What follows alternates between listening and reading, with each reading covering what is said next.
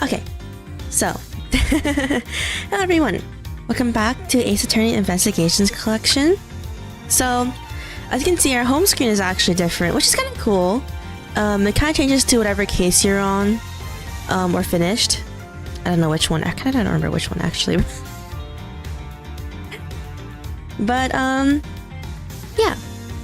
So let's continue.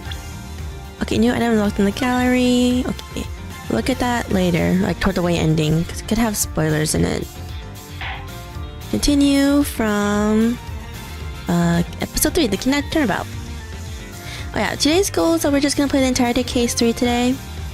Train of thought being lost. Oh yes, we're going to do only case 3 today, and then on Friday for me, Saturday for some of you guys, not for everyone, we'll do case 4 in its entirety, and yeah, and then case 5 sometime next week. So yeah, but for case 5, I'm not too sure if we can divide it into 2 halves or not, because I don't know how long it is.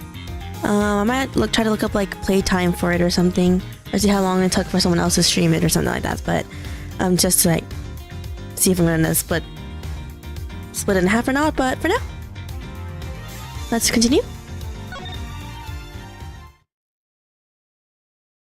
Episode 3, the kidnapped turnabout. March 13th, 10:11 a.m. Question mark. It's time. Don't worry, Mr. Edgeworth, I'll be following your every movement with my binoculars. Good to hear. Now make sure you don't lose sight of me. I'm counting on you for backup. He's gonna lose sight of us. And count on me, sir. I have to go. The kidnapper is supposed to contact me soon. Who would have thought that upon my return, I'd be thrust into a kidnapping case? And that I would be the one who would have to make the ransom drop-off.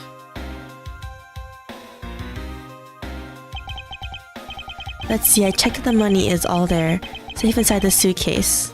Oh yes, if no one remember what happened in the last part. Basically some rich guy called us. I don't remember his name already, to be honest, because there's a lot this week since we streamed this last week, but he's like, my son's been kidnapped at Edgeworth and I need your help. So yes. First of all, I can't believe we're using the suitcase from the previous one of the suitcases from the previous case to do this, but let's see, I checked the money is all there, safe inside the suitcase. Now all I have to do is wait for further instructions from the kidnapper, which I'm expecting to be transferred to my cell phone. I wonder who else is around. This means the meeting place after all. Like, I wonder if they're just gonna change it though. They could.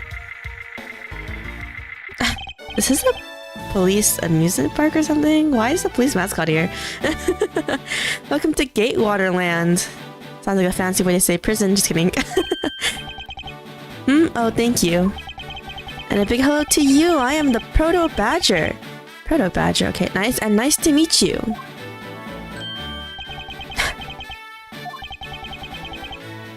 Just stare. Excuse me, but were you perhaps thinking of taking a picture of me? A picture of you? Sorry, but I'm not interested. Oh, that's too bad. Well, have a good day.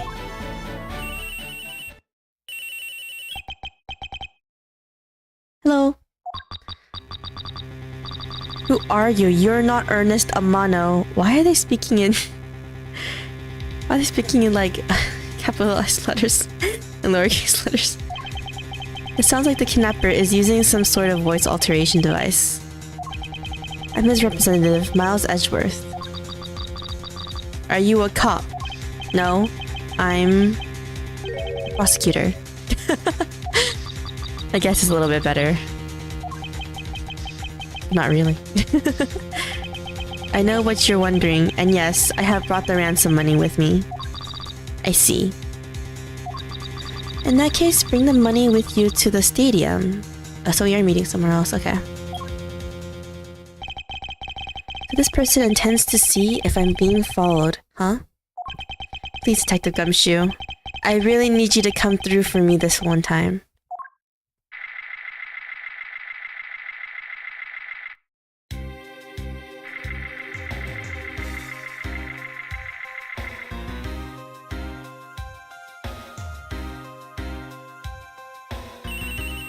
I was about to say, can I move? No. Edgeworth speaking. Next, come to the haunted house. And how long do you tend to have me wander around for? That's for me to decide. You don't have much of a choice here, my friend. I suppose not.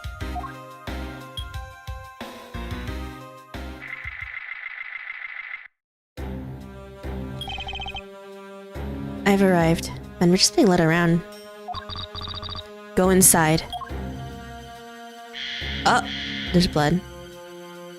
Are we accused for another murder? We got accused of murder like in the past 2 cases. Both times. What a dismal place.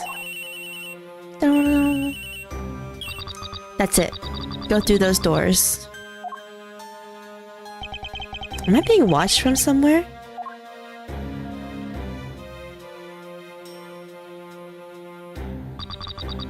Leave the money and go. Now. But what about the guy? The kid? Ugh. I was hoping for an exchange, but maybe I should do as they say for now and not push it. Not good. We didn't rescue the kid. I couldn't catch even a glimpse of the kidnapper. Perhaps I should just keep an eye on this haunted house until police backup arrives. Okay. Oh. Happening. Oh no.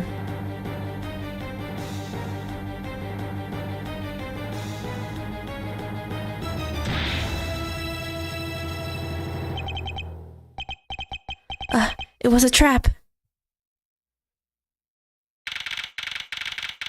March 13, 11:23 a.m. Question mark again. That guy. Betrayed. No, can't be. Then the deal... Who is that? And what are they talking about? Split, police. Alright. In front of... Meet up. Can't move my body. I fear I may faint again. Great. You didn't get to see anything. Where am I? How long was I out? It wasn't raining like it is now when I made out the... Uh-oh. Been out for a while. This was supposed to be a simple affair. So why have I been taken hostage as well? Uh-oh. I can only assume Detective Gumshoe lost sight of me. Of course he did. Sorry. I didn't have faith. The only reason I agreed to be the drop-off man was because of that phone call. It's from Ernest Amano, the director of the powerful Zaibatsu, the Mono Group. Yeah. Aside from that, I also owe him a great debt of gratitude. His only son, Lance, has been kidnapped. Okay. I know that Lance is already in his 20s. Oh, he's not a kid. Whoops. But I guess some things you never grow out of.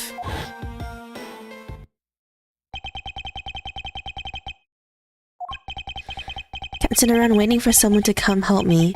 I must escape somehow. Do your best, Edgeworth. Ah, was that you making that funny sound? Who's talking right now? Who's that? How dare you laugh at a gentleman's plight? Oh! It's her from the game's cover. I'll be honest, I have no idea who she is, guys. Who are you? Are you one of the kidnappers? A kidnapper? Me? No way, I'm not into such petty crimes. Oh, so you're a criminal? Nope, I'm after something much, much bigger. I must be worn out from today's ordeal. Focus smiles. Oh, I forgot to introduce myself. Sorry about that. Ahem. Even in the depths of night, when no other bird dares to take flight. Okay, the text speed is a little slower than I thought it would be. One alone soars to shine the light of righteousness on the world's plight. And that one is me, for I am the great thief Yatagarasu. Wait, what? She's a thief? She's a thief? From case 1? Great thief? And did she really just claim to be the Yatagarasu? Oh, but my real name is Kay Faraday. Okay, thanks. Please no. You call me Kay, Kay? Good. I'm glad that's settled. Not quite. I have a mountain of questions for you. But first, if you'd be so kind to remove these ropes. I wonder, should I remove them? I was actually having a lot of fun watching you make those silly faces. If looks could kill. It's like you get all mad and icy glary on me, you know. Yeah, rescue me. This rope goes through here, and there you go. What a relief. I owe you my thanks. Oh, it's okay. You can pay me back in full later. Oh no, money. Now then, what should I start with? Unfortunately, I can already tell nothing is going to be easy with this cheeky girl. A great thief. You call yourself a great thief. Yet yet are you really a thief at all? Fumble on my words there. You doubt me? I get it. You think a young lady like me couldn't possibly be such a big-time thief, right? That's not the part I have a tough time believing. I'm the real genuine Yotogarasu, you know? Yep, I'm a pure-blooded great thief. It's a little something I inherited from my predecessor.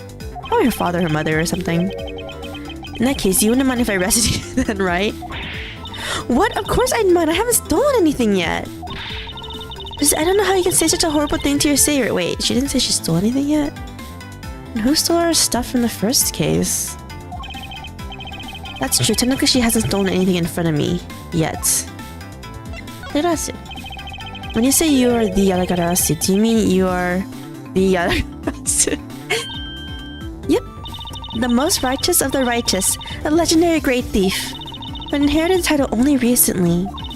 So I haven't had a chance to steal anything yet as a second Yotogarasu. I don't know where that thieves could pass down their titles like that. But don't worry, I got some big plans in the works. Big plans, huh? They won't happen to lead to a big arrest, would they? I knew it! There's no reason with the prosecutor. I'm not the problem here. I'll have you know that the Yotogarasu has no interest in stealing petty trinkets. That's one thing and only one thing I want to steal. Only one thing? And what would that be? I'm gonna have to wait until we find our way out of here. Wait, what? Find our way out of here? Does she not even know she is? Well, at least there's one thing we agree on. I'm sure I'll have plenty of time later to learn more about you. So you never told me what your name is, Mr. Prosecutor. I guess she really didn't steal our stuff in the beginning. I guess not. I'm Miles Edgeworth. Now I remember. I can remember something I just told you. But she sure is cheery. Alright then, Mr. Edgeworth, let's get out of here.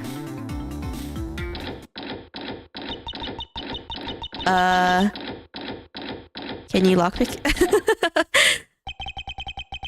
It would seem that we are locked in from the other side. Well... Don't dismiss her yet, Belle. Remember that this case happened the afternoon/evening prior to case 1.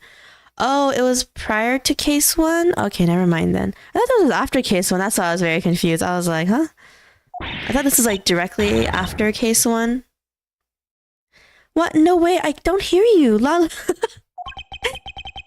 Okay, do you remember where you came in from, right? It looks like that might be your only way out of this room. To stack some boxes. Whoops, slight miscalculation. That's a good height to make an entrance from, but I can't jump that high to make an exit. This is we had no choice but to look around and see if we can't find another way out. Begin investigation in the isolation room. Well, your best. They're holding a Blue Badger photo rally. But I thought this case took place like directly after case 1. I thought it would be like case 2, because it kind of ended in the evening time, right, for case 2. So like, I thought we went back to our office first before we did the ransom thing. After we got the phone call, I mean, and we had that entire case with that prosecutor guy in case 1, and then I thought we directly came here after, because it's like in the daytime. So I was like, but you know, it's like kind of the other way around, I guess. They're holding a Blue Badger photo rally. You didn't know? Plus, not just a Blue Badger. It's his whole family too. He has a family now?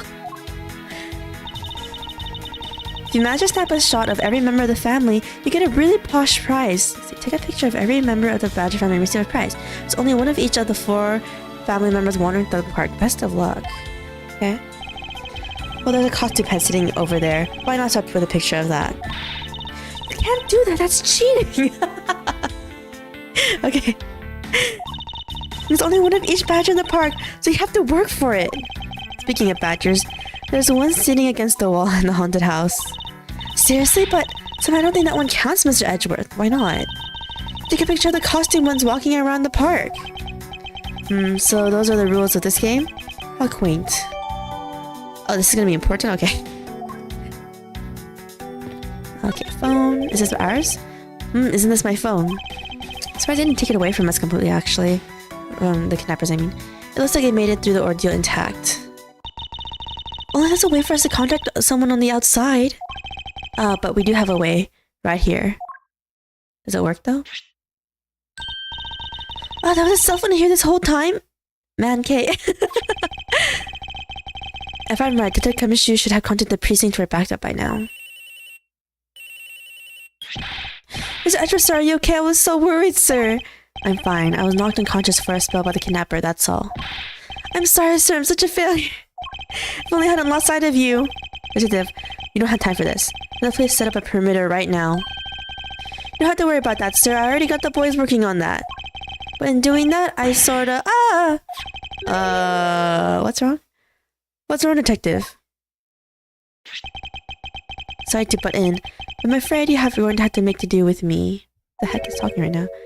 Who is this? Shilong Lang, not long probably, of Interpol. A pleasure to speak with you, Mr. Edgeworth. Oh, an Interpol agent. Okay, I was about to say, like, wait a minute. Did we have an Interpol agent? I was like, I forgot that was the victim of the previous case. Was from the same organization. A pleasure to speak with you, Mr. Edgeworth. I heard a great deal about you. So exactly an Interpol agent like you involved in a domestic kidnapping case, yeah. Honestly, same. That's what the details. A crime's a crime, whether it's on a local or a global scale. Besides, you are the one who's in a world of trouble. Oh man, are we getting accused again? For real? And why would you say that? Bangji says, the pack that runs together stays together. Oh, come on, you really think we're an accomplice? You catch my drift? You caused quite a ruckus by running blindly into a situation and getting caught. You should contact the police from the very beginning. I'm sorry that this happened because of a lapse in judgment. However, I humbly request that you please help me out of here post-haste. Sorry, no can do. I knew he's gonna be like, yeah, just handle yourself. Like, come on. What? We're hunting the kidnapper now, and I haven't got any hands to spare. As I said, my pack moves as one. You're the one who wanted to go it alone, so good luck to you, Mr. Prosecutor. Oh, and once we do catch a kidnapper, rest assured we'll come find you, eventually. Oh man. You. What's wrong? Did you get cut off? No, my phone ran out of power. No way! Doesn't matter anyway. We should try to get out of here through our own means. Yeah, I have a name to live up to after all. We put our heads together, we're sure to find a way out. See Maya. Hello there, Belle. Hello there, second Lord. What's this? We can use this paint to help us escape. Why? By writing SOS. What exactly do you have in mind? You're getting a new pack in Master Duel on Friday? Ooh. Is it for the update? I just saw an update this morning and I was like, why is there an update? Well, we could paint help in really giant letters, but no one can see it. And who, pray tell, can see these giant letters? We're inside a building. Okay, then how about we light the paint on fire and send out colored smoke signals? Won't we suffocate on the fumes? Anyone who saw it would think some crazy arson was about and call the cops. Actually that may not be great for me, seeing as I'm a thief and all. Let's try to find something other than this paint to use, shall we? Alright, ahead. What is this? Looks like the Bad Badger and it's looking as bad as ever. Looks like a costume head to me. I guess the Bad Badger's costume is at the very least a two-piece, huh? Aren't all of them two pieces? How else do you get in? The real question is, why is only the head sitting out here? on the floor. That's true. So shouldn't they be walking around the park right now? Yeah, there's something inside the bottom right box. Oh, another head is here. New pack contains support for Fiendsmith and Atlanteans, in addition to introducing the Aggro Star archetype. I don't know how those look like. The Aggro Star meaning. Yeah. That one is so cute! I support that one. They're so cute!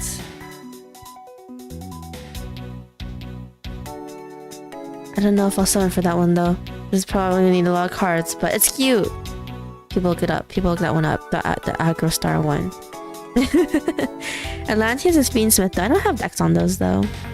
Atlanteans is an archetype that loves discarding stuff. Atlantean. That's the fish one, right? Like the fish yeah. The fish ones. When I meant fish one, I meant the huge fish monsters with like the trident holding guys. Yeah. I don't know Fiendsmith, but oh, I think it's a pink badger costume. So two of the people aren't going around in costume. Pink badger. I don't keep up with what's going on in the world, do you? In that case, you'd better study up on the whole badger clan with this. Really? Red badger, the very first badger. Bad badger, a vile criminal with a gun. Blue badger, an ally justice who keeps the peace, and pink badger, note her unique pink bow. That's it. Think of it as a bible of all things you ever need to know about the clan. Whatever, I suppose I can keep it as a reference guide or something. Alright, apparently the badger family is gonna be important to this. I suppose this means that this is where they all keep all the costumes. Certain looks that way. It's like the badger family home. There are 8 boxes, but 7 of them are empty. Oh. Okay. So there's 2 copies of every costume. Which means that 7 of the costumes are in use right now. I mean, you say that, but we have one of the hats here. No, not hats. Sorry. 2 of the costumes here, though. The heads, I mean. Were all these badgers a mascot of the police force? Honestly, same. I heard that the police had a hand in sponsoring this theme park. Not because the Gatewater Group owes the police from all the cases they solved. What? They have all the power of the state and they use it to make a theme park? It's not just any theme park. They have a handcuffed shaped double looping roller coaster. That's quite enough. I'm feeling woozy just from the thought of such a thing. Lord Messenton inspected every suspicious looking nook and cranny. Okay, let's go look more close to this. I suppose this is the pink badger? But since it has the same design, doesn't it seem forced to call this one female? You think so? I mean, just look at how long her eyelashes are. She has eyelashes? I didn't honestly pay attention. That's the only difference. And the fact that she's pink. Yes? And? And her lips are red. See, lipstick. What? Where? What? She has nothing to say about the giant pink ribbon? Or is that too obvious? Okay. There's this. Oh no, never mind. Look at all the boxes. Okay, first things first is keys here. What have we here? Ah! Why do I feel a laser-like stare aimed right at me? Did you want to take a look? Well, don't mind if I do. Oh, I see. Yes, is it definitely? A key. I'm sure it's a key to something. Alright. But something is what is relevant to my interest. Okay. What's this thing? No, that's not examinable. What's if I try to examine the other boxes? That is a blue badger I meant at the main gate. Excuse me, but his name is Proto Badger, not Blue Badger. He's based on the very first design created by the local police chief. You know, when you compare the two, the Blue Badger looks a bit cuter. This one looks like...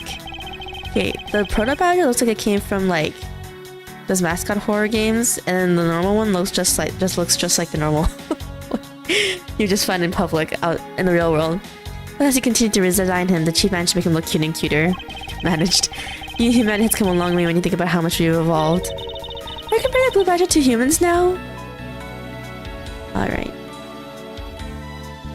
Okay, what about this one? Look, it's the Blue Badger! I suppose even this thing can be popular with women. My nemesis! What in the... Why is she beating it up? He's got the word badge right in his name. That's nothing but bad news for no one like me. Why not the same for the others then? I think he's out here wandering in this park. I might be careful, he's gonna arrest me by the power of his name alone.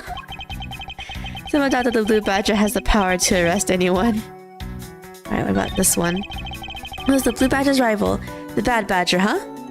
Oh, they're rivals? I thought it was like his father's. You feel some sort of reverence toward this badger, Kay. Huh, I can't believe you would be so stereotypical when it comes to thieves. Surely you almost also think that there's a much cooler and cuter ones out there, right? Oh, it's an actual thief. I thought it was like I thought he was just a police guy with a gun. That's it. I decided that thieves and thievery need an image makeover. Good luck with that one. Alright, I guess there's nothing else here. Oh, whoops. I didn't mean to do that. C is back, not escape. What's this? Man, why did they have to put the windows so high up anyway? Why did you even climb up from the other side, I'll be honest? How are they supposed to make her daring escape? Most we could make our way out if we were able to climb the top of these lockers. Ah, that's pretty clever. You can make a good thief yet, Mr. Edgeworth. Please don't ever place my name and the word thief in the same sentence again. Let's see, I wonder if I can jump and grab the top of the locker here.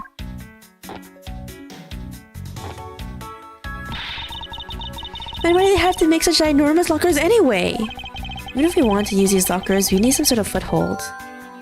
Of course. Anything else to look at? Just making sure I'm not mixing anything. Oh, the door. Seems like we won't be able to open this by ourselves. Never mind. I guess we're not examining it. Oh, this seems quite thick, so we can't just break it down. Must be another way out from here. Alright, so we can do... We have enough space to do this. Tiny key. New lockers. Connect. This should work. Oh, never mind. Pieces don't fit together, we're quite right. I thought they would be able to open the lockers and we'd be able to get out that way, actually. Like climbing up the open lockers. I think we're probably... Let me see. Okay, so none of these will match then, right? Okay. That didn't work. Wait, no, we didn't examine everything. This is the beam I was tied to. Oh, I should have said investigation complete, huh? So we were not trying to complete our investigation. What's up?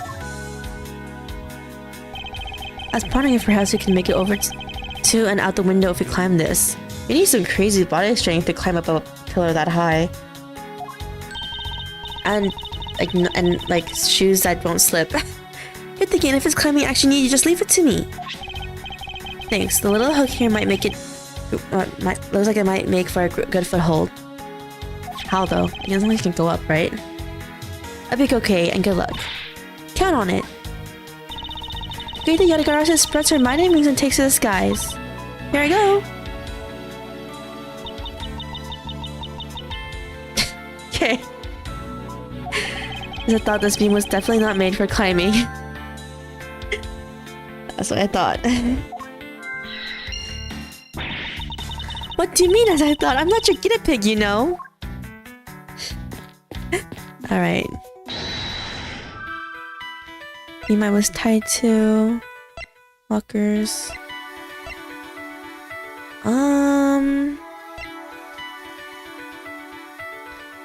Let's see. I don't think any of these match though. What else have we not done is the question. Okay. Profiles. Oh, okay, so Phoenix knew this guy when he was a kid, okay. And right there when I said it brought in Germany, okay, I was like, what is his relation to these guys? Okay, maybe I should check that next time. Oh, we can talk to her? What? Oh, sorry, when I talk to her, there's like a new dialogue box that opened up. It seems like. Yeah, the kidnapping. Don't know why I didn't open up earlier. Do you know where the person who kidnapped me went? Well, after they locked you up in here, it sounded like they went into the next room and started talking to someone. I feel like I had heard something as well, but it's all a haze in my mind.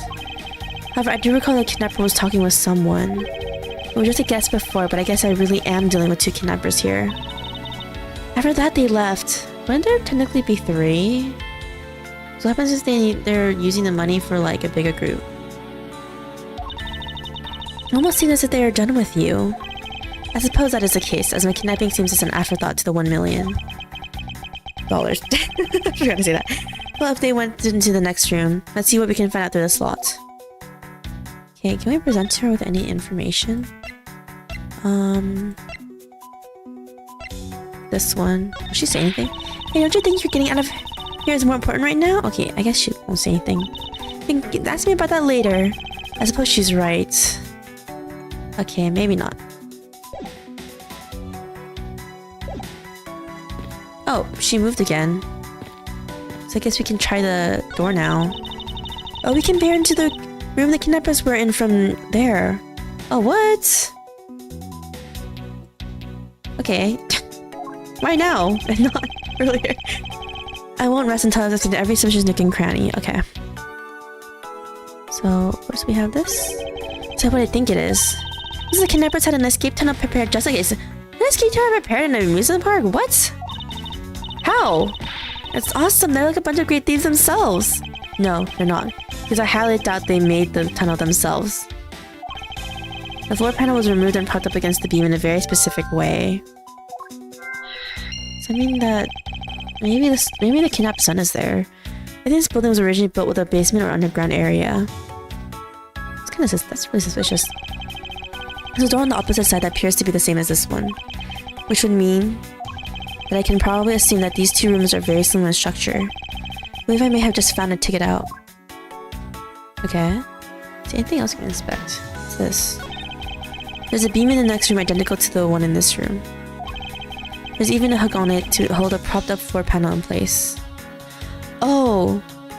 Wait a minute, that means our room also has a basement area that we can access too. If we lift up the cover, the tarp. Which reminds me, you should find something useful, Mr. Edgeworth. Perhaps I may have found a very handy hint to how we'll get out of here. Okay, that's cool actually. Alright. So we can... Wait, you don't examine this again? Or do we have to do this? Or this? This. Lockers, costumes, floor, open floor panel. Okay, so the beam I was tied to and open floor panel. That should work. Yay! Let's hook on this beam. You know I already tried. There's no way I can jump from this hook to the window. Come on, even you have to admit that when something's just not possible. I wasn't even about to suggest that again. Rather, it's here for a different purpose. Really? Like what? I just saw in the adjacent room. It's clear for keeping the floor panel propped up. Which means that there should be a panel in this room that we can open as well. Oh, I get it! We didn't notice its existence all this time because it was being hidden by this tarp. Alright then, let's fold this thing up and see what's underneath. Now, this is what I call a treasure. Alright, and... let's see... Oh no, we probably don't need that. Here we go. Oh, this must be another entrance to the secret hidden basement. I totally smell treasure. The scent I wish to smell is a sweet fragrance of freedom. Now what are you waiting for? Hurry up and open the hatch. Alright. Oh, this is what tiny key is for, huh? This thing is locked down tight. Alright. Oh, fiddlesticks! Alright, and there we go. Tiny key and underground entrance. Bong. I believe you're up, Kay. Huh? Why me? Because we need to use a tiny key that you've taken quite a liking to. Oh, gotcha. Just leave it to me. I love the tense feeling of these moments when you're about to uncover something big. I believe the feeling of freedom would be much more satisfying right now. She reminds me a lot of Maya. I'm not gonna lie. Mostly in that, like, she's like a noob at her job. Like Maya's. Alright, I got the secret door open. And now? Oh, wait. Oh, she's just jumping in. She's not using the ladder? Well, Kay! Oh my gosh, you better be okay. Are you alright, Kay? I'm fine, the ladder just slipped is all. Thank goodness she's alright. I about had a coronary. Don't you just mean a heart attack? I don't think coronary is the right word. There's a lot of really large machinery down here. What about an exit? It's really dark and cramped down here there, so I really thought there's an exit. I can't believe that happened. You have only yourself to blame for leaping before you looked, you know? No way, I mean, how does it know that the ladder is removable? Okay. Alright, and the underground ladder. Lockers and underground ladder. Connect.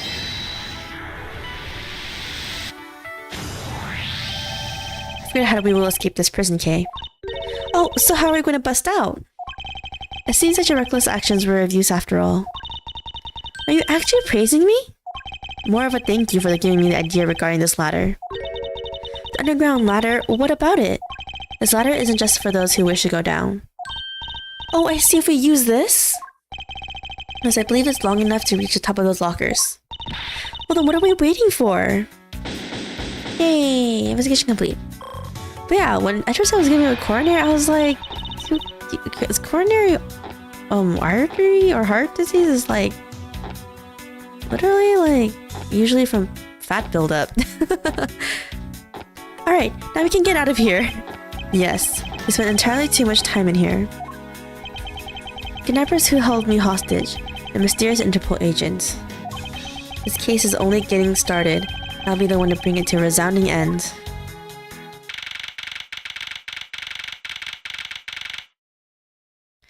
Alright. March 13, 12:11 p.m. Wow, the Wild West area. I forgot this was a police theme park. I was like, wait, what are we doing here again?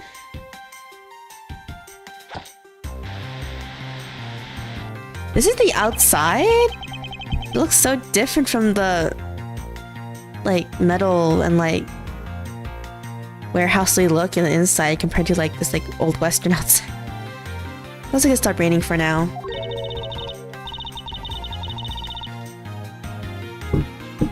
So I just drank some water. Yeah, thanks goodness. You had no idea how hard it was raining earlier. Mr. Edgeworth, look at you. I got to see you manage to escape, sir. I was so stressed that I thought my heart was gonna give out. There's a cat. I don't know why I told someone to notice it. Detective Edgeworth, may I ask what in the world that is? Well, that's, who the heck are all these guys? The MIB. Count off. 1, 2, 3, 4, 5, 6, 7, 8, 98, 99. Shifu, all 99 members are here and accounted for, sir. Whoa, who are these guys? What the heck do you think you're doing counting my cubs off like that? Oh, this is the Interpol agent, huh? He doesn't look like one. Sorry, I totally judging them by how they look. Every person is a valuable human being, you get me? And everyone has a name that their parents gave to them. No one is a 2 or a 3. Everyone, regardless of age of rank, is number 1, got it? Shifu! Shifu! What? Man, he has 100 men under him? That's crazy, though. You're Agent Long, I take it? You infidel! How dare you address our Shifu so rudely? I'm not one of his men. Calm down.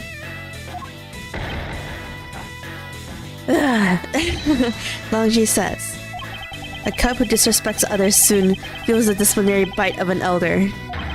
Don't you ever forget to show the proper respect towards another person. What's her name? Sheena? Sheena? This isn't much, but please accept my card. Oh, thank you. Please accept mine in return. Alright. You all see that just now? That is a proper way for 2 people to show their respect. What happens if we don't have a business card? Are we just screwed then? You that in mind. You'll get far in life, got it? Oh, that's right. Francisca did warn me. Something about an elite Interpol agent from the Republic of Zhengfa. Apparently this man has the highest successful arrest rate in the organization. Long, why exactly is an Interpol agent involved with this clearly domestic case? That's none of your business, Mr. Prosecutor. How is it not? I had a rumor or two about you. You saw the murder that occurred during your flight home recently, right? Huh, but you sure took a while just to arrest one little flight attendant. How pathetic. Dude, I'm a prosecutor, I'm not a detective, okay? I'm just like... just thinking... How dare you say that about Mr. Edgeworth? Yeah, don't you stick up for me. I said you could have saw the faster, pal. Comedic relief just jumps to the aid of his master. How cliche. Okay, he might be a comedic relief, but he's my bro. Look, what I'm getting at is that if I had been there, no one would have died. I mean, we didn't even know that she was even a smuggler at the time, okay? I would have solved the entire case, and Agent Hicks would still be with us here today. Speak Up Pup is such an awesome track. Okay, not gonna lie, yeah, this soundtrack is really good. I like his soundtrack, and then the character soundtrack for K was cool too. Agent Ling knew yesterday's victim, Agent Acme Hicks. Hicks was like a brother to me, so now I'm out to take my revenge. I mean, not on us, right? Agent Hicks was investigating a smuggling ring with Francisca and a third person. Oh, this was a third person, huh? This must be the man she was talking about. In that case, you should understand how I feel as I kidnapped this someone I know. So I ask that you please allow me to participate in the investigation. Not so fast. This isn't your neatly trimmed courtroom of Eden, you know? You're out in the wilderness now, Mr. Prosecutor, and way out of your league. No hard feelings, but why don't you go back to your courtroom now, pretty boy? How you dare to mock the court? I do, and I don't need the help of a filthy prosecutor. But wait a minute. Wasn't Francisca helping you earlier? Sorry, but the truth doesn't need the likes of you to distort it today. He uses the adjective of filthy to describe a prosecutor. I know why. Why do I feel such intense loathing emanating from him? Alright, off you go, dude. Alright, man, good job on the perimeter around Gatewater Land. And just find me the kidnapper and bring the punk to me. Dismissed. Sir. Okay. Now then, Mr. Prosecutor, just sit tight here and don't cause any trouble, understand? Wait. Well, off they go. Mr. Edgeworth? It's been a while since I last met someone so disagreeable. Why of all places did he show up here? And completely out of the blue at that. I suppose I'll have to ask Detective Gumshoe to fill me in on that. I mean, what happens if the smuggling ring / organization is also part of the kidnapping, right? I'll give him enough reason to come. Alright. Talk to everyone right now, huh? There's a cat. I highly doubt I'd find a clue in here, but I might as well check just to be sure. This barrel sure is heavy. You there, do you know what's inside of this thing? Oh, I thought we were just gonna pet the cat. It's the emergency water supply for putting out fires. I see, well, they are certainly well prepared. Cat? No. We can't examine cat. We can't examine the cat! I'm so sad now. Excuse me, but if you could just let me through here. Sorry, I can't let anyone through. Agent Ling's orders. I suppose I'll have to deal with this impasse for now. Okay, they're gonna say standing apparently. The horizontal bar is used for tying up horses. Apparently you can ride real horses at the cowboy's ranch area just up ahead. We can ride real horses. Is it possible that the culprits have already escaped with the help of a stolen horse or two? Under Agent Lang's orders, we have already... is it Lang or Long? I don't know. Maybe Lang. Whatever. We already rounded up all the horses. And every last one has been accounted for. Okay. Agent Lang is good. Oh, I think it is Lang, huh? Although I won't go as far as to say I'm impressed just yet. Alright, anything else we can examine before we do anything else? It's an old-fashioned rocking chair. The kind that makes you feel instantly at ease. There's something written here. A soothing 10-minute sitting for only $100. What? You're supposed to sit on a barrel. What the heck, dude? I see reverse psychology make it so expensive no one would dare sit on it. It's an empty barrel. I venture to guess that its only purpose is to set the mood. The cactus, and there's something written here on the sign. What? The cactus is a very gracious gift to Gatewater Land from the local police precinct. Probably the police went so far as to even donate a cactus to this place. Hi.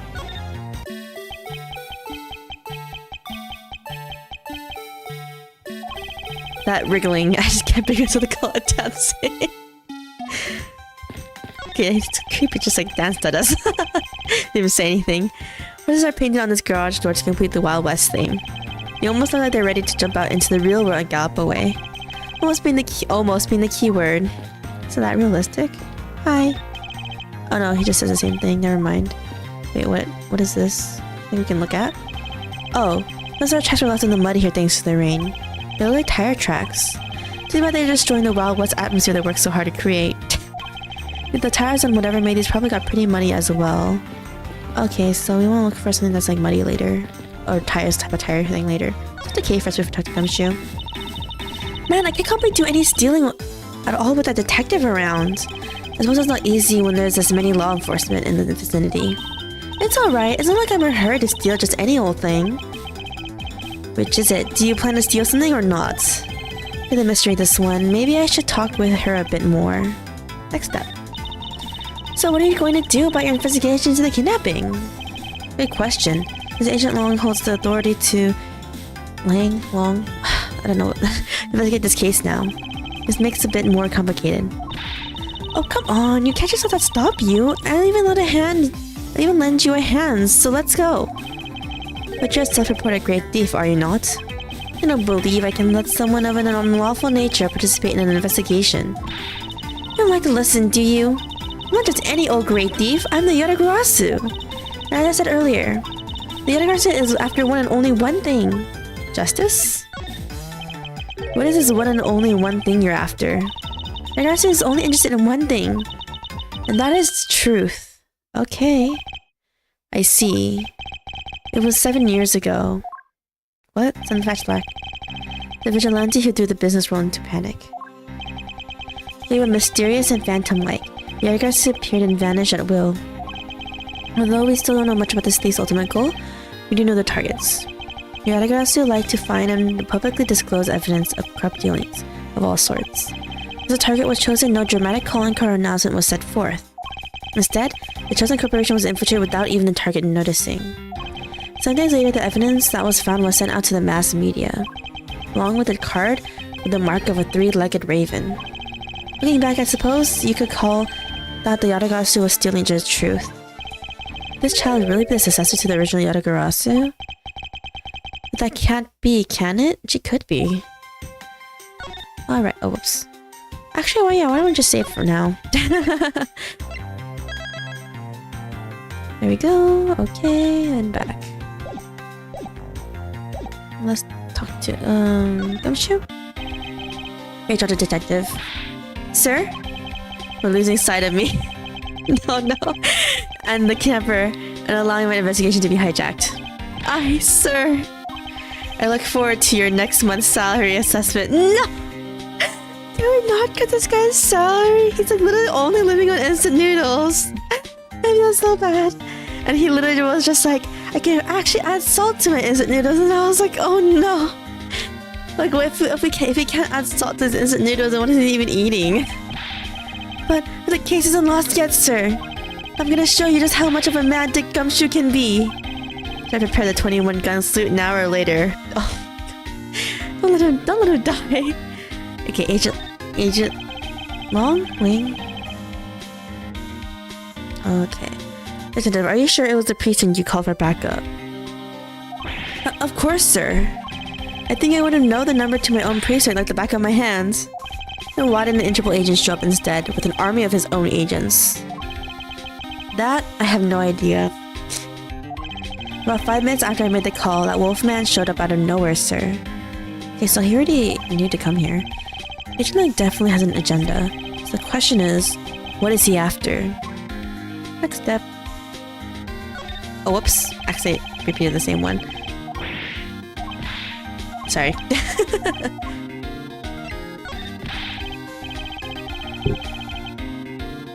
Mr. Edgeworth, I was wondering if I may ask about one thing, sir. Yes, what is it? Who is that? The girl over there, I mean. I'm Mr. Edgeworth's assistant, Kay Faraday. What?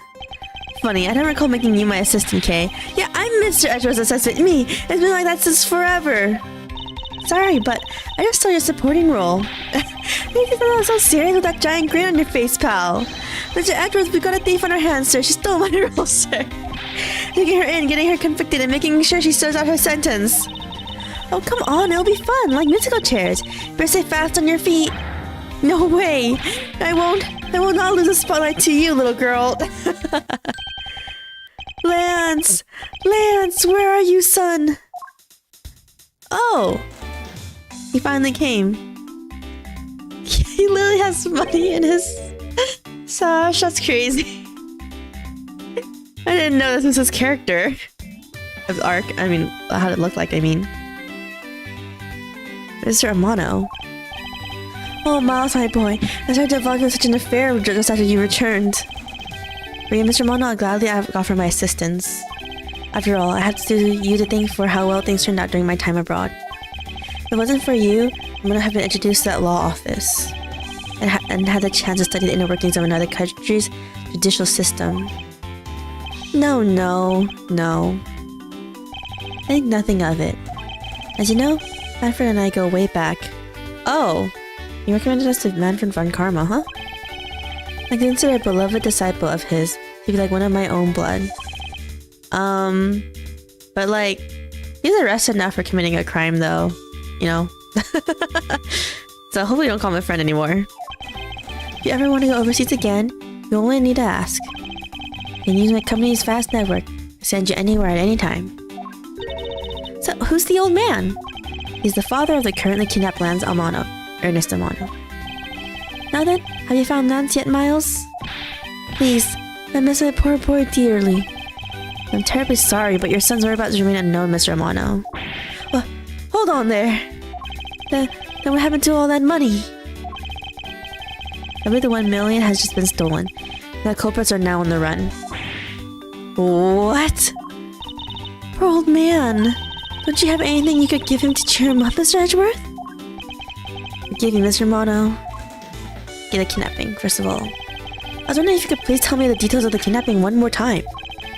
Oh, it was yesterday. A call came to the house. From the receiver came the sound of my son. Help me, Daddy! Sniff. Sniff. I know this is tough, but please stay with me here, Mr. Amano. You don't understand, Edgeworth. He hasn't called me Daddy in ages. It's only been like less than 24 hours. Calm down. It was incredibly moving.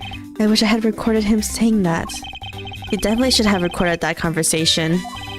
But not for the foolish sentimentalities of an old man. Okay, Lance Amano. Refresh my memory. What kind of purposes is Lance again? I'll tell you about Lance help you get him back. Surprisingly, a lot can be deduced from a person's relationships and behavior. Very well then, Lance is my one and only son, and he turned 21 this year. He's very much like me when I was his age, kind and very attractive, is he? I'm sure women simply can't keep their hands off of him. Is there anything else about him you noticed of late? Now that you mention it, I haven't been able to get in contact with our butler Oliver. Oh. Is the butler part of the kidnapping? What? Your butler? Yes, his name is Oliver Deacon. He's been with our family for years now. He gets along so well with Lance, so that maybe he would know where my son is. Hey, Oliver? Mr. Amano, could you please tell me a little bit more about your butler, Mr. Deacon? So butler, he's outstanding. He even serves as Lance's personal private tutor. I took brief leave recently. Oh, okay. But even after it was over, I haven't been able to reach him. So you still haven't spoken with him since his leave? What about his family and friends? They said they hadn't seen him. I tried everything I could think of, Miles. Do you think this could have something to do with Lance's kidnapping? It's possible, but I can't say anything for sure quite yet. So even the person closest to the victim has gone missing. Oliver Deacon sounds like one name I had better keep in mind. To the gumshoe. Yes, sir. Let's begin our investigation. even if the Interpol agent holds the authority to head this investigation. We can't allow ourselves to stand idly by, twiddling our thumbs. I'm with you 100%, Mr. Edgeworth, sir. I, Dick Gumshoe, pledge to stick by your side through thick and thin. Mr. Mono, it was my fault that the culprits escaped. Which is why, with your blessing, I vowed to return lands to you myself. Oh, I've never seen you so passionate before, Miles. Good luck to you, my boy. Alright, well, what are you waiting for? Let's do some investigating. If you think I'm losing to you, pal, forget it. Ashasha has gloves. Begin investigation, the Wild Wild West area. So what should we examine first? Thanks to Agent Ling, we can't leave this area. But the culprits were here only until very recently. Which means we may be able to find some clues that will tell us how they escaped. Okay, let's get looking. Hey, you there. Who, me? What are you doing goofing off in a place like this? I wasn't goofing off, but to help Mr. Edgeworth kick off his investigation. You imbecile! All priests and detectives are now under Agent Long's direct command. No way! I keep on, like, saying different pronunciation for that guy's name, huh? I am not working for Wolf Boy. Mr. Edgeworth, can't you do something? I'm not exactly in a position to argue, seeing as how you are a member of the police. Good, now let's go. Oh no, Gumshoe! Boy, have I just got the job for someone of your talents. Well, that was exciting. You got separated so fast. Okay. What? Can't you tell I'm all ready to get down to some detective work? You should go home. Your parents must be worried about you. How old is Kay? I assume you're just Maya. Oh, come on, I finally get to be your assistant. You trying to ditch me? I don't recall offering you this position.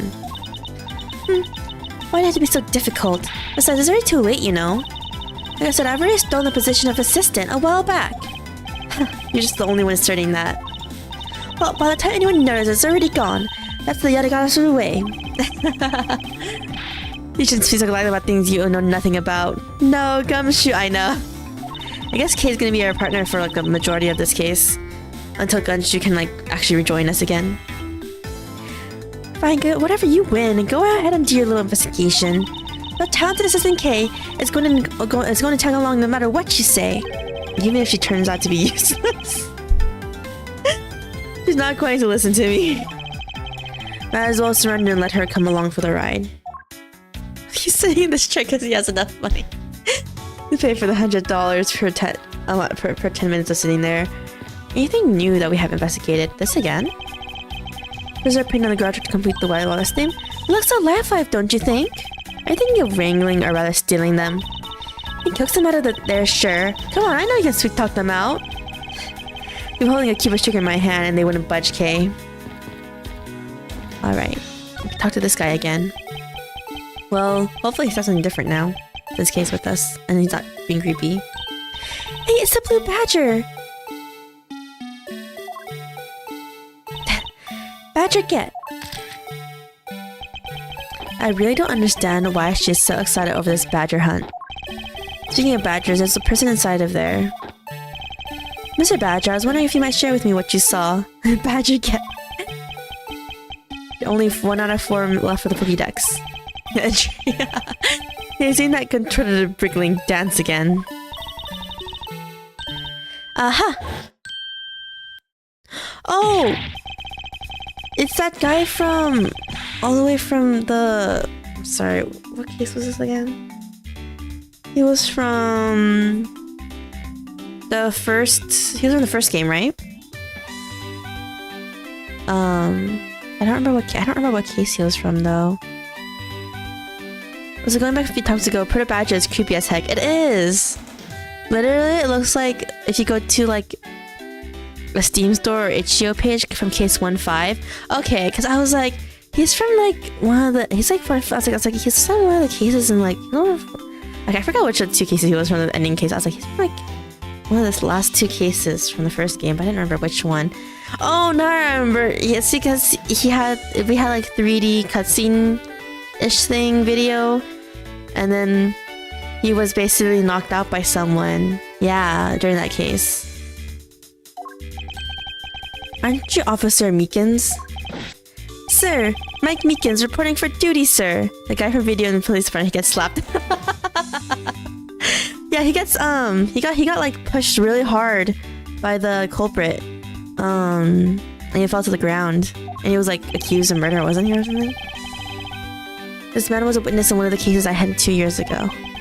But the only thing I remember about this officer is that he often spoke and acted before he thought, which gave me a great deal of headaches. Is he a friend of yours, Mr. Edgeworth? I met him in the courtroom once before. Why was he so upset when you unmasked him? Does he have something to hide? Well, Officer Meekins, why are you standing here wasting time? That's the way of putting it. Sir, because I am not a police officer right now. I am the Blue Badger. And I'm creating memories and dreams for the kids. That's never a waste of time, sir. Okay, calm down. I have a dream to become as big as a gumshoe, sir. I was patrolling the scorchingly boring beat until a little while ago.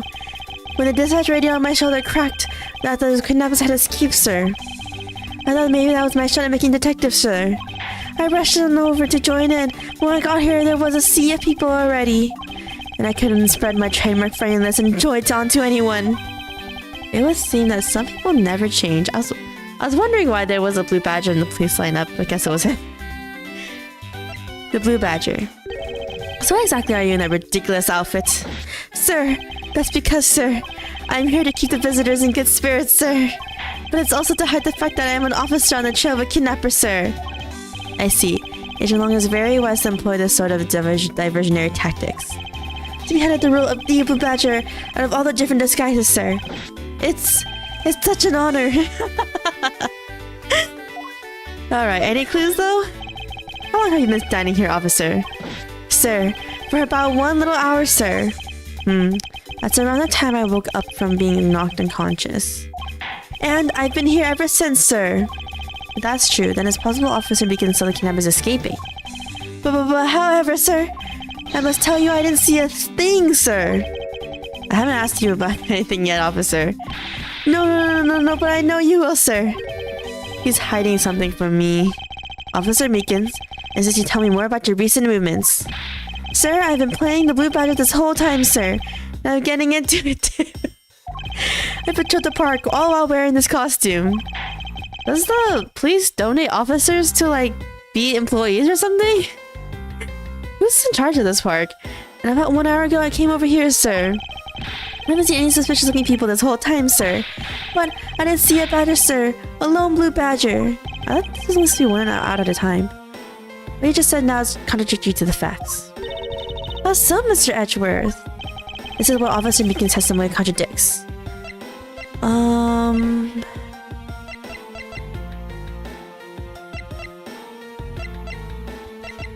This one? Take that! Yeah, Officer Meekins, let's back things up. I'd like to ask you about your last statement. Sir, of course, sir. That's your wish, Mr. Prosecutor.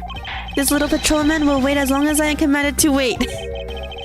You said you saw a Blue Badger, correct? And yet, if you take a look at this, what you saw was not supposed to happen. The park is supposed to have only one of each badger in it at any given time. Which means that as long as you are the Blue Badger, Officer Meekins, you should not have seen another Blue Badger wandering the premises. Oh shoot, I go find one of them right now. Well, what? Then, would that mean that there are 2 Blue Badgers walking around? But why? Alright. Can you tell us anything about this? Sir, I'm undercover as a Blue Badger now, sir. I must pretend not to know anything about anything, sir. Okay, never mind. I mustn't respond to that. It'll be like shooting a fish in a barrel. Fish in a barrel? What kind of phrase is that? So that has such interesting localization changes. Okay, what's this? The tire tracks? Yeah. So the tire tracks are originating from the garage. Ah, so that means the car left from the garage at some point, right? Correct, but for the car to leave these tracks, it would mean that it left during the passing rain. That's the only explanation as to why these tracks are made of mud. 3 treads. You can also see if this is a special type of car. That's true, not 4. Okay, excuse me, but if you could just let me through here. Sorry, I can't let anyone through. Agent Long's orders. I suppose I'll have to deal with this impasse for now. Alright, so... Okay, wait, oh, I just realized I need to investigate everything. Maybe I should just talk to Gumshoe first because we're going through all this again. Look, there's a blurb about the cactus here. This cactus is a very gracious gift to Gatewaterland from the local police precinct. Can't believe the police went so far to even donate a cactus to this place. So this is the police department running a cactus farm on the side? Just kidding, they wouldn't do something so silly. Actually, I had a vague impression I've seen a cactus farm at the precinct before. Alright. If these are real, I wonder what you put in them. Water would be the obvious answer. If you stuck water in a barrel under the blazing hot sun, wouldn't it just go bad? People all in that period probably just didn't care about how it tasted. Sorry, but I can't just let you get away with making fun of our forefathers. I mean, maybe they realize the strange taste. Look, he's making fun of them now. Alright. Isn't this one of the things you tie your horses to? Yes, although the horses are in another location at the moment. Aw, and I was hoping I would get to ride one. Same. You know how to ride a horse? Nope, never rode one in my life. But I have an Asian friend who was born in the year of the horse. What does that mean? Non-secret is the only way to describe your logic. Alright. I've got you now, vile criminals. I didn't think the kidnapper would have seen that Reminiscence and tried hiding in these. Oh, come on, lighten up, Will. Yeah, I was only joking. I don't really think the criminals would be hiding here in front of 2 officers. I certainly hope not. We can still... Oh, whoops. I didn't mean to do that. What else can I investigate? Oh, the footprints here. Hey, there's a bunch of footprints in the mud over here. I remember hearing rain fall out here while I was being held in there. Yeah, but it was just a passing rain. That's why the ground has already pretty much dried up. I should be thankful. It left us with some nice footprint samples. You know what? I bet if we follow them, we can find out where the kidnappers went. As we will spot them because of their muddy shoes. I don't think it'd be that easy. Why not? Look carefully. There are quite a few different sets here. We don't know which ones belong to the kidnappers. Oh, that's true. We don't know what kind of shoes they were wearing. Okay. Anything else to investigate before... let's see. Doesn't seem like it. You can't talk to him either. That's it, I think. So maybe we can talk to her? Yes? Okay, here. The kidnapping. Okay, what do you think about the kidnapping? Well, I don't know anything about the victim. So actually, I was hoping you could tell me. Oh, that's right. I meant to explain the situation to you. I got involved because of a phone call I've received. It was from none other than the director of Amano Group, Mr. Ernest Amano. His only son, Lance, has been kidnapped, and he wanted me to be the drop-off man. Little did I suspect that I would be abducted myself. That's when I found you tied up to a pole screaming, "No!" Can you please drop that already? Alright. Can I present her with anything? Probably not. Maybe see profiles. Oh, I forgot we don't present profiles in this game. Or we're not able to, I mean. Okay. Let's try to connect some stuff if we can. Costumes, what kind of shoes? Second blue badger.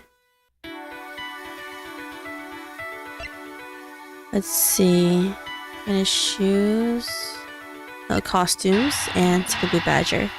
It's the only thing we connect so far, I think. A second blue badger that shouldn't exist. Clearly that true identity of a person underneath is. Oh, I know, it's one of the kidnappers, right? The person wore a costume to get away. Alright. Precisely. After all, the costumes that went missing from the storage area are a blue badger, a proto badger, and a bad badger. So there's, yeah, so there is 3. I was thinking. Yes, those 3. So there are 3 funny badgers running around in the park somewhere, huh? Don't costume data jotted down on my organizer. And let's see, costume escape, what kind of shoes? This? I don't know if this, I don't think this is gonna work. Oh no! Wait, what? It did? Okay, I was just expecting to lose some life there. Okay. Now that we know that the kidnappers are wearing badger costumes, those footprints from earlier take on a new and very significant meaning. Oh, you mean, now we know which tracks belong to the kidnappers, right? Yes. More than shoe prints, we need to follow the paw prints of the badgers. Okay, Mr. Edgeworth, it's time to use these footprints and go badger hunting. Alright. Now we can examine these footprints again. So I'm looking for footprints made by a costume. Hey, I think I found them. There are 2 sets here. Only 2 sets? They do look like possible candidates. The setter was walking off to the west. Just dogs, I can't make heads or tails of where it's headed from here. I think we can assume it's headed towards the stadium. I wonder where the other set leads. So it seems to be headed east. Didn't it just stop though?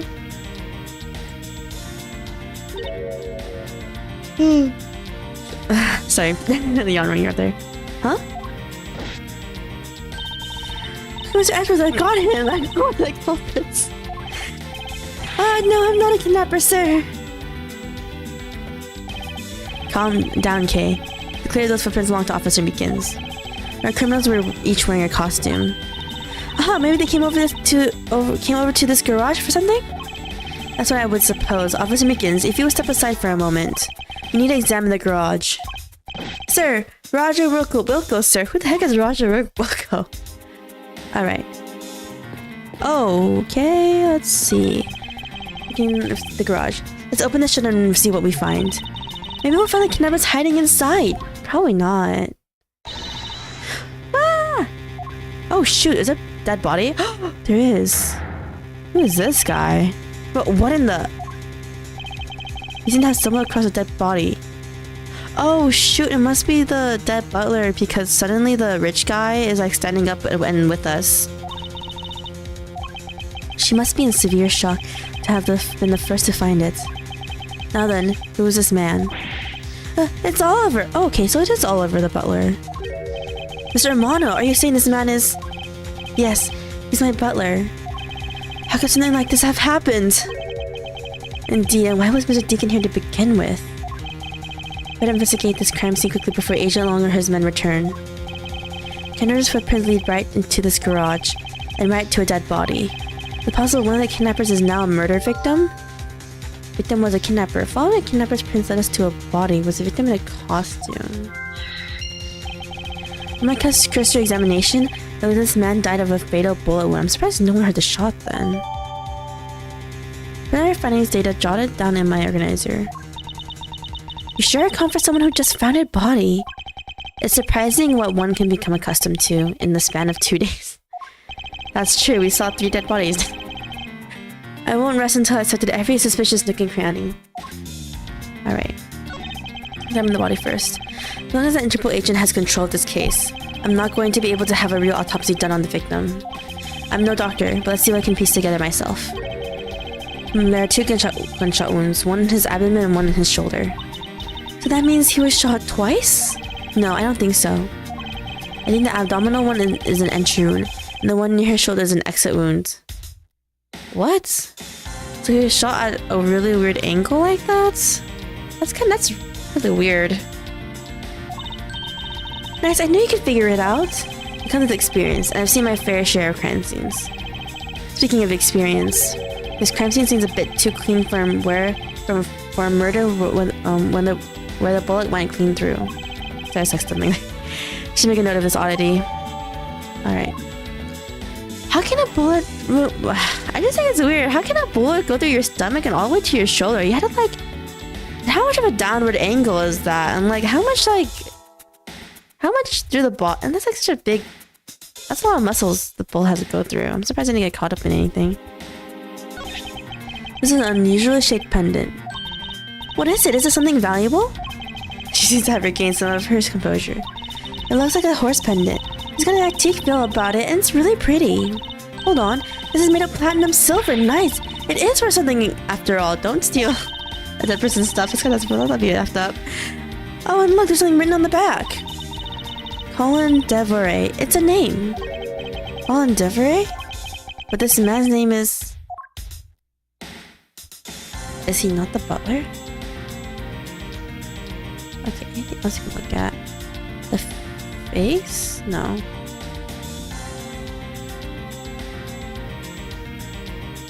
Okay, what are we...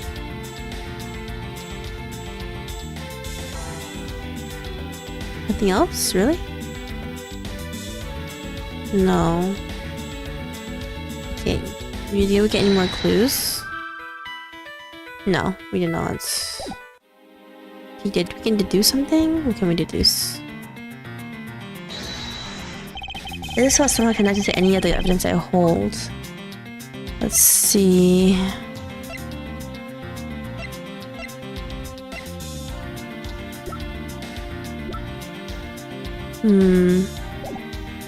No.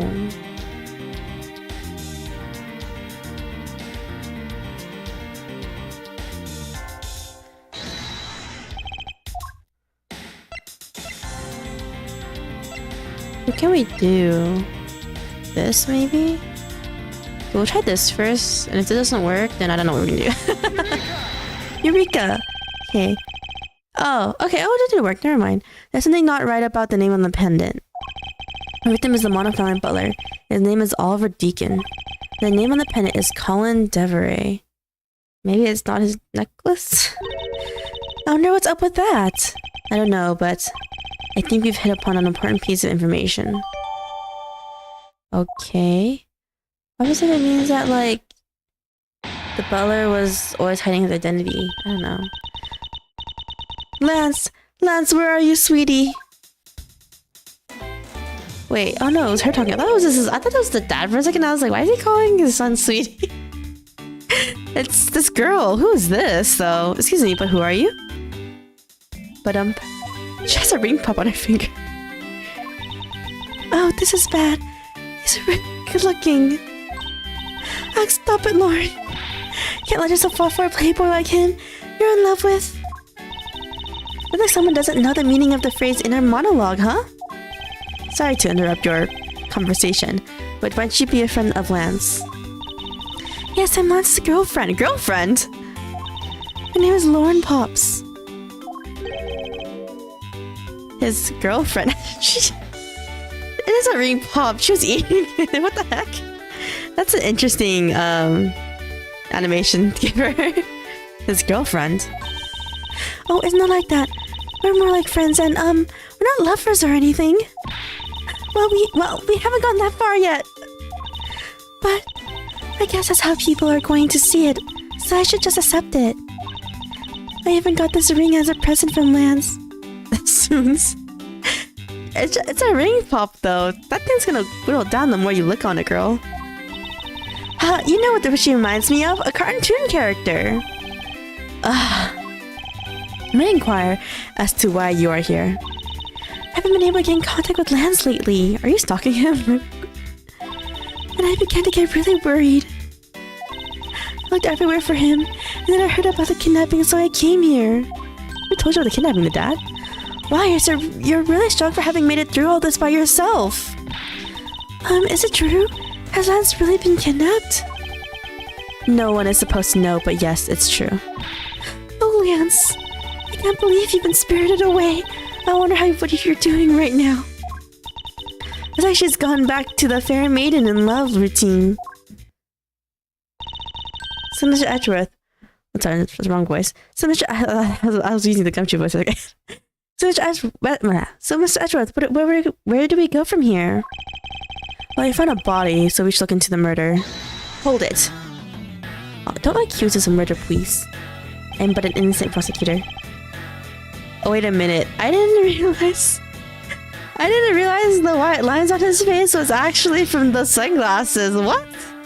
I really wasn't paying attention. I thought he had scars, and no. It's just some white stuff he has all over his glasses. Kinda cool design in a way, though, but it's kinda funny. The man brought me up to speed over the radio. And I had to say, you really should have called. I heard you found something very intriguing. I have nothing to hide, Agent Long. Exactly what you see before you. I'll take it from here. Yeah, that guy's really dead. Hey, you waiting for an invitation? Hurry up and detain the suspect now. Suspect who? No, not Meekins! Officer Meekins, is it? You're coming with us. What? Sir, I had nothing to do with it, sir. Agent Long, don't you think you're being a bit rash? Do you even have a good reason to suspect Officer Meekins? Huh, I'll leave that kind of stuff to you prosecutors. It's your job after all. Like I said earlier, the crime scene isn't as forgiving as your precious courtroom. That's your answer. I know you like your logic and reasoning, but that sort of impractical fluff, is not needed out here in the field. Okay, but can you not arrest innocent people and force us to shift through them all? All I have to do is arrest suspicious person after suspicious person. I said to eliminate crime from the streets. That's also precisely how you unnecessarily address innocent people by mistake. Innocent people? Nonsense! There's no such thing as an innocent person. We've all got a blemish or two in our hearts, and then you arrest yourself then. Because did nothing wrong. That's tyranny. I won't allow such a thing to go on unchecked before my eyes. Huh. Too bad you don't call the shots around here. As I have sworn to uphold the laws of this land, I cannot allow you to take this man in. That you would arrest a man on false charges without even conducting an investigation. Having no honor as a member of law enforcement. You! How dare you speak so disrespectfully to our Shifu? What does MIB mean in this case? Men in Black, just kidding. What does it mean in this case? It's the Interpol agent guy, right? Hold it!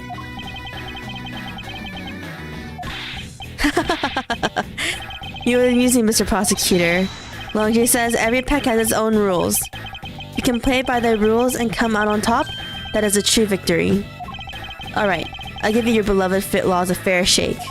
And I'll show you just how much investigating I've done.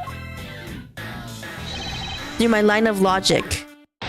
Oh, we're actually going against this. Okay.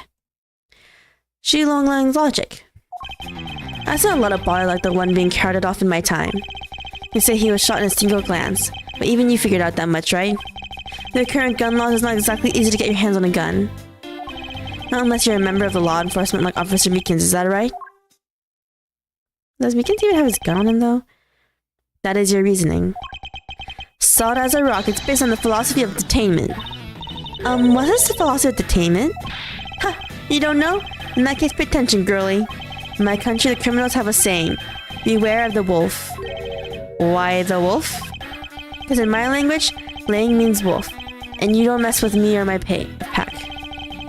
As for the detainment philosophy, its father is my honorable ancestor Longji. I can't pronounce this guy in so much different I can say him in different ways. Sorry guys. You think I have heard of him and his teaching if he was that famous. Okay. Longji developed it as he worked to lock criminals away thousands of years ago. To this day, the jungle police still treats recruits using this philosophy. So you're just telling them to detain everyone? But thousands of years ago, what makes your story about it as believable as a fairy tale? Anything where it's done and breaks down over time. Do you really believe something as ancient as that can be applied to today's world? You want to put it to the test? Okay, his logic. Let's see.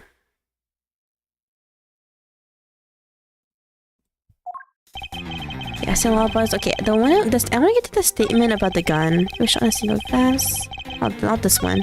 This one. No, not this one. Sorry, this one. Unless you remember law enforcement officer begins. I don't know if he has his. Okay, let's press. So I don't know if Beacons has his gun on him right now. Because he's wearing the Badger costume. In this case, there are plenty of other officers who might be potential suspects. You're not seriously going to arrest each and every one of them, are you? I'd say if I would need to. I've already looked into everyone else here. Oh? Other than Officer Meekins, I know no one else's weapon has been fired. What? How did you check every single person's weapon in such a short span of time? Wait a minute. That means Officer Meekins' gun got stolen. What? Does that mean... What? Meekins, how could you let your gun get stolen? That's because each and every one of my subordinates is extremely capable. It didn't take more than a few minutes to conduct the entire investigation. Power sheer numbers. But you have yet to check Officer Meekins' weapon, correct? Thanks for reminding me. Hey you, show me your gun. he doesn't have his gun. You just tell. Oh! What's wrong? Why he looks so sickly pale all of a sudden? Gun! What did you say? I can't hear you. Stop mumbling and you spit it out already. Sir, sir. I lost my gun, sir! Oh my god, Mikins, no! How could you be so irresponsible? In the end, it looks like you're still the only suspect we've got. You're the one who waited here outside this garage to ambush and kill the victim. So you think that the Officer Mikins waited here to kill the victim, do you, Leon? But I think this little accusation deserves a lot more scrutiny. So now we have a fifth statement now. Mikins ambushed the victim in this garage and killed him with his gun. Let's press the statement first.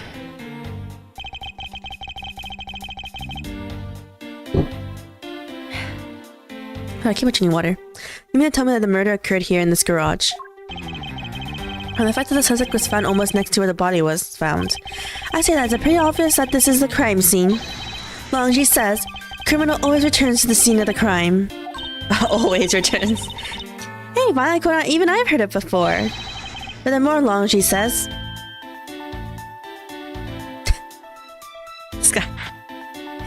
I won't lie, this guy's character design is pretty cool though. I like the mix of like the traditional stuff with like his like gangster-like outfit. Even though he's an Interpol agent. Successful investigations are the result of multiple returns to a crime scene. It looks like neither detectives nor criminals have changed their ways over the millenniums. So this is the kind of conclusion the philosophy of detainment can lead you to. I don't get it, Mr. Edgeworth. Why are you putting yourself on the line for Mr. Meekins? Not that I particularly care about what happens to Officer Meekins. Why are you saying that? What? However, I cannot simply stand by while Agent Long ignores our country's laws. For Officer Meekins. Long. What kind of sort of investigator are you? Okay. Let's see. Your current gun law is not easy to get your hands on a gun. Unless you remember law enforcement like Officer Meekins. I ambushed the victim in his garage and killed him with this gun. So this has to be... They presented something here, right? Let's see. A little extra just on the shoulder. Let's do this first, and then if that doesn't work, we'll do this. Maybe. Or this. Present. Objection. Okay, it was right. Fortunately for you, Agent Long, that is simply not possible. What do you mean? You've seen the crime scene for yourself. And while you were looking, did you not think to yourself that it was a little too clean? Yeah. Okay. That was his thing. So you did notice that there was a little too little blood, I mean. You still wish to claim that the Officer Meekins committed the murder here. Okay, this isn't the crime scene. If it was your men who led you to think it was, then I suggest you leave this case to the local police to set the record straight. Ugh. Not bad. I see your logic can just be as sound as mine. In that case, let me ask you this. Don't you think it's weird the officer was hanging out around here in the first place? Weird? How so? Hey you! Your squad's not even supposed to be in this area, right? What were you doing neglecting your duties and loafing around here? Aye. Did I give me some lame excuse like, I found myself taking a walk. But sir, I really did take a walk, sir. Meekins, no. No disgrace. How dare you take your public obligation so lightly? Officer Meekins is looking extra meek. Is he hiding something? Alright, well, because he lost his gun, right? Mr. Edgeworth, sir, please, sir. Say me the way you did earlier, please, sir. Officer Meekins, give us a detailed account of what happened. Sir, not you too. Oh, we're investigating him now? Okay. Meekins' testimony. It's true, sir. I wasn't assigned to this area, sir. I was told to check every square inch in the main gate area, sir. I also went looking for the kidnappers while selling dreams in the Blue Badger mobile, sir. But I got completely caught up in my role, selling dreams to the children, sir. Before I knew it, I found myself here in this area, sir. Okay. What is this blue Badgermobile? Oh, so he was the one who left the wet tracks, then, huh? It's a moving store on wheels that sells sweet dreams and merchandise, sir. So Blue Badgermobile just a roaming souvenir shop? Basically. Sir, I swear I was chasing the kidnappers down while I was being a good dream merchant. He seems rather worked up. Even more than his usual hyperactive self. He sure seems sure of what he's saying. Can you try to calm down and lower your voice to a more reasonable level, officer? Sir, Roger, sir.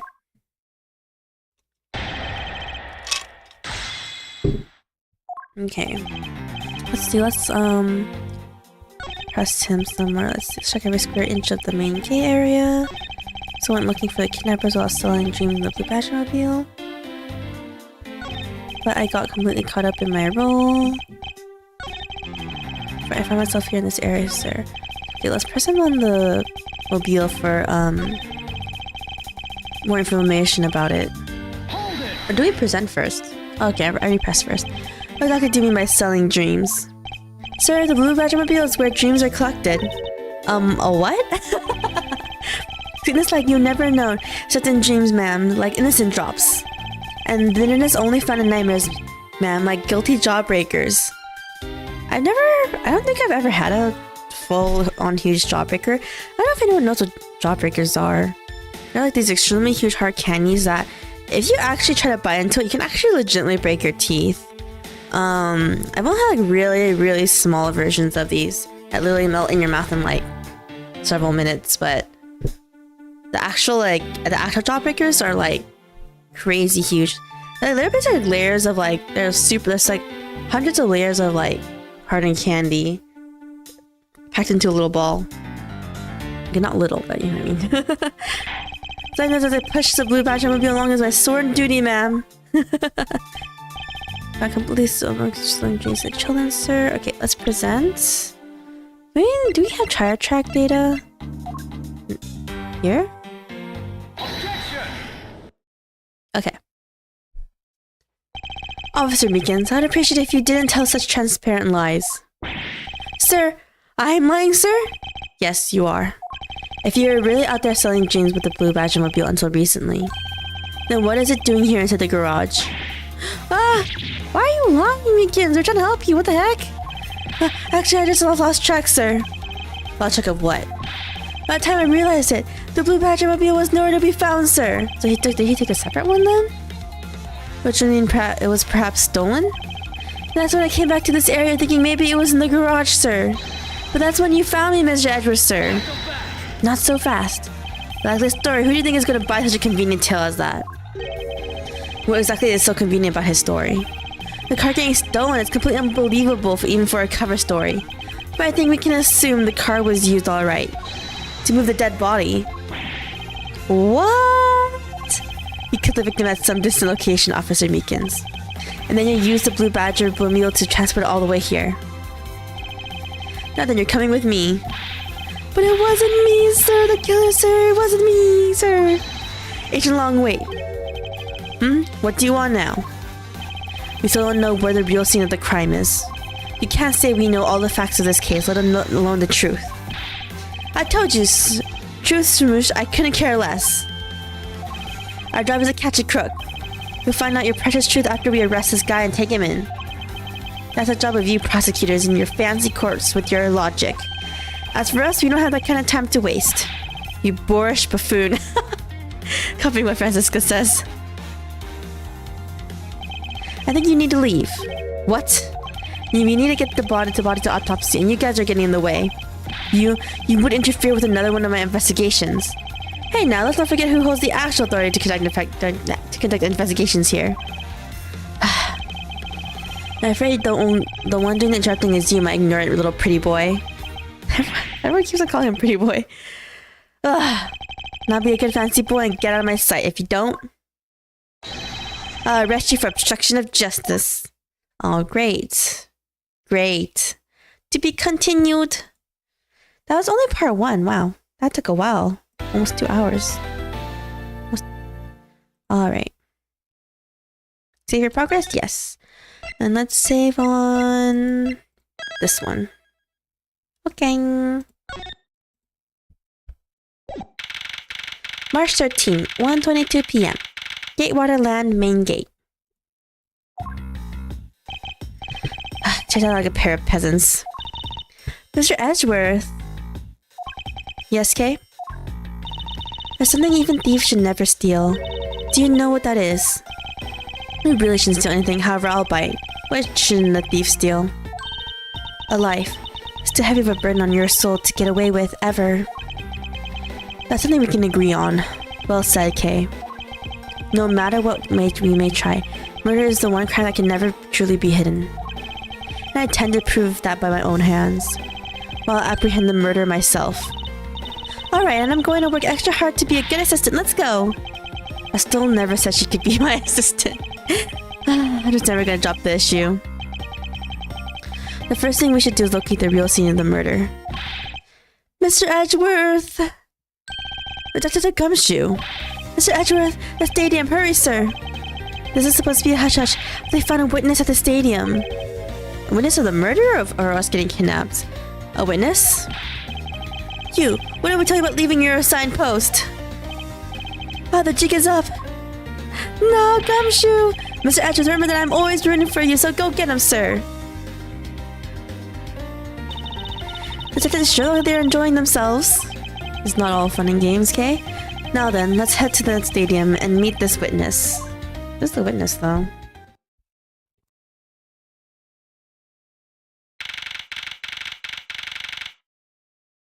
The witness is whoever's in the pink badger costume, I guess.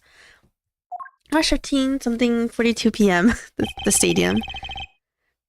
I thought there was a witness here.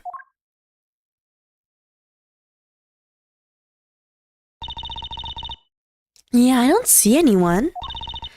Mr. Edgeworth! Oh! Emma! Whoa! She looks older, too. No one remembers her. She's from the last case of the first game, Rise from Ashes. Or was it Rise to Ashes? Whichever one, but... Man, long time no see.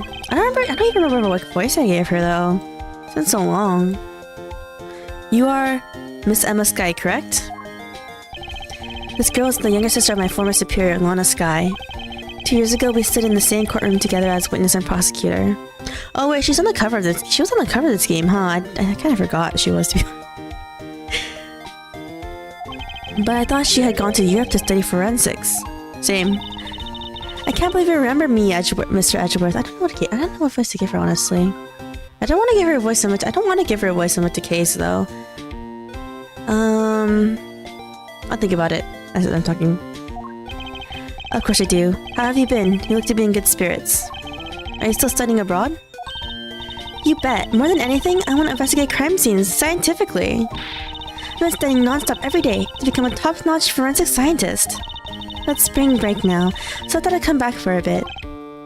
I see. Alright, let's talk to her first, actually. Okay. Oh, whoops. Wrong one. I almost didn't recognize you. You've really grown in these past few years. It's been 2 years, and she had such a huge growth spurt. Please don't tease me, Mr. Edgeworth. I know I still have a long way to go. But I'm going to be a super forensic scientist someday. You'll see. Objection. You haven't listened to today's shark recommendation. What? Didn't know Mr. Edgeworth really well. Are you two acquaintances? Oh, I forgot to introduce myself. I'm Emma Sky. Nice to meet you. I'm studying abroad now to be a forensic scientist. How about you? Wow, that's a great dream. My name's Kay Faraday. And I'm training to become an unstoppable great thief. A great thief? Don't think too hard on it, Emma. It's not worth the job. In any case, we have much to catch up on. You bet we do. Okay. So, why are you here, Emma? Well, I just happened to decide to come back home for spring break. And then I heard that you'd come back too, so I raced on over here. I really wanted to welcome you back at the airport, but I had just missed you. How exactly did you know I was here? With the power of science, naturally. Never underestimate what science can do for you. Oh, she has a little Nintendo DS. That's cute. I used these to track your footprints, and I followed them straight to you. Why don't you have enough of that to follow us here? This set is the greatest. It's so wonderfully scientific. You spray this chemical on the ground, and when you shine a special light on it, zing! The footprints light up and an electrified noble gas in a glass tube. It's almost like a magic, scientifically speaking. Magic science has never seemed more ominous to me at this very moment. Okay, and a witness. Emma, I have to ask you about what you witnessed. Huh?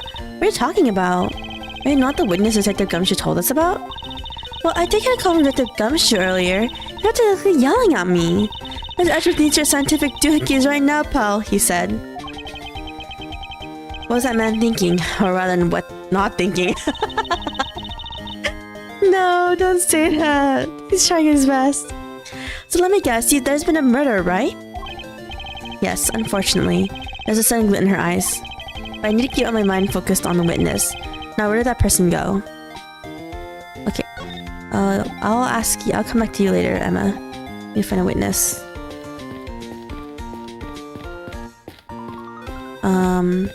Maybe here? I assume this is another Badger-mobile. Yeah, but it's like a different color than the blue Badger's car. Yes, this is a retina searing pink model. What's that off in the distance? What's happening? Who are you? Oh, hey, it's the pink Badger! Badger get! Badger, Badger, Badger, Badger. Just what does she see in these silly things?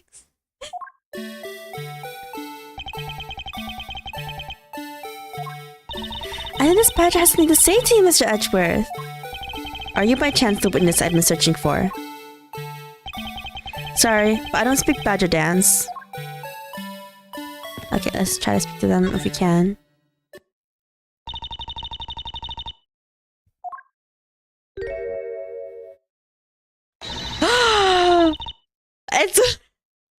It's old bag. Oh no, run Edgeworth. Oh, I can't take me inside that stuffy head anymore. You're... No, why her? Why here? Why now? I first met this woman 3 years ago. She was a witness in one of my cases. She was literally from like the second case ever in the first game. She has since gone out of her way to help unexpectedly and caused me great grief. And she boo! Oh no! How could she was? How could you understand what I was trying to tell you?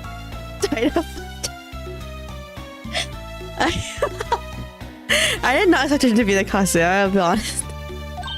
I mean, really, I was trying so hard to keep the kids' dreams alive by staying in character, but you couldn't pick up on what I was trying to convey to you. I'm sick and tired of that roundabout way of talking, so I'm just gonna be direct. I had a bad feeling before, but this just made it official. Today has gone beyond the typical not my day into the realm of waking nightmare. So you're a friend of Mr. Edgeworth too, Miss Pink Badger? You could say that, but right now I'm just a Pink Badger dearie. She may look the part, but I know better than to trust my eyes around this woman. My name is Wendy Oldbag, but you can call me Wendy or Granny or whatever suits your fancy. Nice to meet you, Miss Oldbag. I'm Kay Faraday. Huh, but don't care about a young whippersnapper like you. Yeesh, I'm just trying to be polite. Okay, well, hello there. Weren't you a security guard at one of the Gatewater hotels the last time we met? Oh yeah, she was, huh? I go where I'm needed. And she's like Larry's boss. I wonder if Larry's still working there. I'm very good at what I do, unlike the youth of today. I get called in all the time to fill in when there aren't enough hands. Enough about me, Edgy Poo. I'm thoroughly dejected right now. I'm gonna finally get a chance to see you again, and here you're talking with two young girls. Men are all the same. It doesn't matter how old they get. With young girls, why the other day I just happened to you and finally noticed me. He went to arrange marriage with an 18-year-old. What did he do wrong? And they say take 3 years to ripen. What? What's an arranged marriage with for an 18-year-old? What? This lady. not her, but like...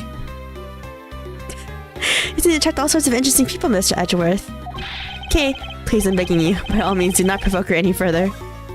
The witness. Aren't you forgetting about something, Mr. Edgeworth? The person here could be the witness. Honestly, I hope she is. But I don't think fate is going to be so kind today. I saw what happened. I even saw the exact moment it happened. How's that? So it's true. She is the witness. I was like I can afford to ignore the old bag. Yes, it was just a little while ago. I saw it happen right in front of me. The moment of the murder. You mean to say that you witnessed someone being killed right before your eyes? Sounds like a pretty important piece of testimony to me. Alright, we gotta interrogate her, I guess. What old bag witnessed? Came to the stadium to take a short break. And as I was resting, I happened to glance over and I saw two men facing each other in that area. Suddenly, there was a loud gunshot, and the person who was shot fell to the ground. It was a very terrifying experience, let me tell you. Are you able to identify the men, though? So we hit the jackpot, huh, Mr. Edgeworth? Yes, I can't afford to ignore what she has to say. Unfortunately. Well, unfortunately, you tacked on at the end, it's supposed to mean edgy boo. Well, anyway, let's see what we can find out from this little old lady. What old bag witnessed. This day to take a short break. I was resting, I happened to glance over and I saw two men facing each other in that area. Okay, can she identify the two men? We saw two men, can you describe them for me? They look like your average Joes, completely uninteresting and not worth fawning over. Oh my god, this lady. I'm telling you, they were so boring, I don't even remember much beyond that. But did they have any special features? Anything you can recall would be very helpful. Oh my god, tell me you're jealous of those two men. This lady. Hey, she's right. You do seem pretty worked up over them, Mr. Edgeworth. I'm not worked up over anyone, and I'm not jealous. That's alright, Edgy-poo. Those two were just fouls compared to the stallion like you. Oh my god, this lady. I thought so little of them that I lost interest the instant I laid eyes on them. Can you describe them though? There's a loud gash and the person who was shot fell to the ground. Hold it. Would you have seen the exact moment in which the murder took place?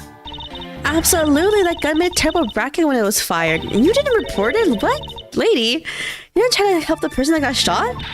I'm the only one person, you smart alecky brat. What could I have done? But I took off as soon as I could find someone who could help. Two men, one bullet. It's all consistent with what was found from the body. Sad there wasn't exactly a lot new information to go on in your testimony. Well, if I saw the guy again, I'm sure I could identify him for you. I mean, how do you expect me to remember anything without something to jog my memory? So centered, are we? While it could be somewhat useful, our testimony also presents us with a new problem. Mr. Edgeworth? Yes? So, about this new problem? What is that giant grin on your face for? Do you want me to show you something really nice? No, thank you. Don't be so mean, I swear it's something you're going to like.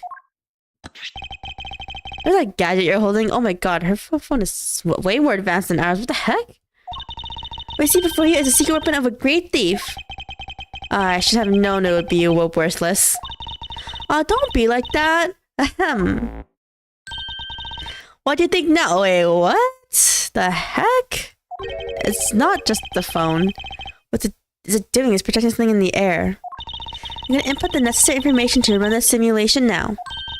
Once it's done, I'll increase the size of the projection to the maximum size. Dark skies of evening, when no bird is to take wing, one alone remains all-seeing. Now witness the true power of a real modern-day Robin Hood. What the heck? But what is this? What is this? I did not expect to have such like... What? What is the technology? In my late 2000s game. It's a recreation of the murder based on the info I inputted into the Little Thief. Little Thief, I dare say I think you're taking the Robin Hood thing a little bit too far. Little Thief is actually meant to be a simulator for me to find my thefts. I suppose if I use it like this. Let's see, Miss Olbach said the two men were facing each other. Then a gunshot rang out and the victim fell to the ground. So with this we can inspect the crime scene as it was in the past. See, so what do you think? I have to say I'm impressed by technology thieves have access to these days. Well, it is the super secret weapon of the mighty Yatagarasu. Indeed. Oh, but if there isn't enough information, or if there is something or something is out of place, the recreation could come out a little strange. In other words, I can use this to authenticate the validity of the witness's testimony. You got it! You really catch on quick, Mr. Edgeworth! Right now, the simulation is a recreation of that witness's testimony. So for now, I should re-examine everything. And if I can find anything illogical or strange, I can then ask for clarification. You re-examine anything in the simulation in the way you always do. You even present evidence when you find a contradiction. If you find something, I've got a little thief with me, so you just let me know, okay? Okay, this is really interesting. Okay, body first. According to the testimony, the victim fell to the ground here. That's right, but if that's the case, then we've already found our first contradiction. Huh? What? Where? This is the real scene of the crime. There's something missing that should be here. Which piece of evidence shows the missing item? Oh, whoops, I didn't mean this.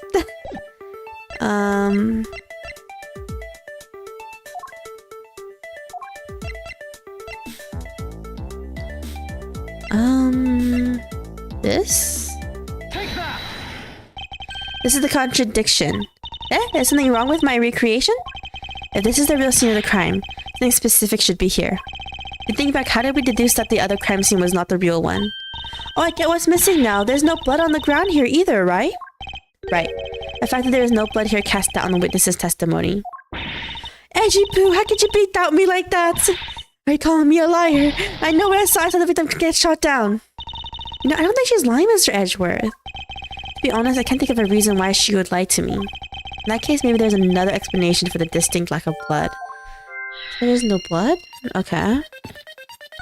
Examine the the culprit. The silhouette of the killer and his gun at the ready. I'm actually dislodge some glasses out of place. Okay, is it not possible to recreate the face of the killer? Well, I can't exactly input what we don't know into Little Thief. Disappoint. Okay, never mind. I'll examine the killer later. Else. Maybe we should ask Old Bag where she was. Oh, never mind. Never mind. Not Emma. What evidence do we have for now, though, that we can deduce? Then was a kidnapper? Why is there no blood? Should we just do this?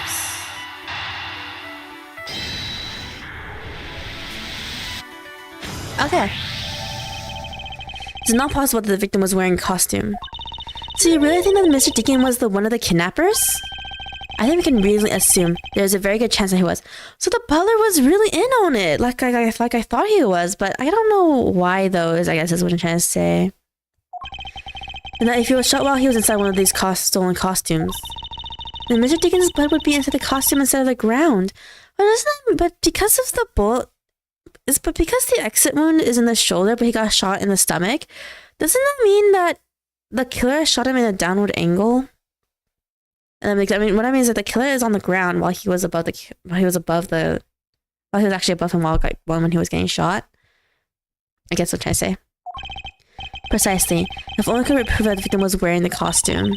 You think it'd be pretty easy if we could find some footprints? The problem is finding them since there doesn't seem to be any around. Footprints, huh? I wonder how we can go on finding some of those.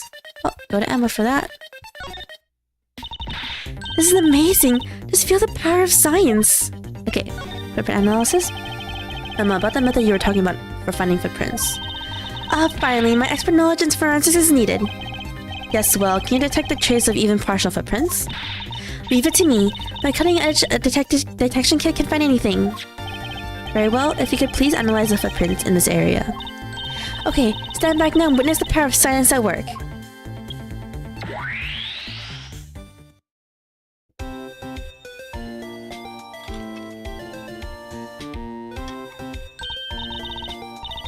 Hey, I found something. Look right here. I don't see anything. Oh, that's right. Here, put these special glasses on, Mr. Edgeworth. Oh, there's a lot of footprints. These footprints were definitely left by a badger costume. Judging by the way the footprints are layered, these seem to be the newest. Then we can conclude that the victim was definitely wearing a costume at the time. This costume data jotted down my organizer. Okay, in that case I'll update Little Thief's simulation parameters. Can't wait to see what we find out from this new info.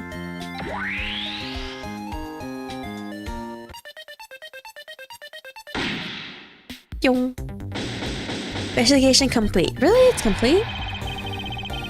His victim was wearing a costume when he died. And with that, we should... Oh, sorry, wrong voice. And with that, we should be one step closer to the truth, right? I can see the recreation has changed in accordance with the new information. We may be closer, but now something else has caught my attention.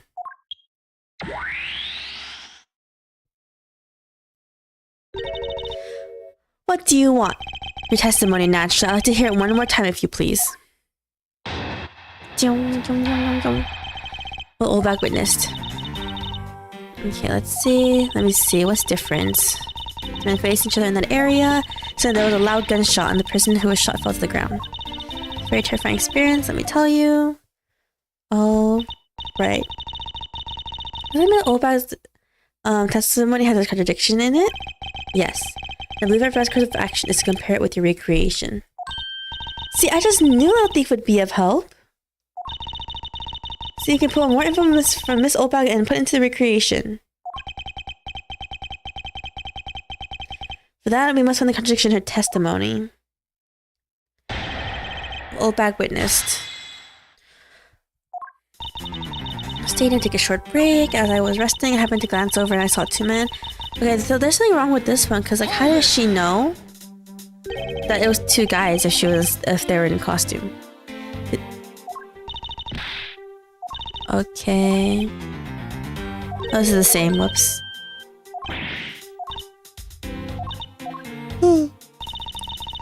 Okay.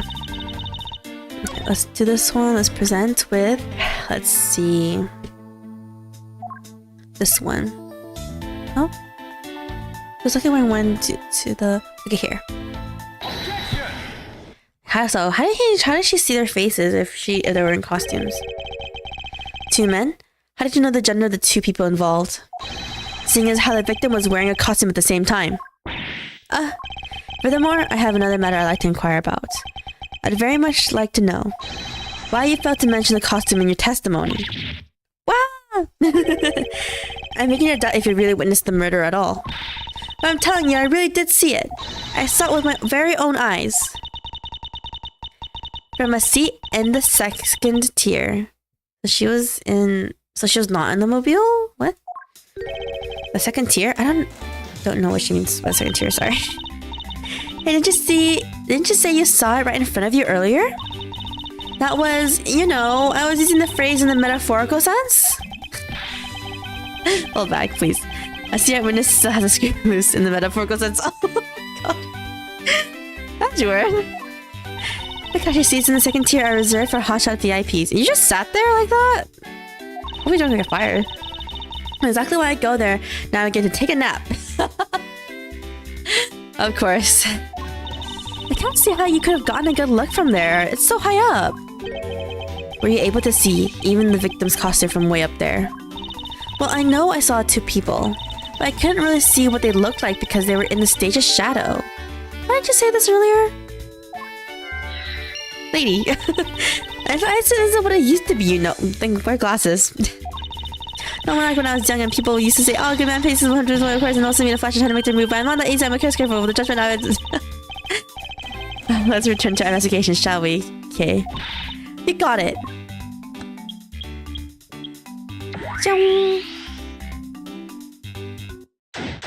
Stadium. Begin investigation. Okay, be right back, guys. I'm gonna get some more water.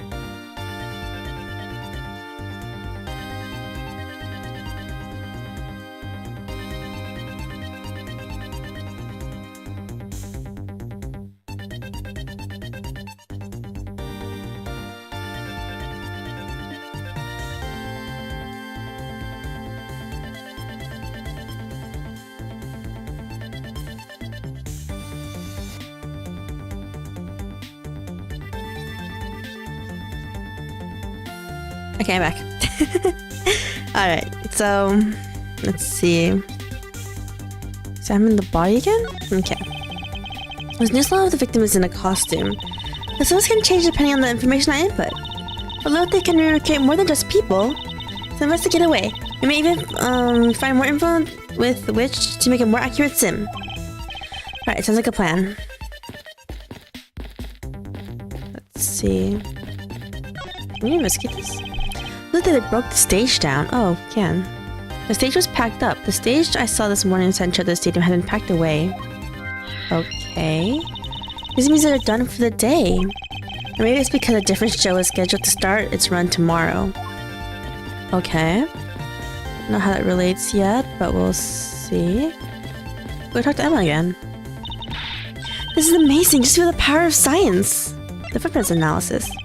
Thanks to you, I've been able to proceed with my investigation once again. Thank you. I was nothing. I just got the science and I could be of service. Pretty amazing how we could find the footprints.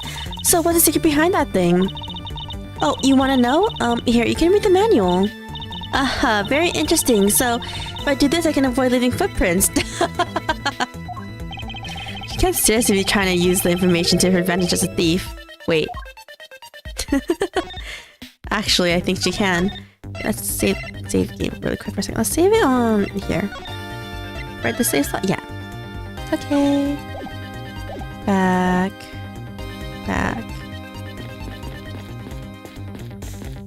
Anything else we can do or examine? Doesn't look like it. So let's do... Can we ask her anything? Oh, we can. So you believe this gadget will provide us the proof we need? Yeah, of course. Pretty neat, huh? By inputting info like this, it can recreate the crime scene exactly as it was. Although Little Thief was originally intended to be a training sim for the heist, a sim for thievery? Nobody can turn a deaf ear to that, Kay. It's for practice. Practice! Not like I've actually stolen anything yet. Besides, we're in the middle of an investigation, so stop nitpicking. Maybe if it's just practice. I can't exactly endorse the act of stealing. Although, admittedly, this device is rather useful in the investigation. Using Little Thief. So how am I supposed to use this to aid my investigation? Oh, that's right. I guess I should explain how to use it, huh? Objects outlined in yellow are things that are not present in our time, but were things in the past. Okay. And what else? Things outlined in a dotted line are things that exist now, but didn't exist in the past. Okay. I don't think we saw one of those yet. I see. You can examine and interact with the replicated people and objects as you normally do. Even present evidence whenever you find an inconsistency. Oh, this is a tutorial, huh? Oh, and be sure to point out mistakes in the recreation with evidence too. Very well. Let's continue with the investigation. This thing you don't get about Little Thief, feel free to ask any time, okay? All right. Yeah, you might as well connect some stuff. The shadow on the stage. Connect.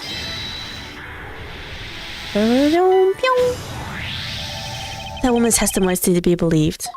The murder occurred before the stage was broken down.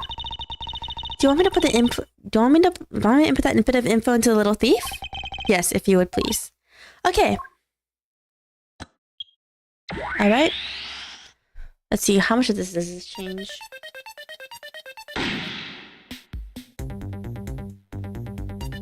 Okay. This person is going through the stage. The new silhouette is of the new victim is in a costume. Wait a minute. Do you guys see the sign on the left? Okay, wait, my chat is blocking it. Give me a second. Let me move it. For a second. You guys see the sign on the left? It says Battle of the Magicians, Max Galaxia, whatever, versus Trope Gamma. Do you guys remember Max? From the circus case? Honestly, it wasn't really a great case, but I was like, oh, it's Max. He was the guy who was accused of being a killer in that one. This news, and then the victim we had to defend. Not victim, sorry. The witness. We had to defend him because he was falsely accused of murder. Was that the third case? Yeah, I think that was the third case in the second game. The new silhouette of the victim is in a costume. The silhouettes can change depending on the information I input, but hopefully can recreate more than just people. So, does this mean that the butler was on the stage and was shot by the culprit from below the stage? Because there's no other way for them to get the angle of the actual gunshot. Let's get right away. We might even find more info with Mission McMacker Sim. Alright, sounds like a plan. This here. There's clearly a contradiction here. Please stop stealing my lines. The comment wasn't that hard to see it coming, even for a layman like me. I suppose, in any case, it's not a puzzle for the killer to have stood here in that way. Because there was a very real stage set up in this spot at the time. Yeah, it was there earlier when we came. Yeesh, I told you, got it. Do you feel I need to explain everything? So the butler was killed shortly after we left this area with the ransom money. I think. Yes, well, in any case, we still need to resolve this unusual situation. Isn't it obvious the killer was on top of the stage naturally? Right, Miss Oldbag? Yes, I remember now. The killer was standing on top of the stage. Lady, you need to get glasses, okay? See, now let me update the info in the simulation.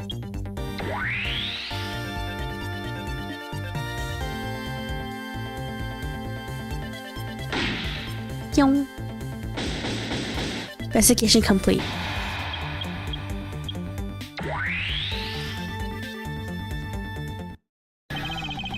Well, what have we here? Bunch of hooligans running amok, I see. Aw, man. It's him again.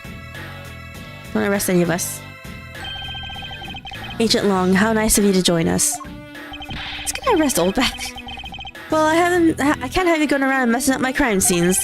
Agent Long, we discovered that the real scene of the murder is here, the stadium. I see. Thanks. For what? I was trying to show you my appreciation for all the time you saved me. Who knew that such a strange little toy could recreate a crime scene like that? Real thief is not a toy. You too. Sir.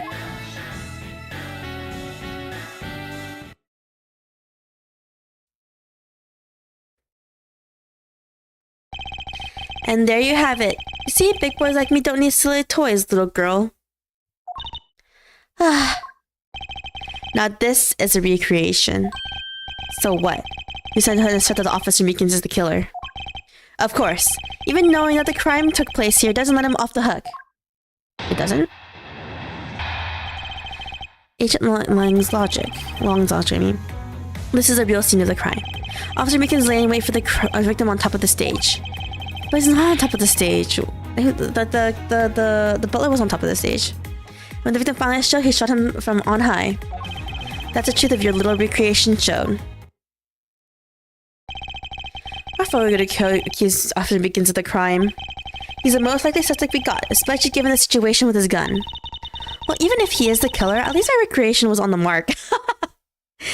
Come on, okay? Some sympathy for Meekins, please. You see? Thank you for understanding, my little crow girl. I'm not just a common crow. I'm the Yatagarasu, the Raven of Legend. Unfortunately, your conclusion has yet to be tested, so let's see how well it holds up. Rebuttal.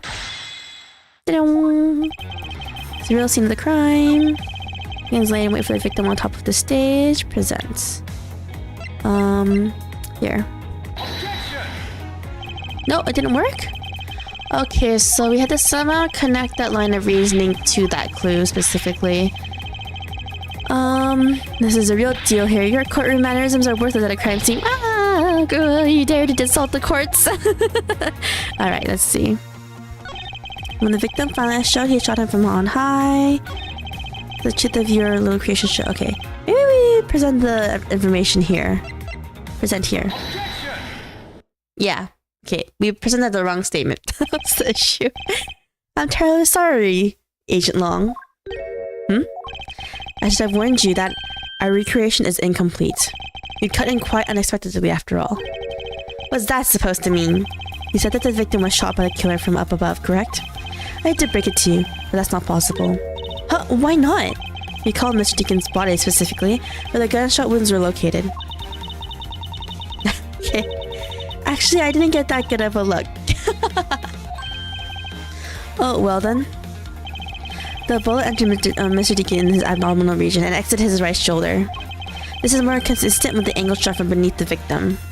Yeah. Then, yes, our recreation had the victim being shot at an angle from above. A clear contradiction. You're discounting your own conclusions. No, this one point is the only flaw. This was the mistaken parameter in a recreation, the stage's location, the kill and the victim's locations. Yes, the location of the kill and the victim were wrong. I get it, I see what you're trying to say. I believe the killer and the victim were standing opposite to what we initially thought. It was the victim who was on top of the stage as he was being shot by the killer. Young.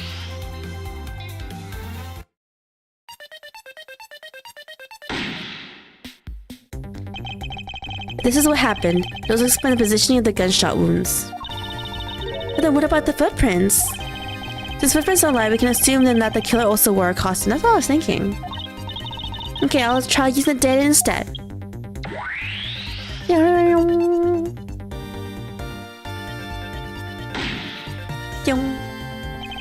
Bang.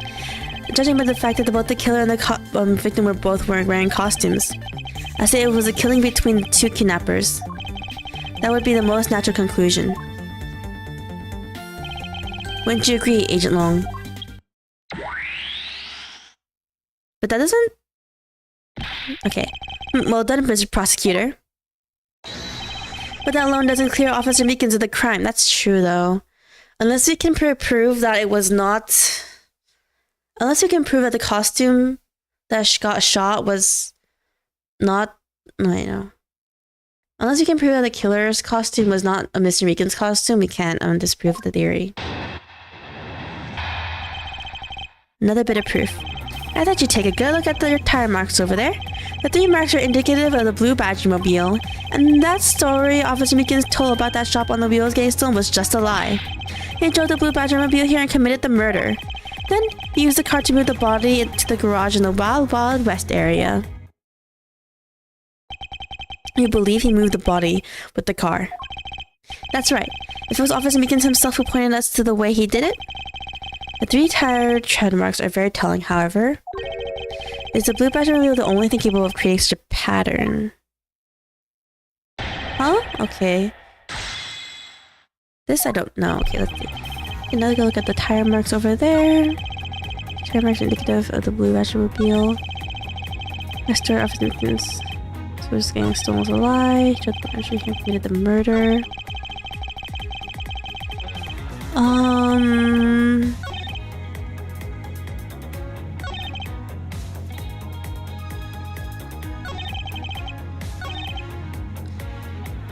Maybe we should say that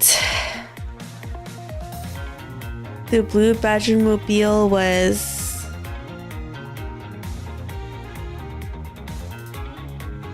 maybe it's a different one. Maybe a different blue Badger-mobile was used, not the one specific in the garage. So that should clear Meekins because his is the one in the garage. Okay, which one do we use as proof? Can use this one, right? Actually. Oh, okay, good. It was right. Sorry, Agent Long, but that's an impossible tale. And why is that? The tire marks could not have been left by Officer Meekins' blue Badger-mobile. Look at the car would have told you so. Oh, the tire doesn't have the muddy tracks. That proves that the blue Badger-mobile had never been to the stadium. Here you go. Present. Take that. If you look at the tires, there's not a single dollop of mud to be found on it. Ugh. If this car had come to the backstage area and left those tire tracks, then the lack of mud on these tires stands out as very peculiar indeed. Then how do you explain the tire tracks, genius? I mean, there's 3 mobiles, right? Yeah, I got it. What about Miss Oldbag's pink Badger-mobile? Don't be ridiculous. I was sleeping the entire time in the second tier seats. Indeed, I believe we can rule her out as someone related to the crime. However, there's yet one more roving star as I recall. Oh, you mean the Proto-Badger? Wait, the Proto-Badger? It's part of the 3 kidnappers? Oh my god. No, wait. Thinking. There's no... That means there should be 2 proto badgers out in the park, and one of them is the killer, because there's 2 of each suit out in the public except for the pink one right now. That's right. There was 1 more parking space inside that garage. It proves the existence of a proto badger mobile. Agent Long, I suggest you find this proto badger mobile post haste. There must still be some sort of incriminating evidence in it. Yeah, go do it.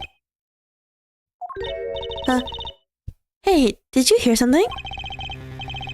How? It's... Wait, who is this guy? Is he the kidnapper? Is he a kidnapper or is he the son? Help me. Oh, he must be the son. He has a gold chain on him. Wait, so the kidnapped son just came out of nowhere? Are you alright? Well, this is something. Looks like we found our kidnapping victim. Where were you all this time? Wild West with kidnappers. He was in the room next to the one I was held in. Oh, we didn't... yeah, most likely. Ran away using underground and got lost. The kidnappers... Huh? What is it? I can't understand what you're trying to say. The kidnappers escaped. Wearing costumes. Did you see the faces of your kidnappers? No, I didn't see their faces. But 2... One was a woman. Wait, what? One of the kidnappers was a woman? A woman? What an important piece of testimony. Hey, what are you guys doing? Stop standing there and get your cups on this already. I even let you have what the kid said just now. Consider it a gift. Now, are you going to get out of my crime scene or I'm going to have to get rough? Again. Nothing but a big bully. Come, Mr. Edgeworth, let's go. No, not you. You're a very important witness for my case. I'm not about to let you get away with that easily. Don't tell me to testify because I won't. Not for you. That's right. I won't either. You hear me, you young whippersnapper? Hey, come down. There's no need for all this hostility. I just want to take a statement from each of you. I'm not going to be rough. I'm not going to rough either of you up. I give you my word. Come now, fair maidens. Is it just because they're women and Meekins is not a woman? What do you say? Will you cooperate? Fair maidens? Old bag. Ma, you little rascal. You should know your way into a woman's heart. Longji says, the passage of time is but a fleeting moment, and a lady is young forever. Huh. Trying to outdo my edgy poo with your fancy smanchy things. Let's get this over with. So we're clear, I'm only interested in giving you my statement. Sure, just as soon as Mr. Prosecutor leaves us be. Mr. Edgeworth?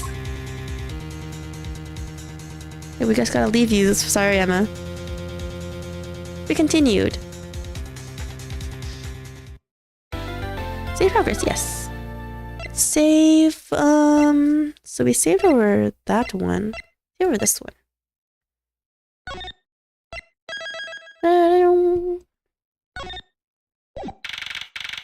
March 13, 2:34 p.m.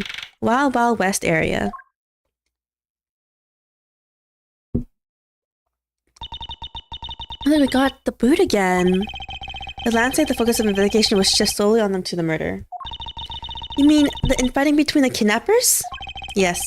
And also identity of the remaining kidnapper. Yeah, because there's 3, right?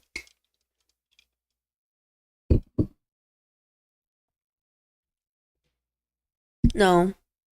I don't know if there's 3 kidnappers or 2.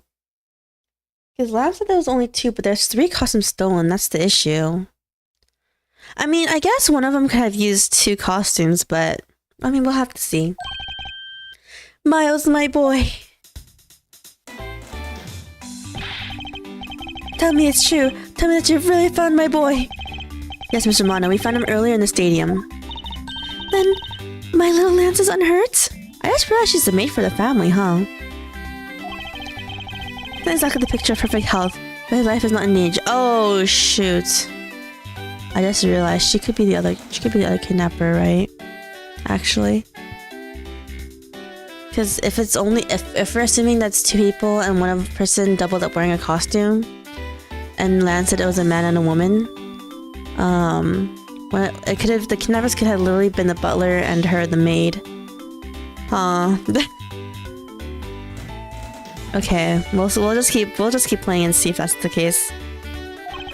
He's being questioned right now by Agent Long. Poor Lance, it must have been so horrible for him. Locked up like a... These two guys. Okay, Lance and Mono, let's talk to him first. How's my boy? I can't thank you enough. I mean, he rescued himself, so we didn't really do anything, but thanks. It was nothing. I'm still in shock over what happened to Oliver. But I have to say I'm relieved that Lance is alright. Oh, that's right. I mustn't forget to pass this on to Lance as soon as the police are finished with him. What is this? My dear Lance Amonok, may I come see you again, your beloved Viola. Is her name Viola? Didn't check actually what her name was. No, it's not. It's Lauren. Oh, wait a minute. Was he two timing? He better not. Get a letter. The way Lance is being chased after by women reminds me of someone I know. I almost cannot believe he received yet another love letter, you know? Here, take a look for yourself. Isn't this a breach of confidentiality? From the Tender Lender Loan Company. Oh, wait! Never mind. The Tender Lender Loan Company is from the third game. The case with the loan company and the victim who was like the IT guy. Viola is like Viola is in charge of the lender company. Oh, the loan company. Oh god. Lance is borrowing money? What? What is he borrowing money for? Oh hey, let me see. That's really weird. It's from a loan company tender lender. That was more like a collection bill to me. Viola is like not I don't think she's in love with Lance or anything. Okay. Let's exit for now. Talk to Lauren. Lance Mono. He loves me not. He loves me not. Oh, that's the 12th one. She has 12 times to try to get he loves me. No, you can't give up, Lauren. Just one more try. Excuse me, but I can't help but feel sorry for all the flaws you've gone through. I suppose if they were me then... I believe you said you were your Lance's girlfriend when we first met, correct? Yes, I am, but... Oh, some of people think of each other as lovers. But he did give me this ring, so I guess we're not just friends either? I mean, because this isn't just any ordinary ring, it's literally just a ring pop, girl. It tastes so sweet when you lick it. Ah, so wonderful. You mean to tell me they gave you a lollipop ring? So which is it? I decided, guys, let's not decide if you're going out, or is it just one-sided? Decided? Shouldn't the parties involved naturally just know? My father used to work for Mr. Amano. And so Lance and I grew up together. I said it out loud. I don't see how that's anything to be embarrassed about. So your father was an employee of the Mono Group? What did he do? I heard his job was to fly around the world. On Pegasus. What's Pegasus? The name of the jet? But Pegasus? Oh, Pegasus was the name of the airplane. That belonged to the company. Yeah, you had me there for a second. But now it's all changed. My father, he isn't around anymore. Oh, I see. About 10 years ago, he rode on Pegasus off to somewhere and never returned. Oh, that's not good. Riding Pegasus to whereabouts unknown. None of the stuff legends are made of. It's been so long. How are they gonna recognize him if we ever to meet again? Oh shoot! Is the butler really her father? He has a completely different last name than hers too. Oh, but that could be his name, and this could be her maiden name, or her mom's maiden name. I'm so sorry, Lauren. I won't give in to the sadness. I have to live. Yes, Lauren, live. Okay, about the case. About this incident. Incident? But isn't the kidnapping already over and dealt with? I've been here the whole time, so I'm afraid I don't know much about any other incident. How did you come to know that Lance had been kidnapped? Yeah. Oh, that's because of my woman's intuition. Okay, you're kind of suspicious. You base everything on that? I know everything when it comes to my Lance. It's really strange. It really must be destiny. She started fantasizing again. So what are you gonna do now, Mr. Edgeworth? You already established that there's a good chance the killer isn't the other kidnapper. It's my duty to figure out who this other person is. I believe there is one location that might hold a clue or two. Relation room, crime scene, kidnapper's hideout. Kidnapper's hideout, right? The obvious location is a kidnapper's hideout. We're still not allowed in, remember? Agent Long and his men should be done with this area. In that case, there is no harm in asking the officer over there to let us in. Okay. Dun, dun, dun, dun, dun, dun. What do you have to report? Sir? Nothing unusual or out of the ordinary, sir. Right, I haven't heard such redundancy before. Don't you? Let's apologize for you, so let's take a look around inside. Sir? Roger, sir. That was surprisingly hassle-free. Are you certain you didn't Agent Long order you not to allow me in? Sir? That's true, sir, but... Lieutenant Gumshoe asked me personally to let you in, sir. I couldn't refuse a request from him. Oh, Gumshoe has fans. That's not just, Maggie. Well, looks like Lieutenant Gumshoe has a following. Furthermore, I was asked to give this document to you, sir. What's this? Colin Devilray. Whereabouts unknown after his escape from Belle Eden prison. Stole a gun from a guard during his escape. We thought he might head for where his wife and sole daughter are, but despite our surveillance, he has yet to show up. So he is her father, huh? Right? Isn't he then? Lawrence. He's probably Lawrence's father. The name here says Colin Devilray. It's the same name as the one on the back of the pendant. It appears that Colin Devilray was his real name. What's this? He was convicted of a case 10 years ago and sent to prison. Oh, when her father disappeared 10 years ago. See? It's easy to foreshadow. Or predict, I mean. What? Then what was he doing here? Apparently he broke out of jail, and it just vanished. Must have become Oliver Deacon to cover up the case that he was a escaped felon. Alright. No, I'm not sure what's going on anymore.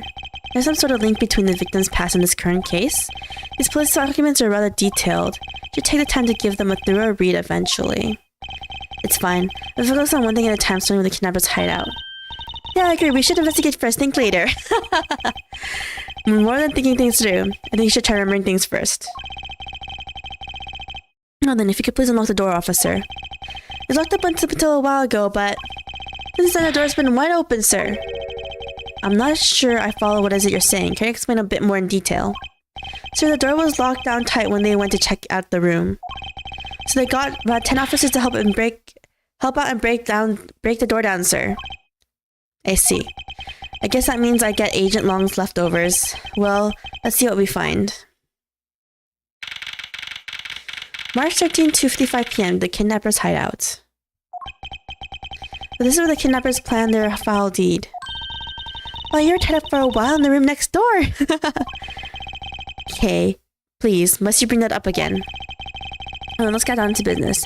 There might still be some clues left in this room. Let's try to find out what we can of the other kidnapper's identity. Begin investigation! Okay. Oh, shoot, there are 3 coffee cups. There are 3 kidnappers. Let's see where they dispose of old and worn-out costumes. That's so sad. It would seem that they throw the costumes away in pieces. I know there's a trash bin for old and useless costumes. Oh, it seems like there was something on it. E? Never mind, it's not in here. Although it'd be here. Okay, what's this? Detail offers real name history. Never mind, we read it. Oh, actually I have autoplay on. No autoplay on. Okay. Oh, they have barrels like these just outside. Yes, and? Well, I know I already asked you when we were out there, but if these were real, what would you put in them? There's an expectant gleam in her eyes and I'm about to dash. Alright. Hey, there's a trapdoor in this room too. It's not a trapdoor, it's an entrance to an underground passage, Kay. I know that! The door leading to the outside world was locked. So Lance must have escaped his prison through here. Okay. Unused folding chairs lean against the wall in their folded state. Wow, whoever lined this up did it perfectly. They're not even a single hair off. I feel bad using these because it looks like I'm stealing the perfection away. It's like it's more like you wouldn't want to be the one to put them away. A broken mirror, huh? Watch out, Mr. Edgeworth! It's a broken mirror, but it probably came from the haunted house. Why is this here, and what are they planning to repair it? That's true, why did they even put it in here? I saw an advertising the photo rally, something I have absolutely no interest in. Yeah, but I do! I'm going to get my hands on the rest of the Badger family, you'll see! Definitely brings a decidedly different atmosphere to a criminal investigation. Alright, and there's 3 coffee cups. Alright, here we go. Cheap styrofoam cups. Looks like only 3 cups were used, and it was poured today. The key? I wonder what this key is to. Oh, you got me. It reminds me of the key we found in the other room. That's it, this must be a key for one of those trapdoors. That wasn't a trapdoor, you only called that one because you quite literally jumped into it. Hey, but isn't that what you're supposed to do when you see one? I'm not having this conversation with you. Alright. Okay, a map. Poster of the Gatewater Land is stuck to this wall. Intrigue, fun, prestige, Gatewater Land has it all, and it's waiting for you. Not especially catchy, is it? Anything else we know? Chairs again? Winters, if I look over it, they were probably used by the kidnappers. There are 3 chairs set around the table. Okay, there's 3 chairs again. Anything else to investigate? No. I think that's it. For here. Okay, let's investigate the door again. Beyond this door is where the kidnappers held you after getting the jump on you. Why does he keep reminding me? But it's the room where I got to see your awesome face. You didn't need to remind me of that mortifying moment earlier. Of either, I mean. Okay, anything else we can investigate? What's this? The door to this truly broke, thanks to the police who forced it open. Oh, there is more stuff to investigate, okay. Let's investigate this first. The panel that hit the initials on the ground is propped up and wide open. Be careful where you step, Kay. Oh, I found that other opening once, you know. What's this stuff? Looks like a sword, a broken sword. Strange. Why would it be broken like that? Yeah? Swords don't usually break on their own. That's true. Alright then, let's think about it in this way. Maybe it broke when someone was trying to use it for or on something. Oh wait, if the sword is here, that means the sword was broken in this room after we left. Or after we escaped from getting kidnapped, I mean through the window, so that means someone else magic. Wait, doesn't that mean someone else was in here during that time? That's kind of creepy if you think about it. Or they magic inside.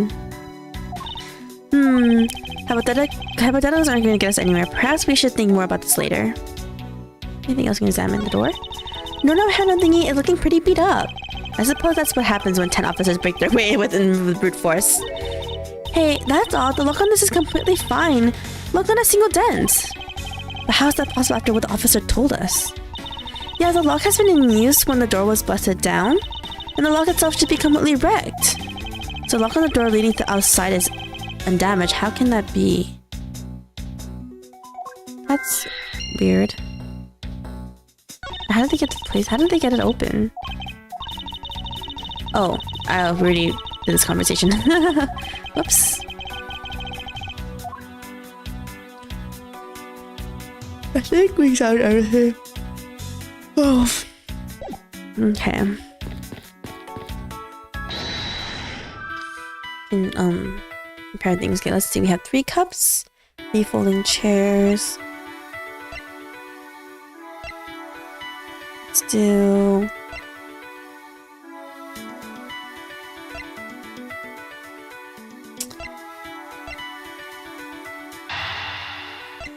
this? Okay. The common denominator between the cups and the folding chairs. And then is the number 3. Speaking of which, the number of missing costumes is also 3. Wait, I thought there were only 2 kidnappers. This is what I was saying the entire time. There had to be 3. Indeed, something isn't adding up. Literally. Is it possible there's a third kidnapper that Lance didn't see? Okay, and then... Building outside and the broken top sword? I don't know if this connects. We'll see. It does. It's a bit strange that the police had to force their way into an unlocked room. Wait. So that means that the sword was being used to hold the door locked, right? Not the lock itself? Well, look at the pristine door lock and anyone can see that it was not in use at the time. But the policeman outside said it took 10 minutes to get it open. The door that was locked tight despite it being not locked at all. It can only be because of this. Oh, you mean? Yes, it was used to jam the door. Here, take a look at the door handle. You see how the handle is completely destroyed? Yeah, that's what I was thinking. So that's how the sword broke. Alright. I thought we might uncover the identity of the kidnappers. But instead we've only uncovered more questions that need to be answered. Oh my god. That actually gave me a heart attack. Oh my god. The prototype badger coming from the trap door. Oh my god, that scared the F out of me, dude. What is it? Well, Mr. Edgeworth, am I correct? Who are you? Well, what are you doing suddenly popping out of this secret entrance like that? This is an underground passage used by staff members, sir. We badgers also make use of it in our duties. Look, why don't you get out of there first and then we'll talk, okay? Oh, this person must... Okay. This person is either one of the kidnappers or they're one of the original 3 costumes that were originally outside in the park. I beg your pardon, miss. What about you get? Alright, only one more to go. What are you getting all excited about? Did you forget the photo rally? Duh! See, look, now I have all I do is get a picture of the Bad Badger and I'm done! Yes, I vaguely recall a contest or something of that sort.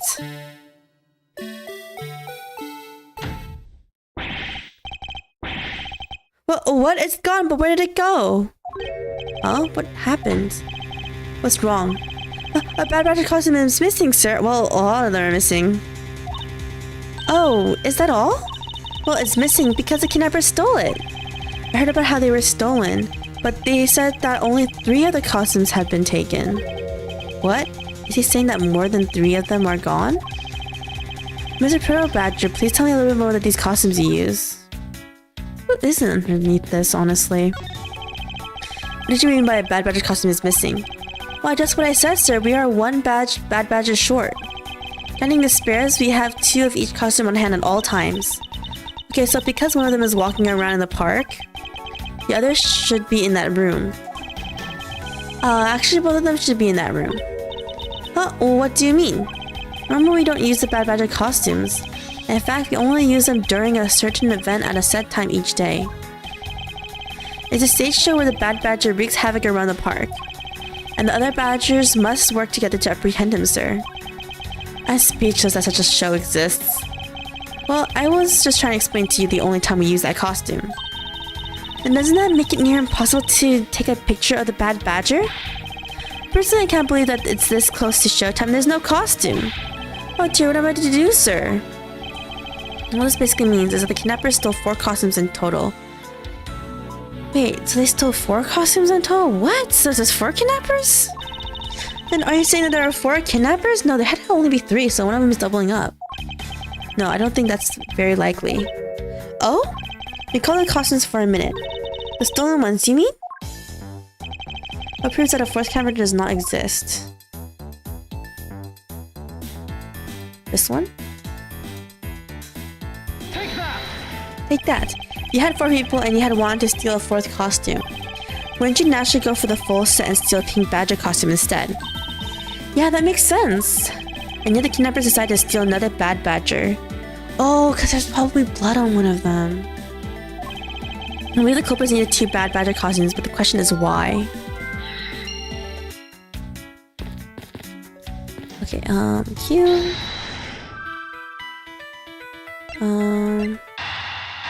There you go. The one in there is obviously the villain one. The second Bad Badger costume. I believe it may be closer at hand than we think. Well, what do you mean? The costume in the trash. Might you say that it's wearing some very telltale pants? Hey, you're right. Let's get it out of there and take a look. As I suspected, it's a bad badger costume. Well, minus the head. I won't rest until I've inspected every suspicious-looking nook and cranny. And this thing here... Look, its head is hurt! It looks more like something was ripped off of it. I wonder why this bad badger costume's right hand is torn up like that. Maybe it's a flesh wound from a fight with the blue badger. I would say the blue badger was one ferocious beast. But someone doubt that even the real badgers are as bloodthirsty as that K. I thought real badgers are can actually get pretty violent if they feel threatened enough. Alright. That seems to be it for that. So I can do this. Is this not someone connected to any of the evidence I hold? Let's see.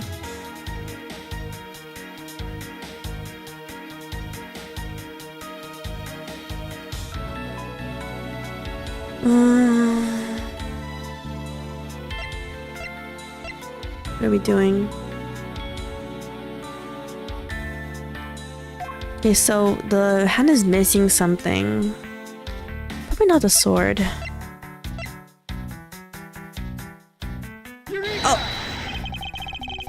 Oh, that's not right.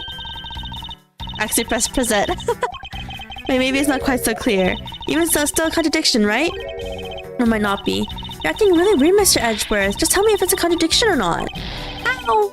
My apologies. Yes, okay. That's the wrong evidence, first of all. I didn't even present it. Okay. Okay, let's see. Deduce. Okay, so... not this either. It's okay. It's either this or it's this. We'll do this first, because it shows full body, and then we'll do this one second, because it's only the head, so...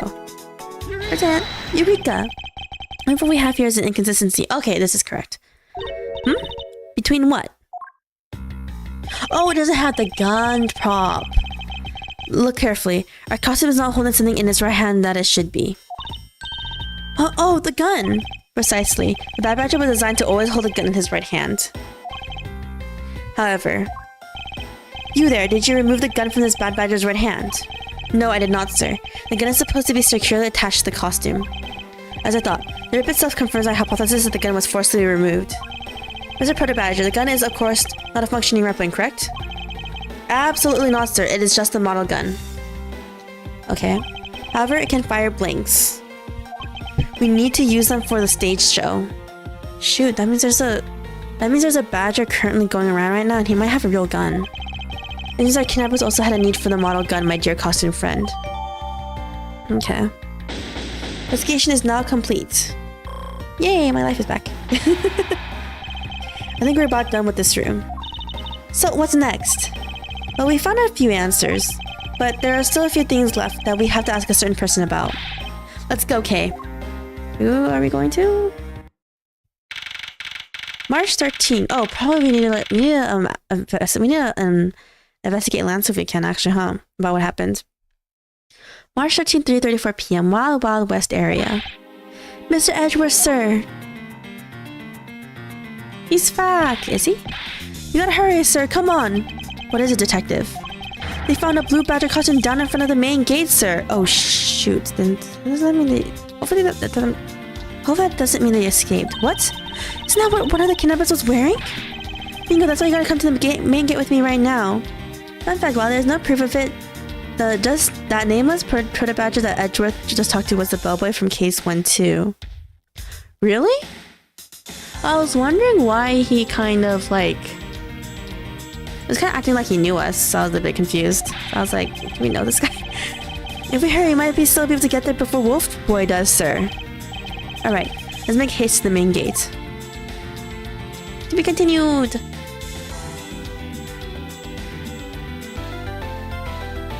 See your progress? Yes. And we'll save on here. Okay. Back. March 13th, 3:45 p.m. Gatewater Land main gate. Is there anyone in the costume or no, though? Where's the contents of the gumshoe? It's on the other side of the fountain, sir.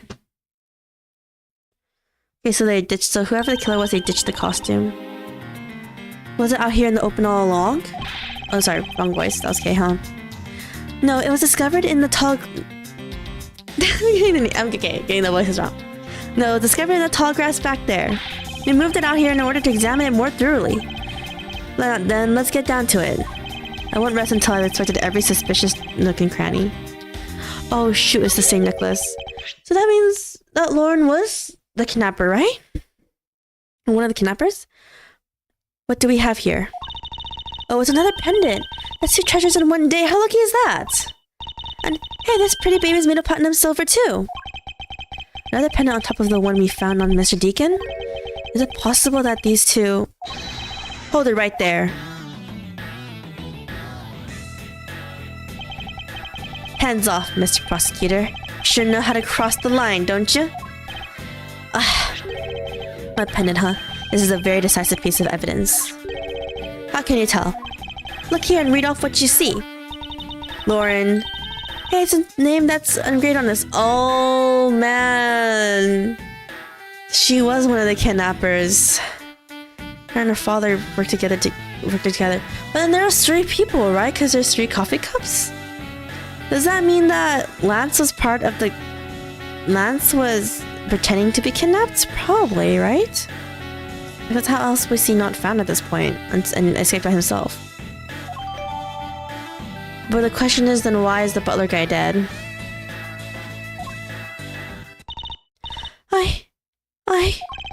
Aha! We have you now, Miss Kidnapper. No, you don't understand. Lolly, can't believe you're one of my kidnappers. Lance. You're kidding! Miss Pops was one of the kidnappers? Yes. It was me. I held Lance hostage. So, Miss Pops is one of the kidnappers. But even knowing that, I can't call this case solved or over. Hey guys, case closed. The card ready and I mean the special one for this young lady, but there's 3 kidnappers. Hold it! Terrible. Huh, again, Mr. Prosecutor, what is this time? Are you proposing that Miss Pops is also the culprit in the murder case? What happened? I thought the Officer Beacons was your suspect. Huh, we found it. Found what? That officer's gun. He literally dropped it in the middle of a thick patch of grass. Your country's police are a sham. Look at how careless they are. What are you calling a sham? The officer's gun didn't show signs of having been fired, so it can't be the murder weapon. Oh shoot, so the killer brought their own murder weapon? That's crazy. So Officer Beacons has been cleared of all charges, I see. And that's when the brand new suspect comes walking onto the scene. The murder only happened because the kidnappers started fighting amongst themselves. As I recall, it was you who said that, right, Mr. Prosecutor? Mrs. Pops, did you really kill Mr. Deacon? Yes, I killed him. I can't believe it. Thanks for the confession. Objection. Agent Long, it is much too early to declare this case closed. Look at you, so sure of yourself. You got a culprit on his own confession and some very incriminating evidence. What more could you ask for? Miss Lauren Pops. Yes? I want to hear from you. Tell me your side of all that has happened today, from the kidnapping to the murder. But why? I'm a kidnapper and the killer. Isn't that enough? It's fine if you're the one behind everything, but only if that is the truth. She's taking the fall for someone? What? Now then, will you tell us the truth? Or is there some reason why you can't? Don't lick your ring pop at a time like this, girl. I've had a change of heart. I think I'd enjoy seeing you sulk away at the losing mutt. Alright, you heard me. Let's hear about all the evil deeds you committed today. Don't know. Miss Pop's confession. The one who came up with the kidnapping plan was the butler, Mr. Deacon. We knew that we could get rich by holding Lance hostage. Mr. Mono would pay anything to get his son back after all. But why did Lance get a loan though? That's my... Oh, wait. Oh my god, Lance probably set everything up because he had to pay Viola / the loan company his whatever money he got from them. Oh my. I don't get why Mr. Deacon had to die in all this though. Mr. Deacon turned on me and tried to kill me. There. Are you satisfied? She just confessed to her crimes a second time. At least you have the guts to admit what you've done. I can at least respect that much. Miss Pops, is what you really said the truth? Yes, it is. How'd Belle feel if she got proposed to with a ring pop, lol? I mean, if it was a joke, if it was as a jokingly way, that'll be fine. For the real thing, at least let it be. It doesn't have to have like a diamond or anything. It can be like cheap enough. Just let it be an actual ring, a proper ring. At least. That's the truth. It certainly isn't the whole truth. Because there's something that seems a bit too improbable in her confession. The rebuttal. Okay, what the kidnapping plan was the butler and Mr. Deacon. Knew we could get rich by holding Lance hostage. Jonah would pay anything to get his son back after all. I think it was going according to my students. We got the money. Deacon turned on me and tried to kill me.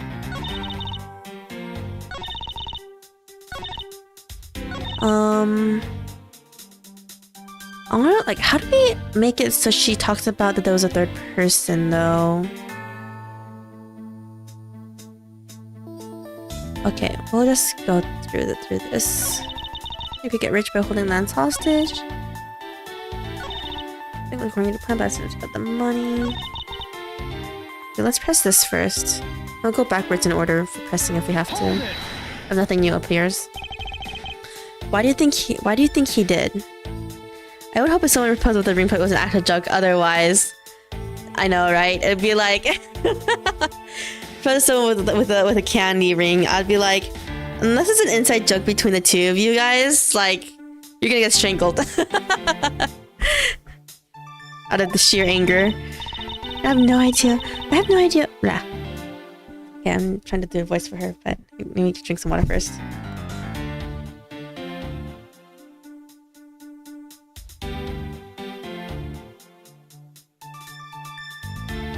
Okay.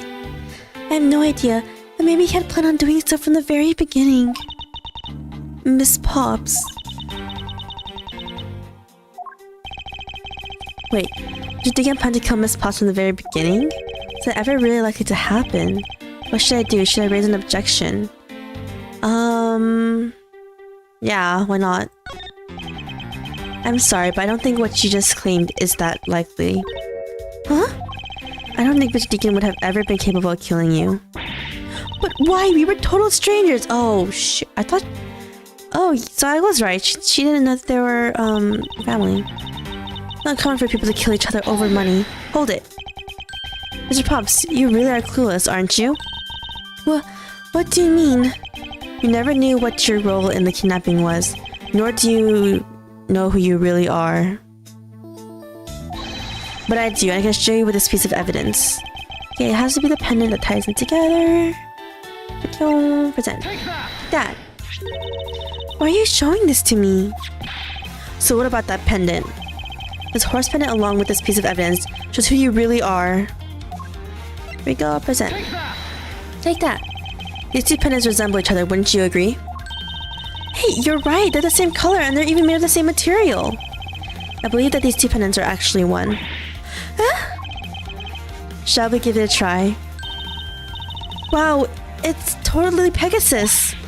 But why? Why does my pendant match up with Mr. Deacon's? You're a smart lady. I'm sure you can imagine why that might be. What? No, that can't be. Also, I believe we're at the halfway point now, depending on how long you go on for. You could probably start the 4th case today. Really? We could start the 4th case today? I'll think about it. So the 2 get set. Just another trinket. Okay, I'm gonna see how long. Wait, how long is case 4? Is it not that long? You do like a little bit of it, maybe. I don't know. We'll see how much time we have left after we finish case 3. It's not as though this changes anything. You lack an imagination, Agent Long. Very well, I'll show you with this piece of evidence. This is a piece of evidence that gives meaning to the Pegasus pendant. No. No. Oh, here. Take that! Oliver Deacon, which was an alias for this man. His real name was Colin Deveray, the name that is etched on this horse's pendant. On this horse pendant, I mean. What? An alias? I suppose he had to hide the fact that he was a felon somehow in order to live. And it makes sense given what is written in Mr. Deveray's dossier. Well, what I really wanted to point out was this. The specific section is what reveals the true meaning behind the pendant. Yo. Come on. Wait, where? Present? Okay, here, present. Christopher had one daughter, and her name is Lauren Pops. That's a lie! That person was not my father! Maybe the fourth case was shorter than 3, but not short enough for one streamer after doing the 3rd. Okay. I'm gonna come out and tell you he was your father because he was in hiding. However, I believe he was trying to secretly watch over you. You still believe that a man like that could kill a daughter he was separated from? Or even that such a man would allow his daughter to get involved in a kidnapping plot? No, not so fast. Ha ha ha ha ha. What is so funny, Agent Long? You're gonna making things up in your head and deciding it's the truth, aren't you? What are you trying to say? Your thinking is much too innocent. After all, I've thought of another possibility. Is that so? Well, let's hear it. Another possibility. Let's see. I grant you that the two of them are father and daughter. But isn't it possible that they both knew that fact? It was no coincidence that the reunited pair became involved in the House of Romano. And the two of them made good use of their meetings to plan this little kidnapping. Wouldn't you say my scenario is perfectly probable as well? And this is his version of how things might have been. You don't have any proof that they didn't know of their true relationship, right? And you're saying that the two of them committed this kidnapping together? That's right. As one really rotten family. Is that really what happened? I had better take a long, hard look at the evidence. Okay. Another possibility. Imagine that the two of them are the father and daughter. Isn't it possible that they both knew that fact? This is the one where we have to disprove. I think. Maybe. We'll press this first. If nothing new happens, we'll do something else. I think they knew. Yeah, I don't think that only the victim knew. I think the girl realized it as well. They both knew who the other person was, but they had to pretend that they didn't. Because he was on the lam. You got it. The victim couldn't exactly go around flaunting who he was. Furthermore, it was no coincidence. Okay, no new statement came out from that, huh? Came reunited in House of Mono, that the two of them made good use of their meetings to plan this little kidnapping. Wasn't there 3 people though? Okay, we'll press the statement first. And if it doesn't work, we'll present evidence to one of the 2 statements. I mean how they plotted to commit this crime as blood relatives. Can you think of a better partner? They're certainly a clever pair. The butler and the girlfriend. No one would ever suspect that they were in fact family. Yes, from the very beginning they painstakingly practiced those roles well. But there's 3 people though. United pair. Who represents? Which one should we present? Do we have an evidence? Do we have 3 people evidence or no? There's a question.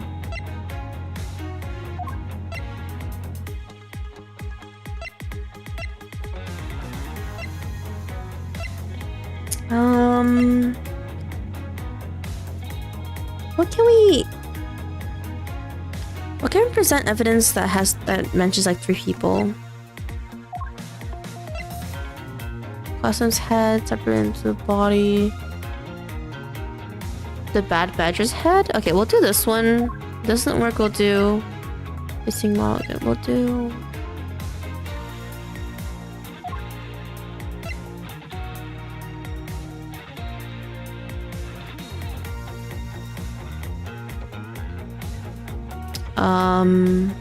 shoot. This one? Objection. No. Okay, what evidence do we need for this one? This is a real deal here. Courtroom mannerisms are worthless at a crime scene. Ah, okay. You had to insult the courts? Okay, give me a second. Yeah, I'm gonna save first. Okay, because I don't know how many times I can get this wrong.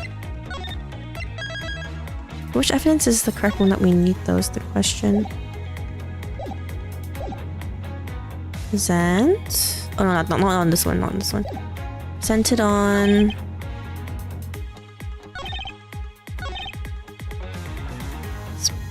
Let's present.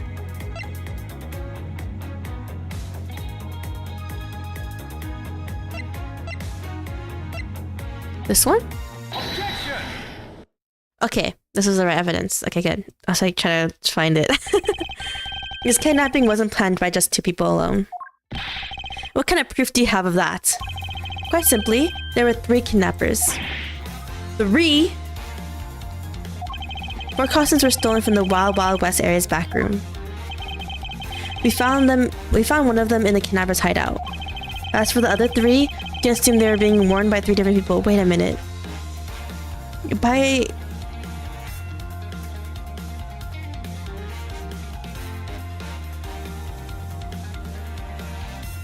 Doesn't this mean that... Wait a minute, does this mean that Lance killed the butler? What? Wait, but why would he kill the butler? What? Okay, whatever. We're gonna see how it happened. Because we're trying to prove that... Right now I'm trying to prove that she didn't kill that butler. So that means Lance had to have done it. Because, like, and he was in on the kidnapping. So I was right for my theory, but I don't know why he wanted to kill the butler guy, though. And as for the other 3, we can assume they were being worn by 3 different people. We also found a set of 3 cups and 3 folding chairs that were used in the hideout. That clearly points to a 3-man group. And I believe this 3rd person is the real mastermind behind the kidnapping. But who's this mastermind? I printed to you the brains behind the kidnapping. Had to be Lance. Take that! Lance Amano? He has to be the only one. Yes, his abduction was in fact schemed by Lance himself. Recall what he said when he appeared before us. You see the faces of your kidnappers? No, I didn't see their faces, but 2, one was a woman. However, there were 3 kidnappers, which is a direct contradiction to what he said. But I know I only saw 2 people. This guy was being held hostage. Probably he can see all 3 of them. Yes. About when you were being held, I have my doubts about what happened then. Lance, would you mind telling us what happened while you were being held captive? I really don't remember much anymore, honest. But if I don't tell you at least something, you won't believe me at all, will you? That's his testimony. I was kidnapped yesterday morning. Had me shut in that room, blindfolded the entire time. But the kidnapper suddenly disappeared around the time I heard rain falling outside. My hands were cuffed, but with a stroke of luck that they left me alone. I made my escape and ran away from that room as fast as I could. Okay. Through the underground passageway, I presume. Are you okay? Sorry, I really didn't want to recall that horrible ordeal, but now you have to believe me, right? No, not quite yet. Oh, how can you not? Why do you look at me with those icy daggers in your eyes? Didn't they know each other, though? Since Edgeworth said he hung out with the family a bit during his time there. Because he's a prosecutor and they're all like that. I'll have you know, Agent Long, a prosecutor's eyes are for discerning the truth. And should they be interpreted to be cruel at times, then so be it. Ugh. There's a sticking point in Lance's testimony. Let's see what he offers up when I push a little. Lance's testimony. Kidnapped yesterday morning. They had me shut in that room, blindfolded the entire time. Kidnapper suddenly disappeared around the time I heard the rain falling outside. Hands were cuffed, but it was a stroke of luck that they left me alone. I just ran away from the room as fast as I could. How did he escape if he was blindfolded?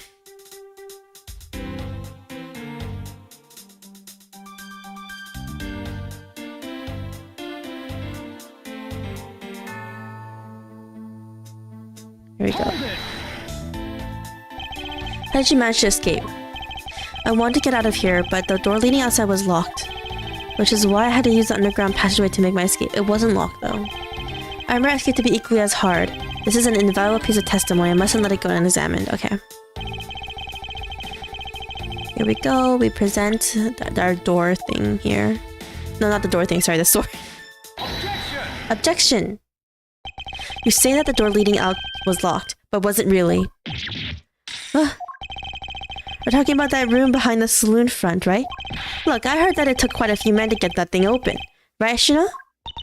Yes, that's correct. Then take a look at this. What is that, a sword? It's not a special reliable one if it's broken like that. Allow me to start from the end. My conclusion is that the door was never locked. It was simply held shut by the sword, which was used to jam the handle.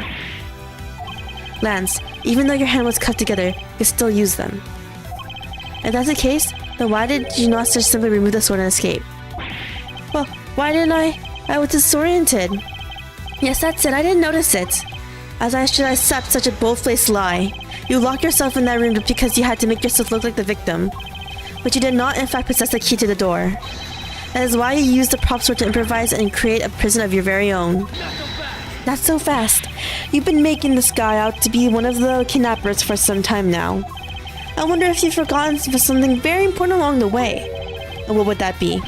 A motive. What else? Do you honestly think that an upright, pure boy like him would hatch up a completely pointless scheme such as kidnapping himself? Yeah, I do. Objection. What do you think about that? That I think that. Wait. This proves that Lance did indeed have a motive to commit this crime. Oh, sorry, not the badge. That was an accident. I can't do an accident today. Where is it? Here you go. Oh, sorry, I meant to present. Take that. To put it simply, Lance had a very urgent need for money. This is hardly your typical love letter. It is, in fact, a collections bill. It appears our upstanding boy has accumulated quite a debt. Isn't that right, Lance? Ugh. That's like it's hard being the son of a rich man, too. It must be rough when you have to resort to stealing from your own old man, huh? Alright, I give up. I took to myself. Lance! It's over, Lolly. In this life, we really are bound to our fates, after all. All I wanted was to go with you to a new town, somewhere where no one would know us. I wanted to be well off with that 1 million, but now that dream is over. A small loan of $1 million, huh? Oh, Lance. Then are you giving yourself up? Yes. I had planned to run away from this world with my Lolly. Oliver even helped us with the plan, but then he had to go and stab us in the back. He turned on you. Did he for real, though? Maybe he didn't want to split the ransom money, that's my guess. It happened almost right after you made the drop-off. But then this guy isn't having a meltdown, so I don't think this is the last... I don't think this is the truth. we need a meltdown for the full truth. When we were alone, he attacked me all of a sudden. After a brief struggle, I was able to contain him and keep him under control. We left him inside that room as Lolly and I made our escape. We wore different costumes and split up. Lolly left first in the blue badger costume. That would mean the person Officer Beacon saw was Miss Pops. Right then, the old man just had to wake up.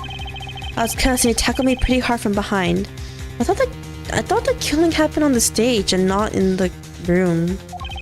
Then Oliver put on the bad badger costume, took the suitcase with the $1 million and ran. Oh shoot, we don't even know where the suitcase is right now, with the $1 million. I contacted Lolly right away and warned her that he had a gun. We had no idea that they were related, so I thought that it could only end badly. I still don't believe it. That person was not my father. Because if he was, I just killed my own father. Lolly, then it really was you? Why is he peeking out of his eyes like that? He's sort of weird, a little weirdo. Okay, but I don't think she killed him though. That man was not my father. I mean, because at the stadium, doesn't this mean that Lance knows that the butler was her father this entire time? Because he literally said, oh, they didn't know, but I'm like, but doesn't that mean that you knew that he was her father? This doesn't omit you from not knowing, Or that was that one statement. Because at the stadium, there was a bad badger pulling the suitcase with the 1 million in it. That badger pointed his gun at me, aiming to shoot me dead. That's why I used the gun I got from Lance. I thought Lance just said that he ran away with the gun. It was a gunshot. The other person crumbled to the ground and I ran scared for my life. The big picture is finally coming into focus, don't you? Ollie, forgive me. I didn't think it would turn into something so frightening. If only I could have protected you. So, Miss Pop shot her own dad without even knowing who he really was? If what she says is true. Are you saying she's lying? But why would you lie about something like that? What purpose would it serve? You'd be surprised at how often people lie without even realizing it themselves, Kay. Huh, what's that supposed to mean? What I mean is, listen very carefully to her confession once more and you'll see. Chain of events. It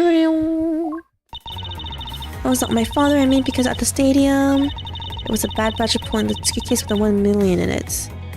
Okay, we should press and ask if she knows where the suitcase even went. Yes, that's how I was able to identify Mr. Deacon almost immediately. It was thanks to what Lance told me. And what did he tell you? Well, he called me on my cell phone and told me that Mr. Deacon had betrayed us and had run off with the ransom money. And about how he had a gun. Okay. That badger pointed his gun at me, aiming to shoot me dead. Okay, let's just press the statements one by one. We were able to clearly see the gun. Oh, true, because she doesn't know if it was a model gun or if it was the real gun, right? Yes, I got a very good look at it while it was pointed at me. Oh, Father, why would you try to shoot me? Do you really think a father would shoot his own daughter, Mr. Edgeworth? I don't know.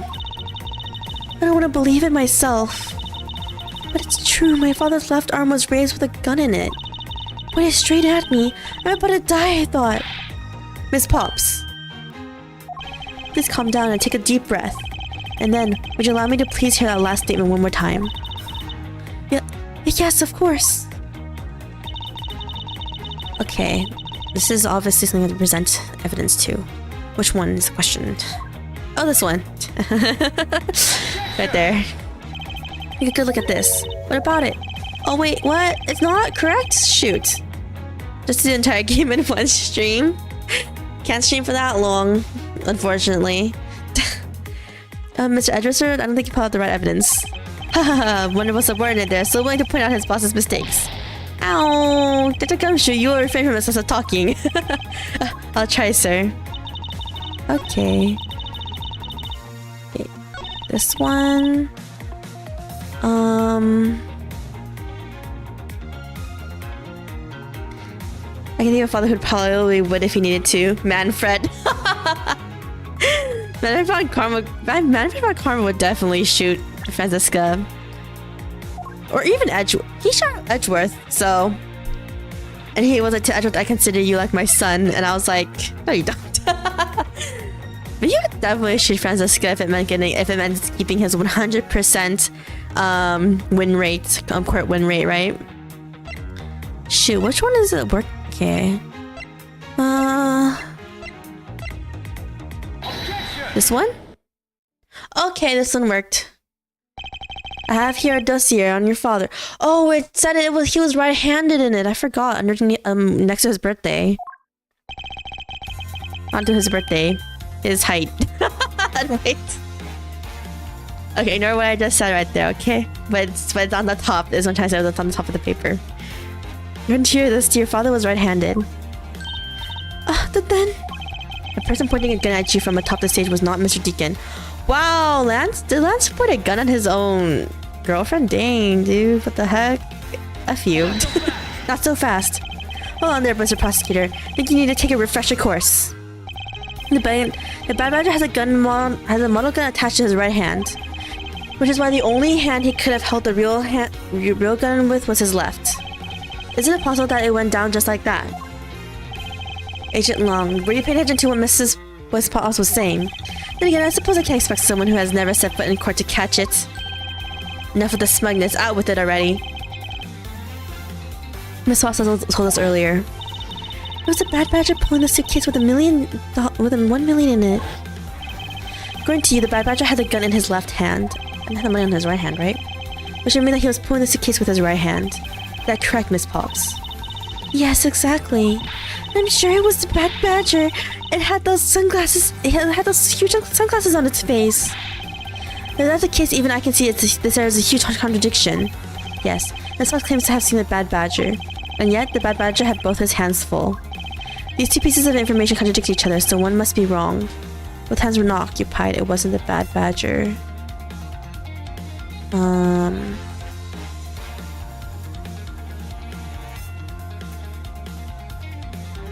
Both are correct. They are both correct. Also, that just leaves us with an irresolvable contradiction. Huh? Miss Paul's entire statement rests on the fact that she saw his sunglasses and beard. Okay. Oh! Wait. The costumes in the rooms. That means Lance could have used the body of the regular Blue Badger, but he was wearing the head of the bad one. So that's why he has two hands free. What if the Badger wasn't wearing pants on his lower half? It's true that there was a way for the Bad Badger to freely use both of his hands. This one. Take that! Costumes have two parts to them, a head and a body. Oh, I get it now! The head Miss Pops saw was probably really the head of the Bad Badger. However, is it not possible that the body was that of an entirely different badger? A different badger? Yes. Or to put it more bluntly, I believe it was the lower half of this badger. The body of the badger Miss Pops was really belonged to this one. Yo. Take that! It may have been a bad badger, but his body was the Blue Badger's. The Blue Badger? Hold on, let's see here. Who was it that had one of these on? I did. And so did Officer Meekin's pal. Oh wait, this was wrong? Whoops. But wait. I'll have to check what I just said from that. Wait, then it had to be the Proto Badger? It has to be this one then. Well, what the heck is it? It's the Proto Badger. Oh, it's this girl assistant talking. It's the Proto Badger. Yes, and it's a simple matter of process of elimination. Miss Pops was wearing the Blue Badger's costume, so we can eliminate that one. And the Pink Badger is of the wrong color, which would have been incredibly obvious. And all that is left is a Proto Badger costume. Miss Pops, who was the one who wore the Proto Badger costume? That would be Lance. Oh, I forgot. Earlier they said that Lauren was the one wearing the normal Badger costume. I kind of forgot about that, to be honest. Not so fast. Are you saying that what I think you are? That Lance O'Mara donned the Bad Badger's head and pretended to be Mr. Deacon, on top of which he plotted to shoot Miss Pops while wearing that his thing. Oh my god. The stage that was set up in the stadium was nothing more than that, a setup. And its purpose was to lead Miss Pops into believing she had committed murder. Standing there in front of Miss Pops and praying to be the victim. It was all done so that she would pull the trigger. I have no idea what you're talking about. Why exactly would I have had to do all that, huh? There's but one reason. Lance Amano, you are the real culprit behind the murder of Mr. Oliver Deacon. What? No! That's slander. Take it back. You take it back right now.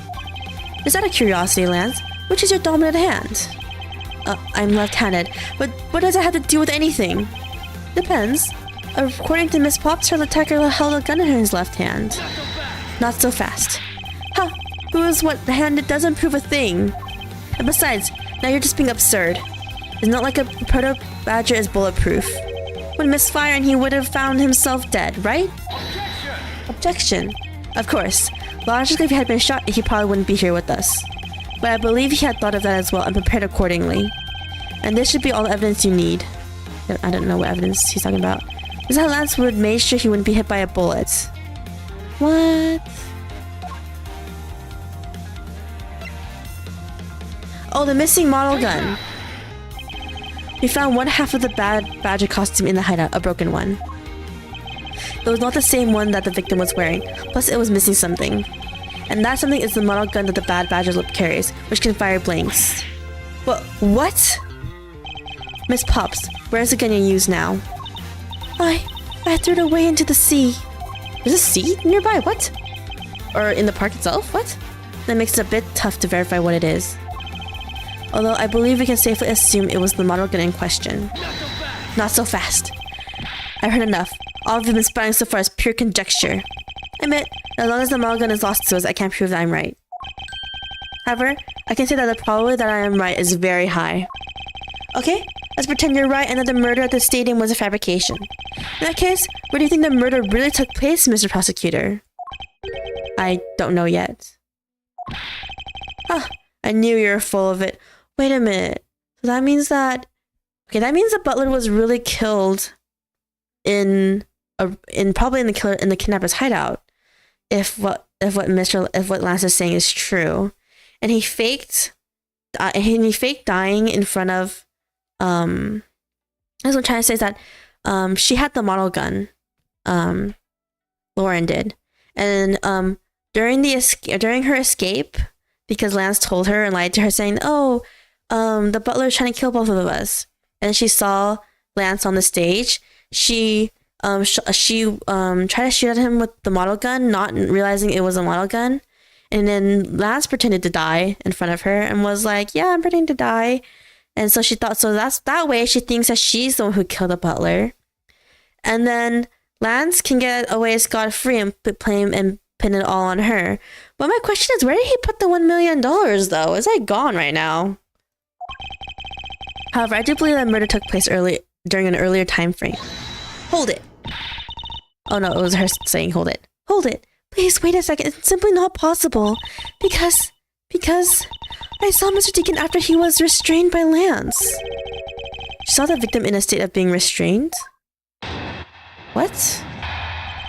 Okay, this kind of throws a little bit of my theory out of the water, but Mr. Pop saw. I came back to the hideout long after the other two. By the time Lance had already subdued and restrained Mr. Deacon. By the time Mr. Deacon circulated to the beam in the next room next door. That was us! I heard that. Two of us put on our costumes and made our escape. So Mr. Deacon must have escaped after the two of you left, right? We thought that it'd attract too much attention if we left together, so I left first. We planned to meet up again at the stage in the stadium. But then, as I was walking through the park, I got a call from Lance on my cell phone. Oliver managed to escape. It looked like he was waiting until I was alone. He also stole the gun from me at the time. Then the murder happens. Mr. Deacon must have overheard their plan to meet up at the stage. Well, Mr. Prosecutor, Mr. Pop saw the victim with her own eyes, which means that the victim was still alive at the time, wouldn't you agree? Why does that sound wrong to me? Because I was the one who was trapped in that room. Think I missed about this account. Let's see what happens when I examine it in more detail. Alright, we should,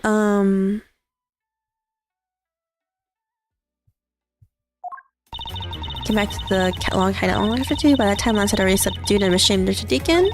This one. Let's press this one. Hold it! Wait, so the reason why the costume head was in our room where we were kidnapped is because he put it on us to pretend that it was us. You are sure that it was Mr. Deacon that you saw? Yes, I'm certain of what I saw. Did you go into the other room to check? Lance said that it was best if I didn't get too close to him. Lance, he's such a kind soul. Oh my god, stop falling in love with this guy. He's framing you, girl. Then are you telling me that you did not confirm that it was Mr. Deacon for yourself? I checked the slit in the door that separates the two rooms. He had a Bad Badger's head on, so I am absolutely sure. That just had to be Mr. Deacon. You saw a Bad Badger head? I had a Bad Badger head. I'm really sure it was Mr. Deacon. Let's see.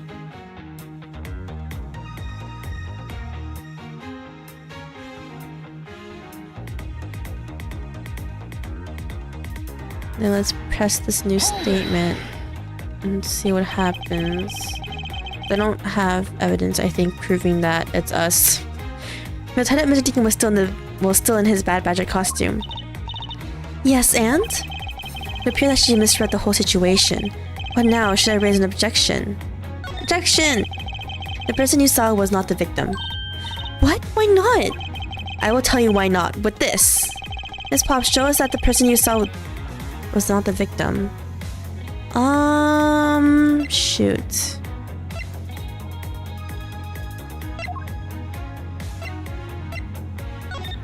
Oh, no. Let me do that.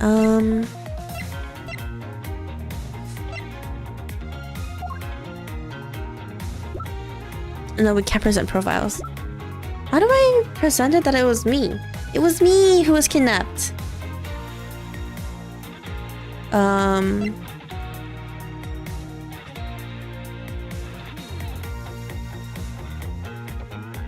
We'll start from... Okay, I'll do this one first. If this one doesn't work, we'll try this one. Take that! Take that. Oh, it did work. Okay. Miss Pops, the person you saw was not Miss Deacon at all. Huh? The person you actually saw was this person. It was me! It was me. Oh, the person I saw was you, Mr. Edgeworth? I always thought it was a bit odd. Why would the kidnappers abduct me even after I had handed over the ransom? It's not as though I saw the face of the kidnappers. If I were them, I would have just taken the $1 million and ran. But in the end, there was a point to it all. It was to make me look like Mr. Deacon. And if that was the reason for which I was abducted, then I believe we can assume that the victim was already dead at the time. Well, Lance, am I right? Oh shoot, we never did an autopsy, right? So we never knew what the time of death was. Because, Miles never just tried to estimate time of death. That's... We show Miss Pops a person, namely me, the bad badger's head on. And then made her costume escape together. Or so you pretended. Oh, what do you mean he pretended? She reacts like she's getting slapped all the time. It kind of makes me feel bad. Exactly that. I believe Lance watched you escape, and then doubled back to the hideout. Probably to come and remove the bad badger head from my unconscious self. And to create his fake prison with the prop sword. He then escaped via the passageway. Not so fast. Hold your tongue, boy. Don't you get caught in that tidal wave of words coming out of Mr. Prosecutor's mouth. Tidal wave? You've heard a lot come out of you, but I've yet to see a shred of evidence. The victim's betrayal and his subsequent detainment. All that kind of happened while you were out cold. That's right, you were out for quite a while, Mr. Prosecutor. If that were the case, Miss Pops would still have seen me tied to that beam. I was scared of Mr. Deacon, so I didn't go into the next room. So I really don't know if you were in there or not, Mr. Edgeworth. You see? It would seem like you can't prove a thing. Oh, we need to prove that it was us, huh? Ugh. Hold it. Who said that? Oh. Ernest, really? Please wait. Mr. Romano. Oh, Miles, my boy. It looks like you're really giving it your all. And Lance, it's not good to cause trouble for others.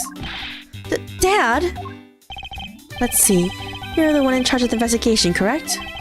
Yeah, that's right. I'm sorry that my son has been nothing but trouble. This probably won't make up for anything, but I have some evidence for you. Oh? Do you now?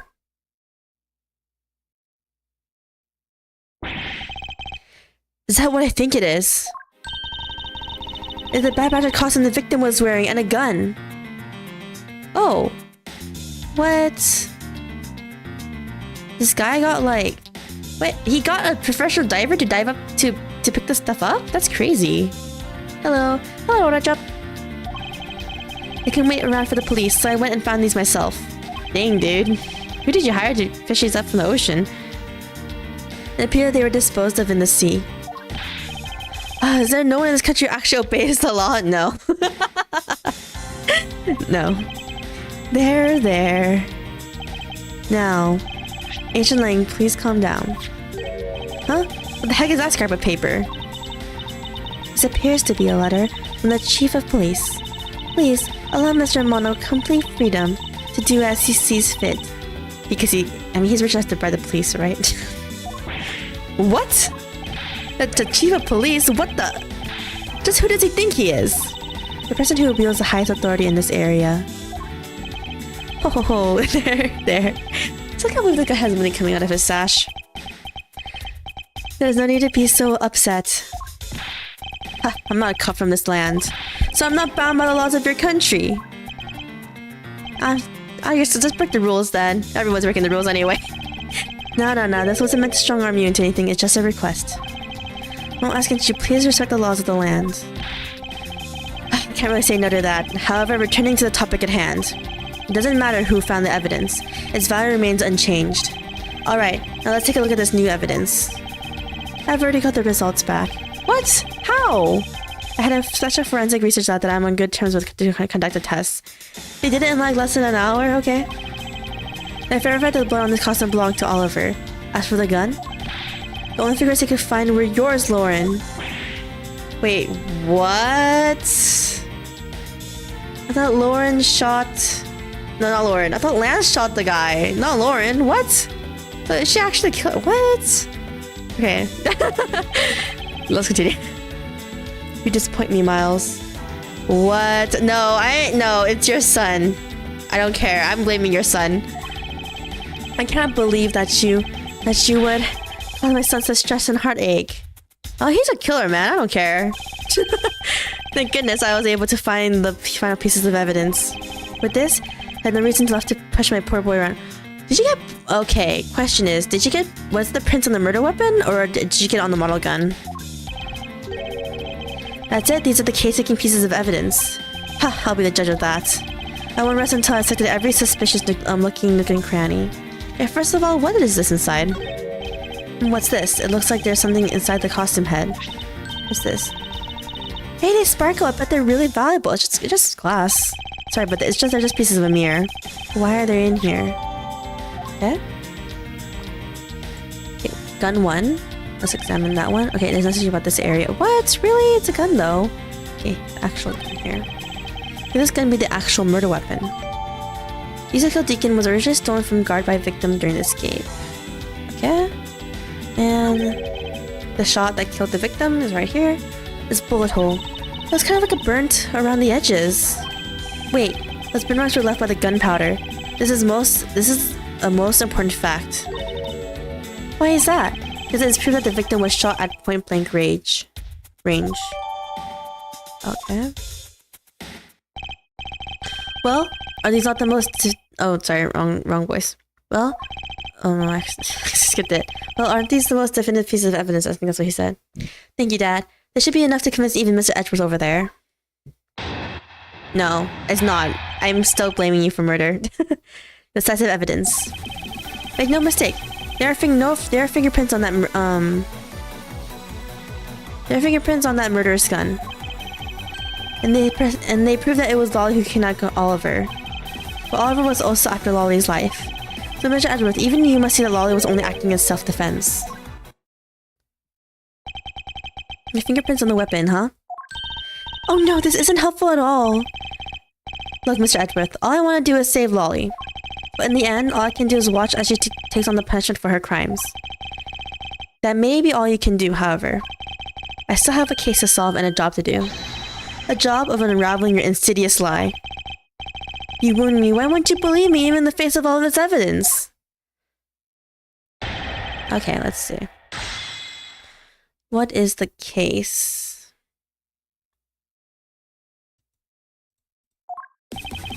Make no mistake, there are fingerprints on that murderous gun. What were the other statements again? I forgot. They prove that it was Lolly who killed Oliver. Oliver was also after Lolly's life. Even you must see that Lolly was only acting in self-defense. But we don't have to press this one because it's kind of unrelated to the... It's kind of unrelated. It's not like really... I'm not gonna give us anything new, I mean. Save for this one. Okay, well, this is the only statement that can be pressed, really, actually.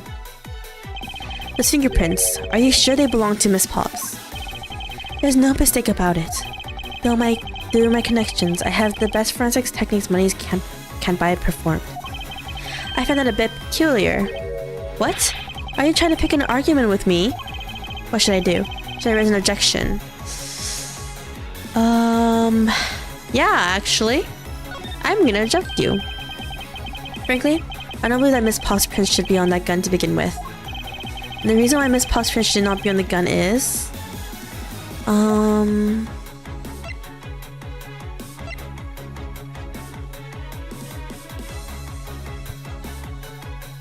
The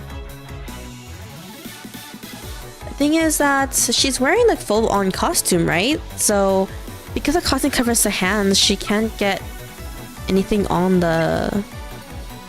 She can't get any prints on the gun. Okay, what evidence proves that though? This one or... No. Oh, this one has full costume, yeah. Take that! Like that. Yeah. So we're not possible for Miss Pops to have any prints on the murder weapon. Because while she was at the stadium, Miss Pops was wearing a costume. Huh? But there's no mistake. We found the fingerprints. Well, Miss Pops, do you remember touching the gun at all at any time?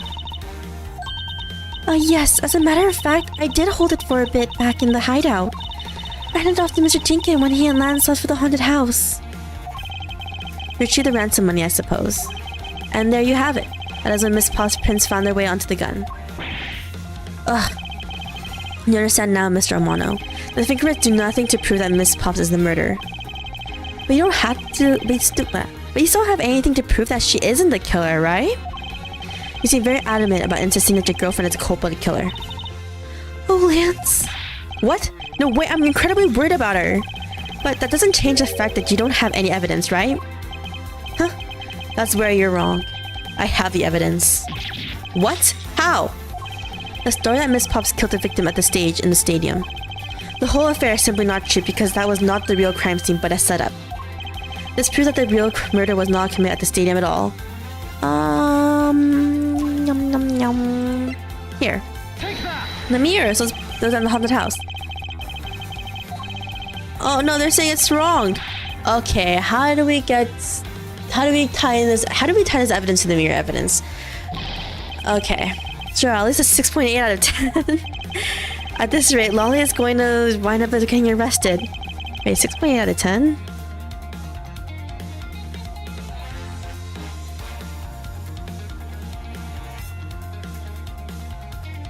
Alright. The murder weapon did not happen at the stadium. Then the scenario where the victim was up on the stage and Miss Pulse was down below must be something that invalidates it. This proves that it was not committed at the stadium at all.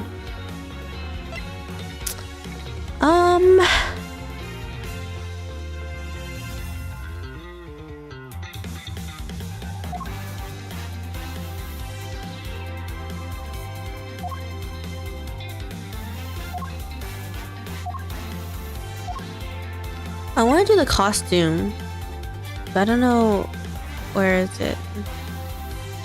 This one? No. Because the victim's costume has the bullet hole, right? There's no blood on the shoulder of it. Oh, it's this one. I need to remember where all the evidence is. I'm like struggling to find evidence. Or which one is the right one. Let's take another look at the costume the victim was wearing. Then I believe... Oh no! Actually, I did it at the... Oh, no, okay. Oh, never mind. I thought I did it at the wrong statement. Never mind, it was the right statement. This is part of the costume that proves it. And... Take that! The burn around this bullet hole was made when the victim was shot point blank range. Wait. That means that... Yeah, that means the stage shooting was fake because... point blank means that the gun was literally right next to... It was literally right up next to the costume and touching the person's body. Oh, so then you mean the murder Miss Oldback saw at the stadium really was? Yes. She saw two people, but they were separated by a distance. If the victim was indeed shot from below the stage, there shouldn't be a gunpowder burn. Ah! Hey, look at you, Mr. Smarty Pants Prosecutor. Since you seem to know all of the answers, why not tell us where the real crime scene is then? That set me up to look like Mr. Deacon back at the hideout. If that's the case, then the murder must have happened prior to the... It's the haunted house because of the mirror shards. Okay, that's how we connected. I was like... Yeah. And the location where Lance and the victim were at just before I was in prison was... Yong, yong, yong. Got it. I know where the real scene of the murder is. The real location in Mr. Deacon was killed is here. Where's that? Take that! I think it's not unreasonable to think the murder took place in the haunted house. The haunted house? Yes, and I have proof that it is highly likely that the victim was killed here. What proved that the real scene of the crime was at the haunted house? The mirror shards. Now we have finally properly done this. These were inside the costume the victim was wearing. They're fragments of a mirror. A mirror? And what does that have to do with anything? Indeed, you don't exactly expect to find pieces of a mirror inside a costume. Yeah, that's actually pretty dangerous. Sorry, wrong voice. Yeah, that's actually pretty dangerous. However, there's one place I can think of where there's a plethora of mirror fragments. And that is the haunted house. Wait a minute. The haunted house there, Streeter just has glass shards on the ground? That's not dangerous to the customers. That's a mono. I propose that you kill Mr. Deacon with a revolver in the haunted house. After that, you stole the blue badger mobile to move his body to the Wild Wild West area. When he was like, oh, I accuse you of killing the guy in the haunted house, I was like, that kind of reminds me of Clue, you know, like, oh, Colonel Mustard killed Mr. Plum with a knife in the kitchen type of thing. The timing of when the blue badger mobile was stolen confirms this as fact. Miles, my boy, say no more. I'm sorry, Mr. Mono, I cannot do that. Not so fast. Oh, come on, what evidence do you have to disprove us? Be quiet. Yes, please do something. Stop that boy from speaking any more nonsense. What? You're the one who told us to find your kidnapped son in the first place. I don't like you now. Ernest and Mono, correct? I meant you. Now be quiet, Grams. How dare you? I don't need words. The only thing I require is evidence. Decisive evidence. And to call these mere bits as if it's a bit too presumptuous, Mr. Prosecutor. What? Sheena, wasn't there a mirror in the kidnapper's hideout? Yes, there was a mirror there. The mirror that's for the haunted house. You see? It isn't possible that the fragments got into the costume there. But Agent Long, there are no fragments on the floor, so the probability is very low. Not so fast. Probability? Ha ha ha ha. Long she says, on truth's path, the word probability does not exist. Oh, he's trying to say give 100% proof, huh? The only thing that does is definitive proof. The question, Mr. Prosecutor, is, do you have the definitive proof you need? Well, Mr. Edgeworth, do you? Do we? Do I have solid evidence that proves the murder took place at the haunted house? The answer is no. See? So since you didn't have any, shut up. Hey. I don't have any evidence yet, but I'm certain that the murder occurred the time I returned the ransom over. At that time, the only people at the haunted house besides myself were Lance and Mr. Deacon. If I can prove that the murder took place at the haunted house, then I can prove Lance's guilt in connection to the murder. What now, Mr. Edgeworth? Agent Long, I have a special request. Yeah? I'd like to prove to you that the scene of the crime was indeed the haunted house. Why in the world are you asking the werewolf for permission? Because I don't really have a choice if I want to find the truth. Alright, permission granted, but you're not allowed to touch a single thing, got it? I'll touch everything. That won't be a problem. All that's important to me is that the truth be brought to light. It doesn't matter by who or how it's done, as long as it is. Ugh. Sheena, I'm here. Put in the paperwork for the authorization immediately. Understood. I'll go get the gate water group's approval. Hold it! Saying hold it now. Who was that? Now. Let's hold on for a second. There's no need to obtain approval. Mr. Mono? Oh, I forgot he has Chief Police Authority. Agent Long, if you would please take a look at this. What is this? Sheena. It's the deed to the haunted house. The deed? Read it out loud. Gewater Land Incorporation hereby bequeaths the property known as the haunted house to Mr. Amano for the lump sum of 1 million, paid in full cash. Wait, what? Does that mean that Erroneous is part of the murder as well? Wait, what? I am very confused right now. What? Ho ho ho. You see, I am now the legal owner of the haunted house. Yeah, let us in, old man. I don't care. Your son is killer, dude. Are you kidding? When did you... I ran into the owner of the park earlier, and we made a deal almost immediately. Yeah, of course you did.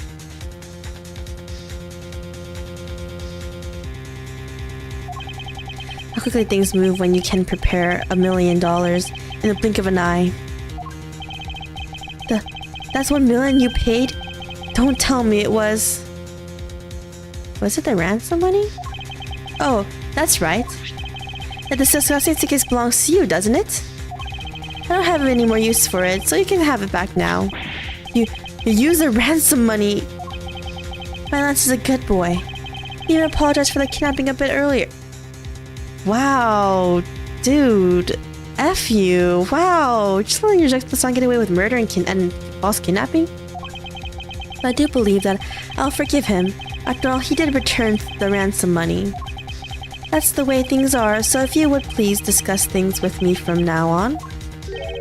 Discuss? What is there to discuss? My permission to enter the haunted house, of course. While we were busy listening to Lance's story, Mr. Mono was out there preempting us. What the heck, old man? I hate you. Permission to search the haunted house is denied. End of discussion. Agent Ling, I want you to arrest the girl. Like, he knows his son's most likely murder. Wow, this guy. And Miles, you should hurry on home now, my boy. If I really lose my temper. Yeah, lose it. Well, just lose it. I'm gonna break in and do it. I don't care. Oh, Mr. Mono definitely has a deck stacked in his favor here. What should I do? If I leave it like this, the truth will be lost forever. I can't believe it. Old man. Old man? You old man. Save your progress? Yes. What should we save over? Save over... Just save over that one, right? Save over this one. Back we go. March 13th, 4:27 p.m. Gate Waterland, main gate. We can't get permission to investigate the crime scene. The truth will be lost. Hold it. We're saying it now. Hold it, hold it, hold it! Okay? Mr. Edgeworth, what are you doing spacing out? I've forgotten. There's only one thing you should do at a time like this. And what is that? When people are in a bind, the hero just appears to save the day. Look, you just leave it to me. Oh! Her little... investigation scene recreating device thing. That thing is gonna be what it is, huh? For I am Kay Faraday, the second of the great Yaragarasu. I thought you were a thief and not a hero. Yaragarasu is a noble and always a thief of justice. That's... of course. We have enough information. I can recreate the inside of the haunted house with this. Plus, if we then factor in everyone's testimony, can recreate oh, sorry, wrong voice. Can recreate exactly what happened when I dropped off the ransom money. We may be able to figure out some new information through this. It's worth a try. Agent Long. So you want to use your little toy? Be my guest. Okay, hang on. You're all about to witness the true power of a real modern-day Robin Hood. With a gumshoe. Is there a copy of the haunted house's blueprint among the police's reference documents? Yes, sir. We got it just in case we need it for the kidnapping case. Alright, I'll input the haunted house data then.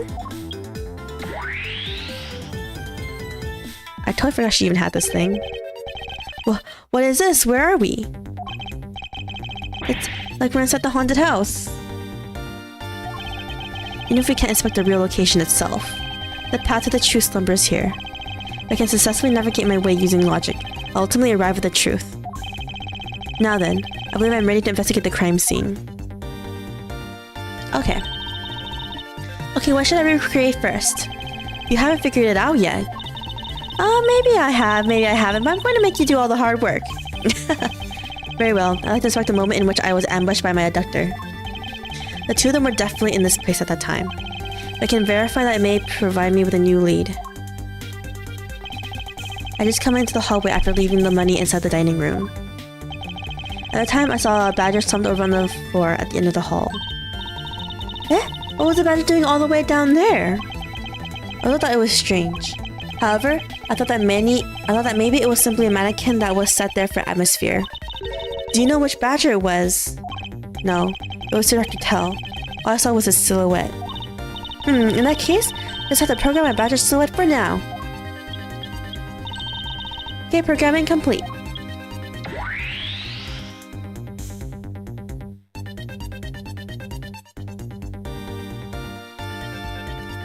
Okay. Then I started walking towards the exit. And that's when you were struck from behind, right? Yes. But that's odd. The hallway's a dead end. Where did your assailant come from? Wasn't it just a guy there pretending to be dead? There's only one location I can think of. I believe my assailant was lying in wait here.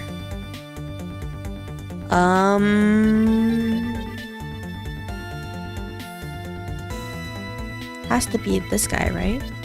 Oh, we still don't have that much HP? Okay, maybe we kind of careful on our HP. I didn't realize it didn't recover. Okay, we need to be careful. Take that! That doll I saw wasn't really a doll. It was, in fact, a costume kidnapper. Oh, so he used the costume as the perfect camouflage to blend in with the rest of the haunted house. Precisely. He waited until I had made the drop-off and was about to leave. And then, just as he saw me take a step towards the exit, he suddenly launched his attack. That's a kind of distance he covered, though, without being hurt, and stepping on glass and stuff. I can think of no better hiding place than this. Hey, not bad. I'm making you think that I should steal this tactic for myself. Just don't do it anything criminal, okay?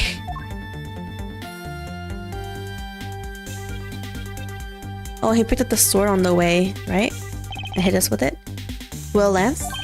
What? Well, what are you asking me for?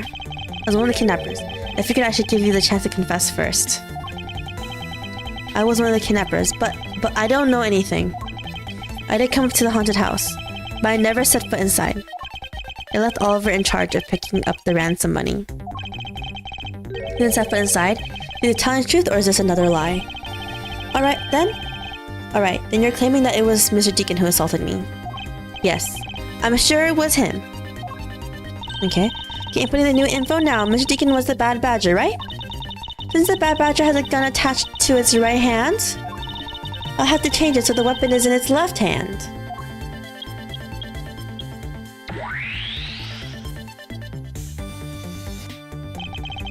Now to verify the facts of this recreation. Okay. What's this? It's a replica of myself. You're totally oblivious to what was behind you, huh? Yes, I suppose I was to blame for what happened to me. It was incredibly dark, which was all the more reason I should have been more alert. I thought I'd never be caught by surprise again. Be caught by surprise in the next chapter, just kidding. You didn't recreate the weapon. Well, I can't exactly recreate something I know nothing about. But tell me, what were you hit with? The attack came from behind, so I have no idea. But I doubt it was someone's bare hands. Okay, so where were you hit? I was hit on the right side of my head, just above my temple. Okay. Wait, that doesn't match though. Because if he was hit with the left, he would have been hit on the left side of his head. There was a bit of blood, but it wasn't anything serious. Ouch, that's painful. Why are you smirking like that when you say it? Just your imagination. Now let's see. I wonder if there's anything in the hallway that could have been used as a weapon. I'm looking for something the culprit could have used to hit you with. Oh, whoops. I accidentally pressing the prosecutor badge. Okay. Here we go.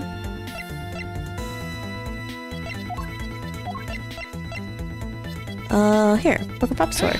Take that. I have it. There was indeed one such object lying there in this hallway. A prop sword. Are you talking about this thing here? Yes. Although we did find it at the kidnapper's hideout. Wait. Yes, it's possible that the culprit took it with him after using it on me. To leave no evidence behind, right? Correct. It may be worth a more thorough examination yet. Okay, so what test do you want to run this sword? Test with luminol dust for prints.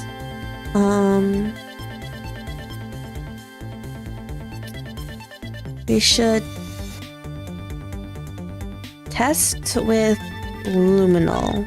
Because if it was used to hit us, it would have blood on it. The culprit was wearing a costume at the time, so the fingerprint analysis is useless. Let's run a luminol test. It's possible that some of my blood found its way onto this. Agent Long, may I ask for your cooperation in this matter? I have a choice. Shina, call the lab boys. Understood. Except for a dab on the left side, it would appear that the blade is spotless. So it must have been the left side of the prop sword that hit you then, right? Alright. Okay, I'll update the recreation with this new piece of info.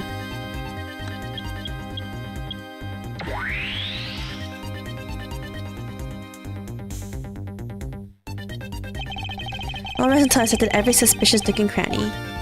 Alright... You know, the Bad Badger's pretty bad looking when you see him up close. Oh, well, what do you expect from a character named Bad Badger? And those sunglasses, wearing them in the dark makes them seem extra bad. Now I'm lost, which meaning of bad does she really mean? Anything else we can look at? Sword. And next instant, this badger will sing his left arm complete with the weapon in hand. Yes, to cut me with the left side of the prop sword. Try to recreate the moment of the impact. I want to see the pain expression on your face. What the heck, Kay? What the heck? It's just fine the way it is. Huh? Wait, maybe not. It's just my imagination. Or something not quite right. Us. It's me. I have to say, it's rather embarrassing to see myself like this. Also, what were you thinking about at the time? I don't recall, but I think I would have guessed I was thinking about the kidnapping. Really? Because I don't think so at all. Your face practically screams, I'm about to be conked over the head. If I had known at the time, do you think I would have let myself be hit? Anything else important to know? Okay, so we'll deduce. This spot's somehow connected to any of the evidence I hold.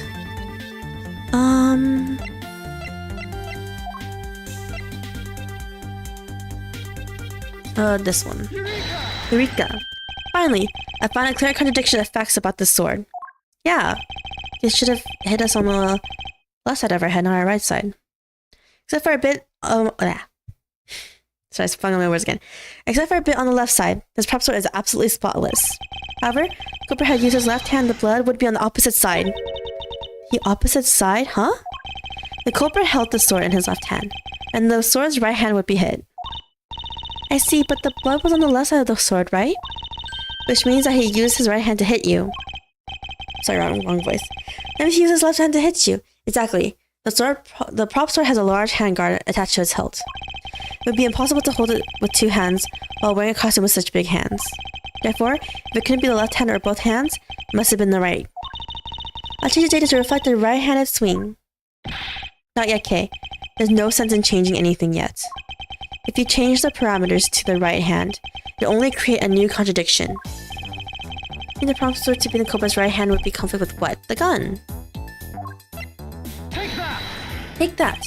The Bad Badger already holds a gun in his right hand, so he can't hold a sword in addition. Hey, that's right, then what now? If it wasn't his left hand or his right hand, it means that the one who struck me could not have been the Bad Badger. Are you paying attention, Lance? Ugh. The Deacon could not have been the one who struck me. Which leaves only you as our primary suspect. Ugh, fine. It was me, I hit you. This kid. Oh, he's not a kid, he's 21, right? This guy. Here's that you lied to me yet again. But see how quickly they catch up to you, Lance. Wait, isn't Lance left-handed? Yes, but that's what makes this deception all the more interesting. He used his right hand to make it look like Mr. Deacon had been the one to strike me. Where you see, firing a gun with one's non-dominant hand is difficult. But that level of dexterity isn't required to swing a prop sword. Sure, you don't need, you don't really need your dominant hand to swing a sword. Okay, please input this new data. The one who hit me from behind was Lance. Or should I say the Proto-Badger? You got it. Here I go! Imagine everyone else who's like seeing this from the outside is going, what's that weird glowing dome? Now we have a faithful recreation of the situation on the attack on me. Alright, all I had to do is examine this new recreation and... Not so fast. Ha ha ha ha ha. Again! What's wrong this time? Exactly, it's so funny, Agent Long. That amusing little gadget is sure packs a punch, right, Sheena? Yes, it was all I could do to hold my laughter in. Hey, don't make fun of little thief, you mean old werewolf. Me and Mr. Edgeworth bring out the best in each other. Don't replace Gumshoe, he's trying his best. You had your little fun, but now it's my turn. I sat quietly by listening. But the crude conclusions you two keep spewing don't whet this wolf's appetite. Okay, what's the issue? There's no guarantee that your toy will always show the real situation at any given time. All it displays is whatever information you put in there, right? Well, when you put it that way, your suppositions are wrong. It's not your fault, so I'm going to let you in on this. There's a trick to this haunted house. What? And what may that be exactly? A trick beyond what your tiny imagination can produce, Shinna. Here you are. What? Now then, what you miss, girlie? It's written right here in this pamphlet. The 7 Wonders of the Haunted House. The Disappearing Badger. What? But what is this? I say that someone around here is fond of theatrics. As you can see, I set a doll down at the end of the hallway for that purpose. Basically, the blue badger you saw was just a stupid doll. Shoot. How can this be? That throws your whole theory about it being your attacker right out the window. Well, Lance just admitted that he did it though. So what are you gonna do about that, huh? Ugh. But that can't be right. Maybe the culprit hid the doll somewhere. And then he laid down and pretended to be it instead. Not so fast. If the criminal couldn't even hide himself in the hallway, how could he hide a giant doll? Huh? Do you get it now? Thanks to your presumptions. Your logic started off weak and led you to a completely wrong conclusion. Now get off your high horse. Sir Edgeworth. Okay. I wonder if you could please input the new information for me. Don't know when to quit, do you? I can't quit. Not until I can declare that I found the truth. Agent Long, for the additional information you have my thanks. There you go again. Let's see if I care. Okay, I'm uploading the recreation data now.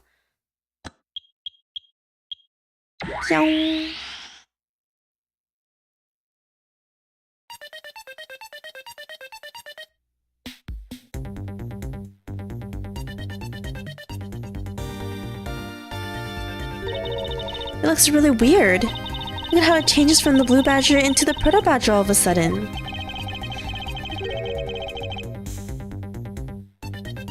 The Sundover badger was just a doll. Where was my attacker hiding? Well, that's what we're gonna find out, right? Come on, Mr. Edgeworth, let's go. Yes, let's. This recreation can't be right, which means there must be a contradiction somewhere. Okay. We can talk to everyone, huh? Mr. Possum, by hand, I will prove your innocence in the murder of Mr. Deacon. Therefore, please don't fret. It will soon be over. Huh? Do you not trust me? That is... Your face is all beet red, Mrs. Pops. No, I can't. I have Lance. Lolly, don't tell me you like that guy more than me. That's... Oh, why am I so pathetic? Illustrated by even a single glance. Oh my gosh, Lolly. Pops, Lord. What is exactly she going on about? I think you have another guilty person on your hands, Mr. Edgeworth. Okay, what about Mr. Mono? Miles, my boy. What is the meaning of all this? You plan to pay me back for all I've done for you with the conviction of my son. See? You know, I had a feeling you weren't a good person because you're friends with Manfred von Karma. And you still called him a dear friend, and I was like, you know he was accused of murder, right? And he's actually in jail right now for it, so... Because it was proven true, so I'm like... There's gonna be something up with this guy. I've not forgotten my debt to you. However, your son's crimes are a separate matter. Furthermore, I cannot ignore the truth when it's right in front of me, before me. Oh, you will regret this. Promise you that. No matter the outcome, I'll never regret the choices I make. But Lance... Don't lie all you want. We'll all be for not Lance. As soon as I expose the truth, you'll be placed under arrest. How can you do this after all my dad has done for you? I don't care. Murder this guy. What your father has done for me is related to the charges you face now. Unbelievable. You know, you're just like a boy right now, Mr. Edgeworth. That's kind of true. If I'm not serious about this, he'll never understand the true gravity of his crimes. I'll not allow him to remain a child forever. Haha, now you sound like a dad. Okay. It's the prototype who struck me. I suppose I should really say that it is Lance. Oh, are you gonna get him back? I need not resort to violence when the lawsuit I plan to bring to court will suffice. Really? Because I would have totally decked him right back. If someone steals from me, I steal something from them. And if I get hit, I hit them back. If I get paid, I return the money. That's the secret to how the great thief works. Are you saying you're poor? But their statement doesn't seem to be of much benefit to her survival. Same. It doesn't gumshoe. I can't believe what I'm seeing, sir. The space that I'm standing in. It's like out of some crazy dream. Except that this isn't a dream. This is something Kay's gadget. No, wait, this is exactly like a dream, sir. I've never been so impressed. It's a miracle. I'm sure is impressed. Hey, I'm so glad you like it. Oh, so this is a product of your gadget. I wish I had one too. Well, once this is over, I'll let you play with it a bit if you want. You'd do that for me, pal? Thanks. Alright, let's wrap this case up already. I like these. I wonder if they understand the seriousness of this situation. Thanks for letting us use, Little Thief. Well, he says, reject not those who seek the truth. So keep in mind that I'm not doing it for you. I'm doing this for the truth. Don't worry, I understand. We may have different methods, but our wish is the same.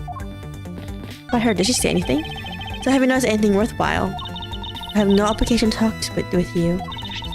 I'm fine with just Little Thief just in solving in this case. That toy is very well made. Haha, that's because it's the heart of the noble thief Yatagarasu. Yeah, that's something you want to be advertised everywhere. So Shino, what exactly is the source of this extra-dimensional-like space? I believe this is nothing more than projection from that girl's toy. So it's an illusion, right? Yes. I don't treat this like some sort of silly light show. Kinda is though. But like actually really useful. Mirror? But if you could look around, it almost feels more like a house of mirrors. Indeed. Has ever heard of this many mirrors inside a haunted house before? Well, as we know, this is the real crime scene thanks to the mirror shards. Wait, so we haven't updated on the mirror shards? Hey, wait, these shards, there's something different about them. Oh? The ones we found earlier are thicker than the shards from these mirrors on the wall. And look, some sort of design on the back too. Pieces from that costume are certainly different from the other mirrors. What does this mean? Could it mean that our pieces are not pieces of these mirrors? Different from the mirrors on the walls. Very thick on the design. It has a design on the back. Okay. Pieces of a set of armor in a pile here. But I think they almost always have sets of armor inside haunted houses. I suppose this sort of interior design is meant to bring out a sense of abnormality. Why do all your explanations have to be so hard to understand, Mr. Edgeworth? Now I'll try explaining it again, but this time so that a thief like me can get it. That maybe proved to be most difficult task. Alright, what's this? This is where the proto-badger shows up in a recreation. Yes. Oh, sorry, wrong voice. This is where the proto-badger shows up in a recreation. Yes, now the question is, where did he come from? Yeah, but there's no place to hide in our current model. There must be an inconsistency somewhere. Mirror there. One reason to accept every suspicious looking cranny. Okay. This blue badger is just a doll and used for this haunted house. But the one who killed this blue badger was the bad badger, right? According to the Blue Badger Bible, it says that they are each other's worst enemy. All because of one's unallied justice. That was a vile criminal with a gun? Perhaps they're destined to battle each other. Much like the Steel Samurai and the Evil Magistrate. Favorite show, okay. So we can deduce here, but I don't think we have enough evidence though.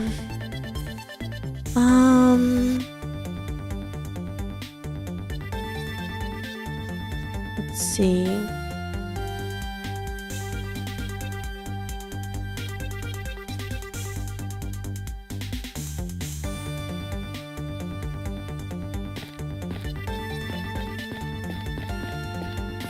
Maybe he took off the belt? Maybe he was hiding in this, but he took the belt off. I don't know. Okay, let me see.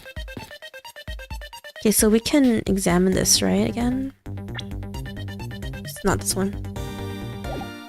Meant to do this. I'm gonna check the water.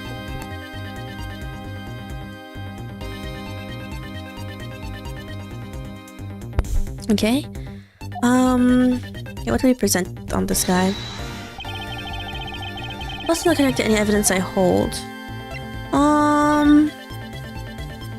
Let's see, anything different?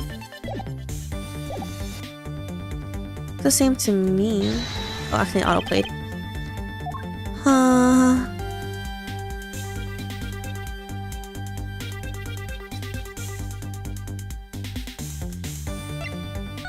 Let's see.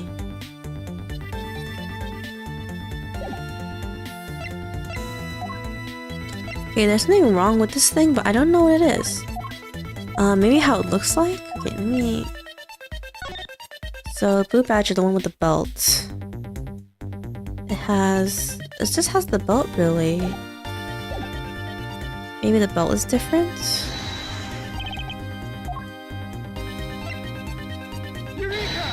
Let's see. I mean, is the belt removable? If it's removable, he could just have pretended. He could have just what? Sometimes he could have used the body of this guy with the belt off, maybe. Oh, there's something wrong with this blue badger. There is. So is it really the belt? Huh? Like what? The way the belt is on him is opposite of how it should be. Did you make a mistake? That can't be. I inputted the image data exactly as it is in the pamphlet. So then why is the blue badger dressed up in reverse? Oh. So the pamphlet and the actual one is not the same? Okay. What does that tell me though? Okay. Maybe here can help us. Oh, it was reflected in the mirror incorrectly. Okay. Okay, do you remember what you said earlier? What I said earlier about what?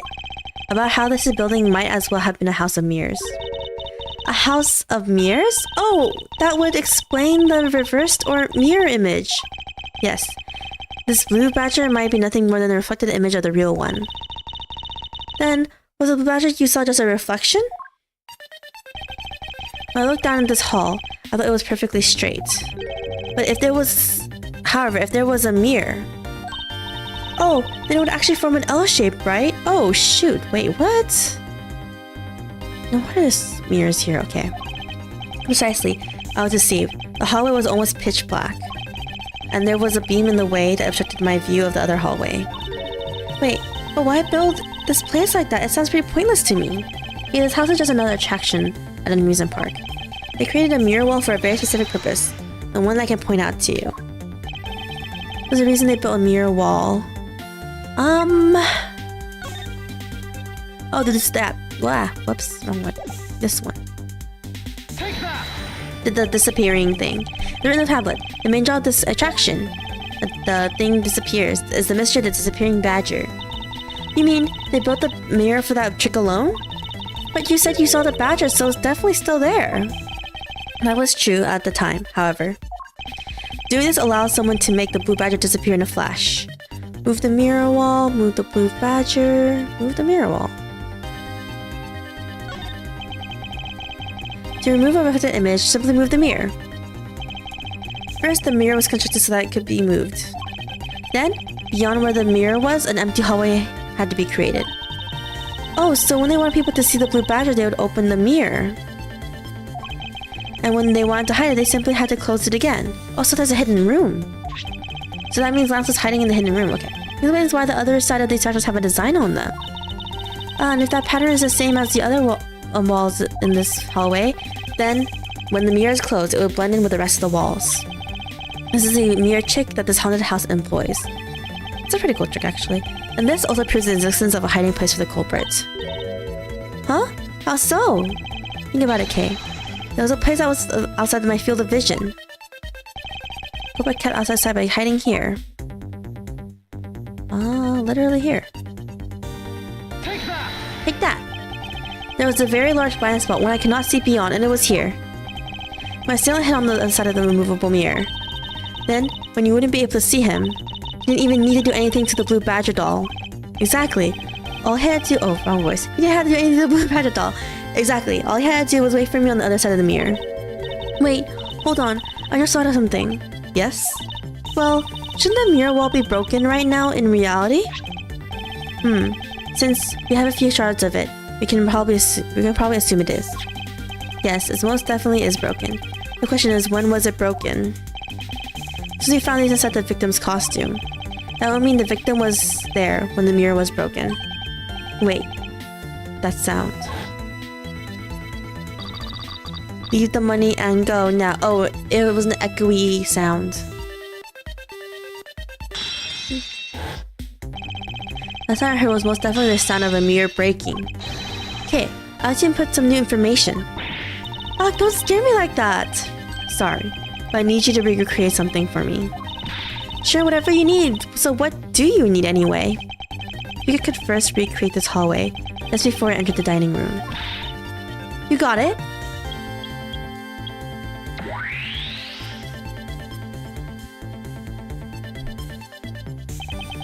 Dang. This is really elaborate, huh? Now this, I believe this is how it was right before I entered the dining room. So that means the guy was killed at the end of the hall. Okay. By the time I thought it was but a single straight hallway. And when I went inside, it was around then that I heard the sound of a mirror shattering. You heard what then? Yes, I believe it was then that the mirror was broken. Okay, so when you stepped outside into the hallway again, the mirror wall should no longer exist. Okay, please recreate that. Got it. Da-da-dum-dum.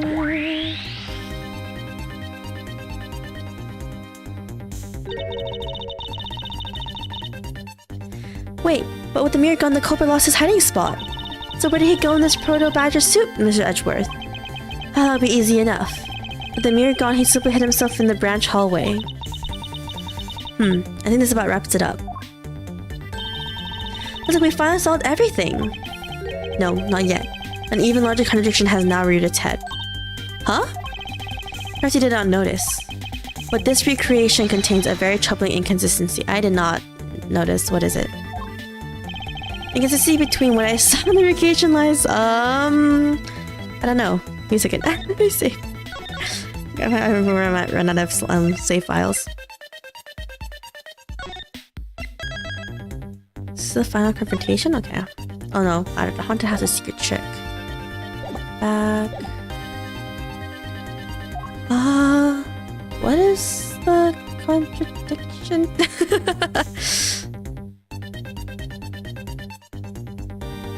Let's see.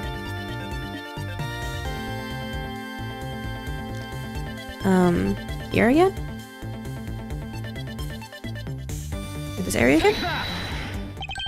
Okay, take a look at the end of the hall. Okay, it is, but I don't know why. Okay. Oh, there's no blue badger there. Oh, yeah. Look, the blue badger that I saw in reality is not here. This is the final point on this long chain of logic. The last remaining contradiction. Okay.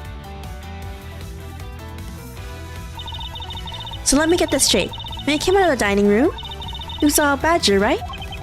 And that is precisely where the final contradiction lies. Something that shouldn't exist was there before me.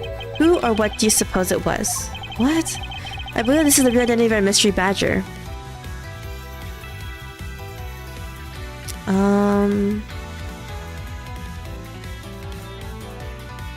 The dead body?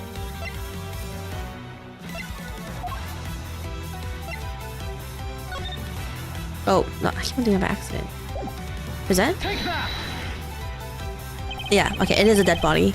The badger I saw wasn't actually the dead victim's body. Ugh. What? Yeah, makes sense. Cause the fake empty one would still be in the little branched hallway room.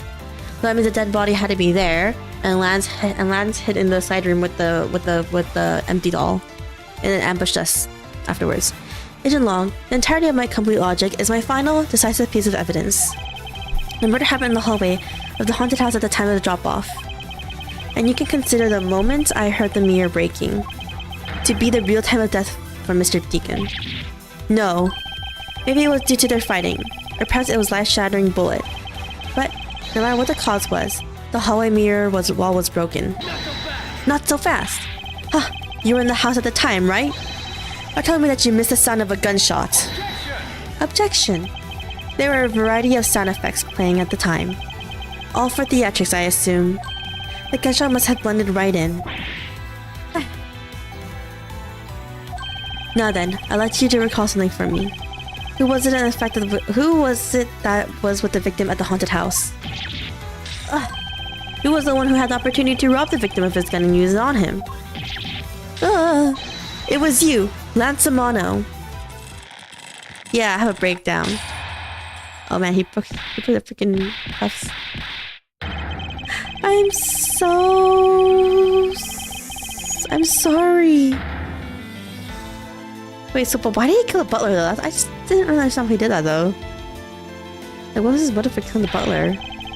But I had a choice. Oliver turned on me all of a sudden. Oh, so he really did turn on him? He's not been turning violent right after I hung up with you. He shoved me to the ground and straddled me. I fell back as hard as I could and grabbed his gun and I shot him. Oh, so the dad really did want to steal all the money. Okay. Or the butler, I mean. The bullet went through his body and shattered the mirror. If I hadn't taken his gun and shot him first, I would have been the one you found. He's a hardened criminal. He escaped from jail. See? That just justifies self-defense. Okay, but it doesn't justify him trying to hide all the crime, though, and pinning it on his girlfriend, does it? No, but we're only trying to protect himself. That remains to be seen. Will have to be resolved in court. Agent Long, I'll leave the rest to you. Heh, as if you were the one in charge around here. Guys, arrest these two and get them out of my sight. Oh wait, I don't think to do with the murder. I mean, you try to impede the justice process, so you might get jailed for that, or fined. One person should be arresting his Lance. The dad? Oh my god, he actually fainted. What the heck?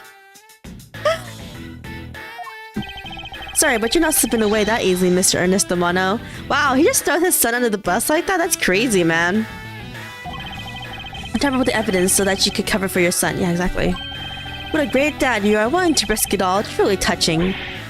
Ugh. By the way, do you know why I'm really here? And how could I possibly know the answer to such an asinine question?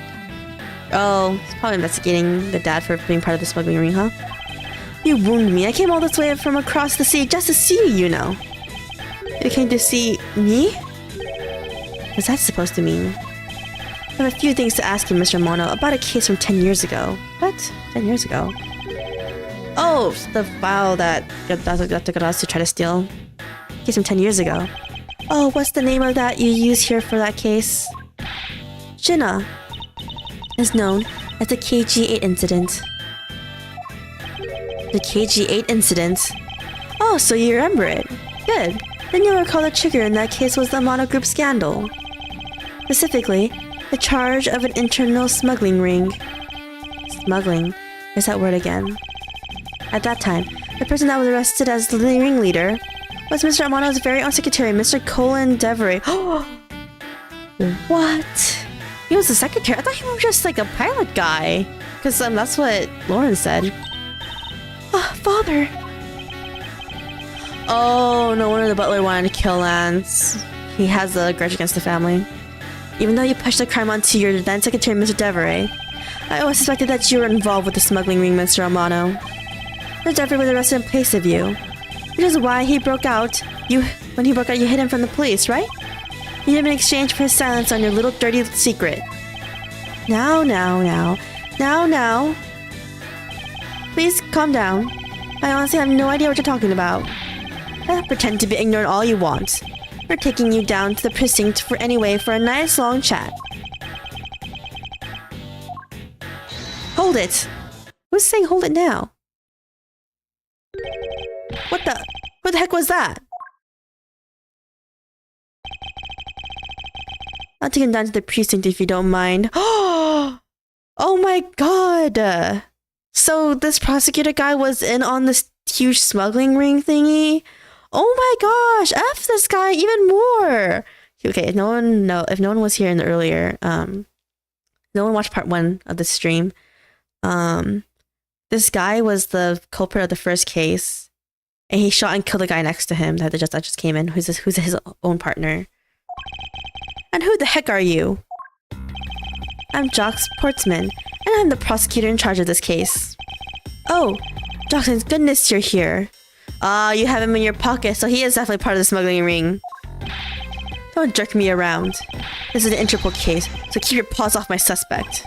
Sorry, but I can't comply. I've got the backing of the prosecutor's office. See, in this country, we prosecutors work with the police to bring cases to court. So, if you could please cooperate with me here, that'd be great.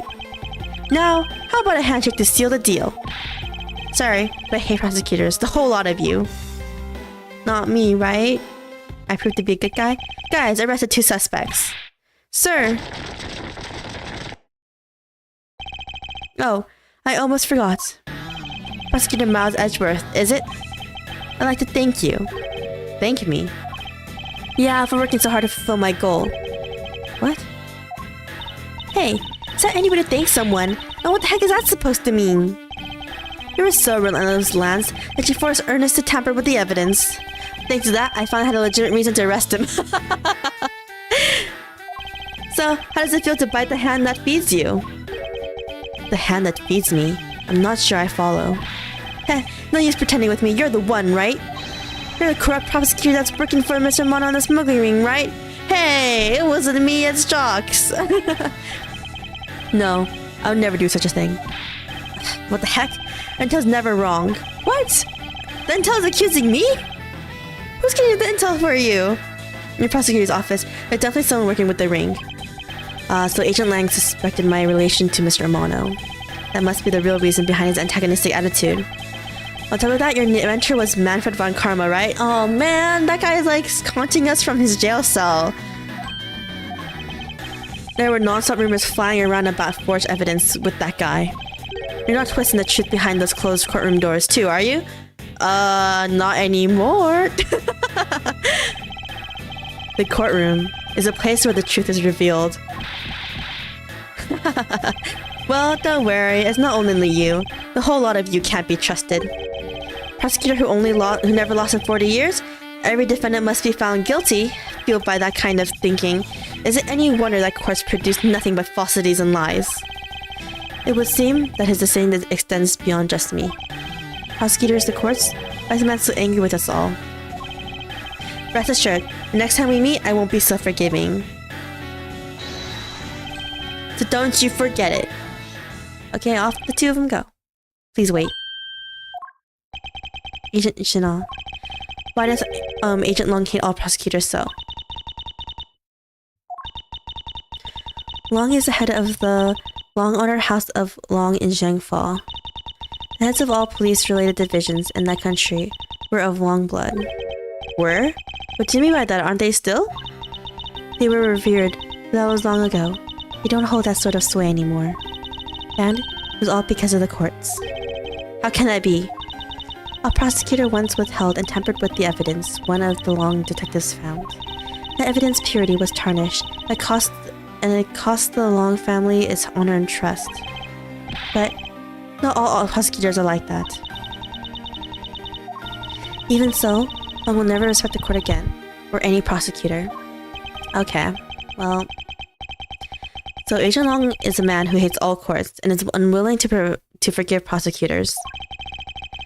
Man, what a piece of work that guy is. You're a piece of work too, dude. Come on, Jim, we better catch up. Yeah. We still got to deliver that thing to the old man after all. Yeah, go. Meet him in jail. Did it a gumshoe? I believe it's time we wrapped up and headed out ourselves. Yeah. Are you going home, Mr. Edgeworth? No. I've done nothing but be entangled in one mess after another since my return.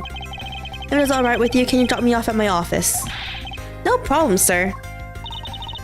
Excuse me? Yes, what is it? That is... Thank you very much. Aw, it's okay. No need to thank me, pal. Just doing my job as a detective. I guess I was fooled pretty badly by Lance. Still eating your ring pop ring. Stop eating it. Step on it. Oh, cruel fate. What's a woman to do when she's hurt by the one she loves? I think I never realized my father was right there. Never said anything to him. I knew it. I'm a failure. Aw, there she goes again, talking to herself.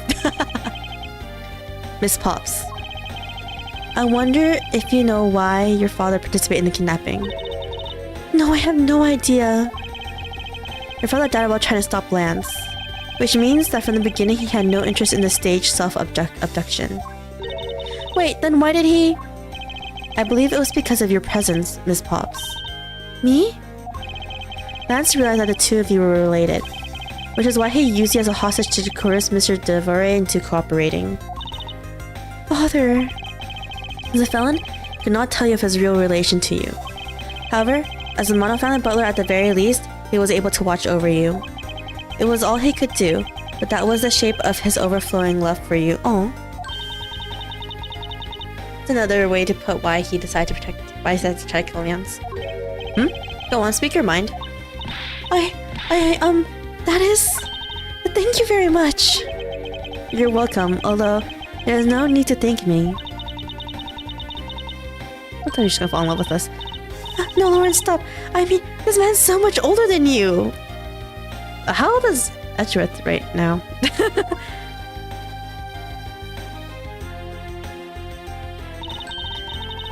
So you completely stolen her away, Edgeworth. Oh wait, we can actually check here, right? She is 19. Oh, Edgeworth doesn't have a profile on here, so we don't know what his age is. Should be late 20s though, right? Like, not super late, but he should be like 27, 28, 26. I don't know how old. I don't know how old Edgeworth is right now. Way to go, sir. Your technique is way beyond the level of a great thief. What are you going on about now? Wow, your deducing skills may be sound, but you have no street smarts. That's Mr. Edgeworth for you. Gumshoe. Yeah, I mean, he still hasn't figured out who I am at all. Wait, we met her before? You haven't remembered in all this time? I guess I'm just going to have to say it. This isn't the first time we've met, you know. What? What do you mean, pal, Mr. Edgeworth? How do you know this girl? Looks like you totally forgot me too, Gummy. Oh, shoot. He met her too? He met her too? Here, maybe this will jog your memories. I promised I'd return this to you one day, remember? That single piece of cloth took me back far into my past. Almost been 10 years ago, right? That fateful day 7 years ago, when I first met the then child Kay. And you did a Gumshoe. Oh, it's the first time we met Gumshoe in this case too, in the next case too. The end. Save progress. Yes. Let's see.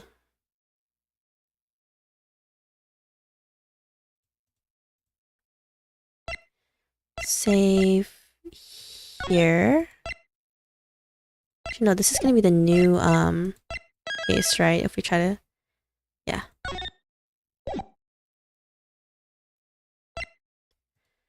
Let's see. How much of this should we? Okay, I'll play a little bit of case 4 actually. And I'll re-update the thumbnail for for Friday's stream. I don't know how much of this will play though. Mostly because I don't know how long it is. But we'll play for like another like hour or two. And we'll see how it goes. Okay. Yeah, I think we're gonna play like a little bit more, and then we're gonna do a chunk of case 4. And then I think we're gonna split the remaining game into 2 streams where we finish up 4 and play a little bit of 5 actually. And then the last stream is us gonna be finishing up 5. I think we're gonna do it like that. Okay, start episode.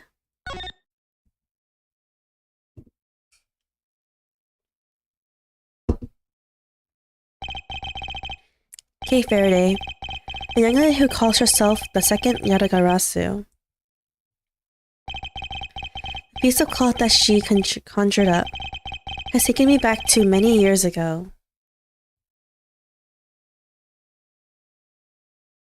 Seven years earlier.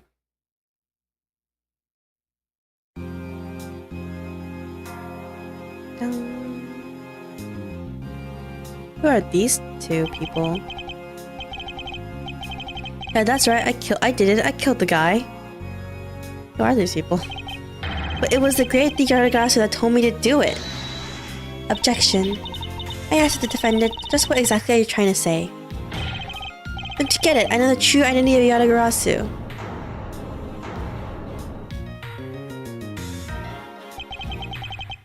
The Yadagarasu is a man standing over there at the prosecutor's bench. Are you saying that I'm the Yadagarasu? What the freak? But you did deny it. You told me to kill him when you snuck into the embassy. Are you claiming Mr. Faraday? is the Yagarasu. Exactly what I'm trying to say. Mr. Rell, I think we've heard that's enough about you. Your Honor, please listen to me. I am telling the truth. Oh, that's her father. You gotta believe me. So Kei's father was a prosecutor? Was he a prosecutor? Oh, maybe. According to the defendant's accusation, a new prosecutor shall be called to replace Mr. Faraday. This court will be in recess until the new prosecutor is ready. Bing! Bing, bing, bing, bing! I missed that. Gavel. December 10, 3:20 p.m. 7 years ago. District Court, 3rd floor lobby. Oh, it's young Miles Edgeworth. No time for me to enter the courtroom. And so it is that my first assignment as a prosecutor will be as a replacement for a prosecutor has been accused by the defendant. Okay. Edgeworth. Oh my god, it's Von Karm. He scared me, dude. I forgot this was a flashback already, and I was like, how is he here? Sir.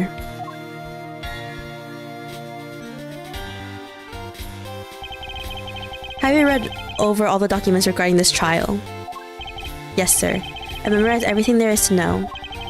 Very good. The paperwork for the prosecutor substitution is just about complete. Edgeworth, always bear in mind that as your mentor, I, Manfred von Karma, will have nothing short of perfection. I understand, sir. To have the chance to stand in court at such an early stage in my career, I'm honored and proud. As I watched over your studies, I'm giving you this very rare chance. Prove yourself. Crush the defendant's pathetic lies into oblivion. Yes, sir. Yeah, he's evil, guys. If no one has watched the first 3 games, or the first game. That was such a legendary prosecutor will be watching and judging my performance. I have to be perfect in every way. What's this? A bulletin board. There are trial schedules posted on it. Trial schedule for this week, huh? There's only 2 days trial listed. Please have a mistake, or this country's judicial system is not working as it should. Who are you? This is so good. Go! I could drink a whole gallon. Oh my god, guys, calm down. Just fountain water. I've never heard of water that tastes that good. Maybe I'll give him a minute. Go. Is he found gulping an entire reservoir dry? Maybe. Hello, old lady. Excuse me, madame. Is there something the matter? I thought someone would have bought hors d'oeuvres by now. This is, not a restaurant.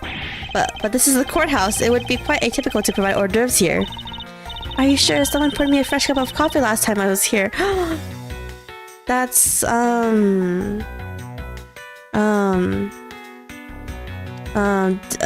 Prosecutor Godot. Yes. Godot.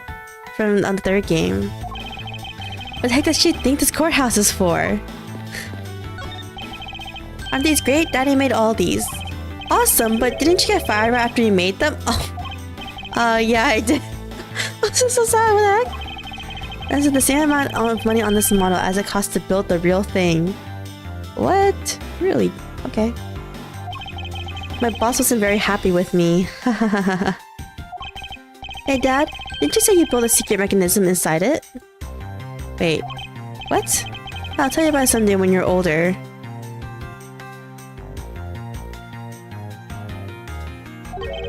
Secret mechanism? Maybe insult as payback for getting fired? Could be trouble. Now I'm curious. Okay.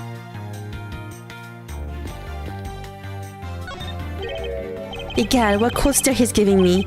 However, as a type of Von Karma, there's no option but to win.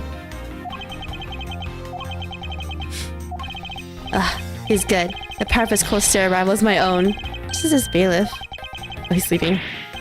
He's sleeping while standing up. Couch here? Delicious and beautiful leather sofa. I must say, every part of this courthouse is meticulously well kept. Although the positioning of the sofa puts one under the direct gaze of the judges. Okay. The witches in the corner has had quite the beard, and has gallantly parted with their beloved hair. I see.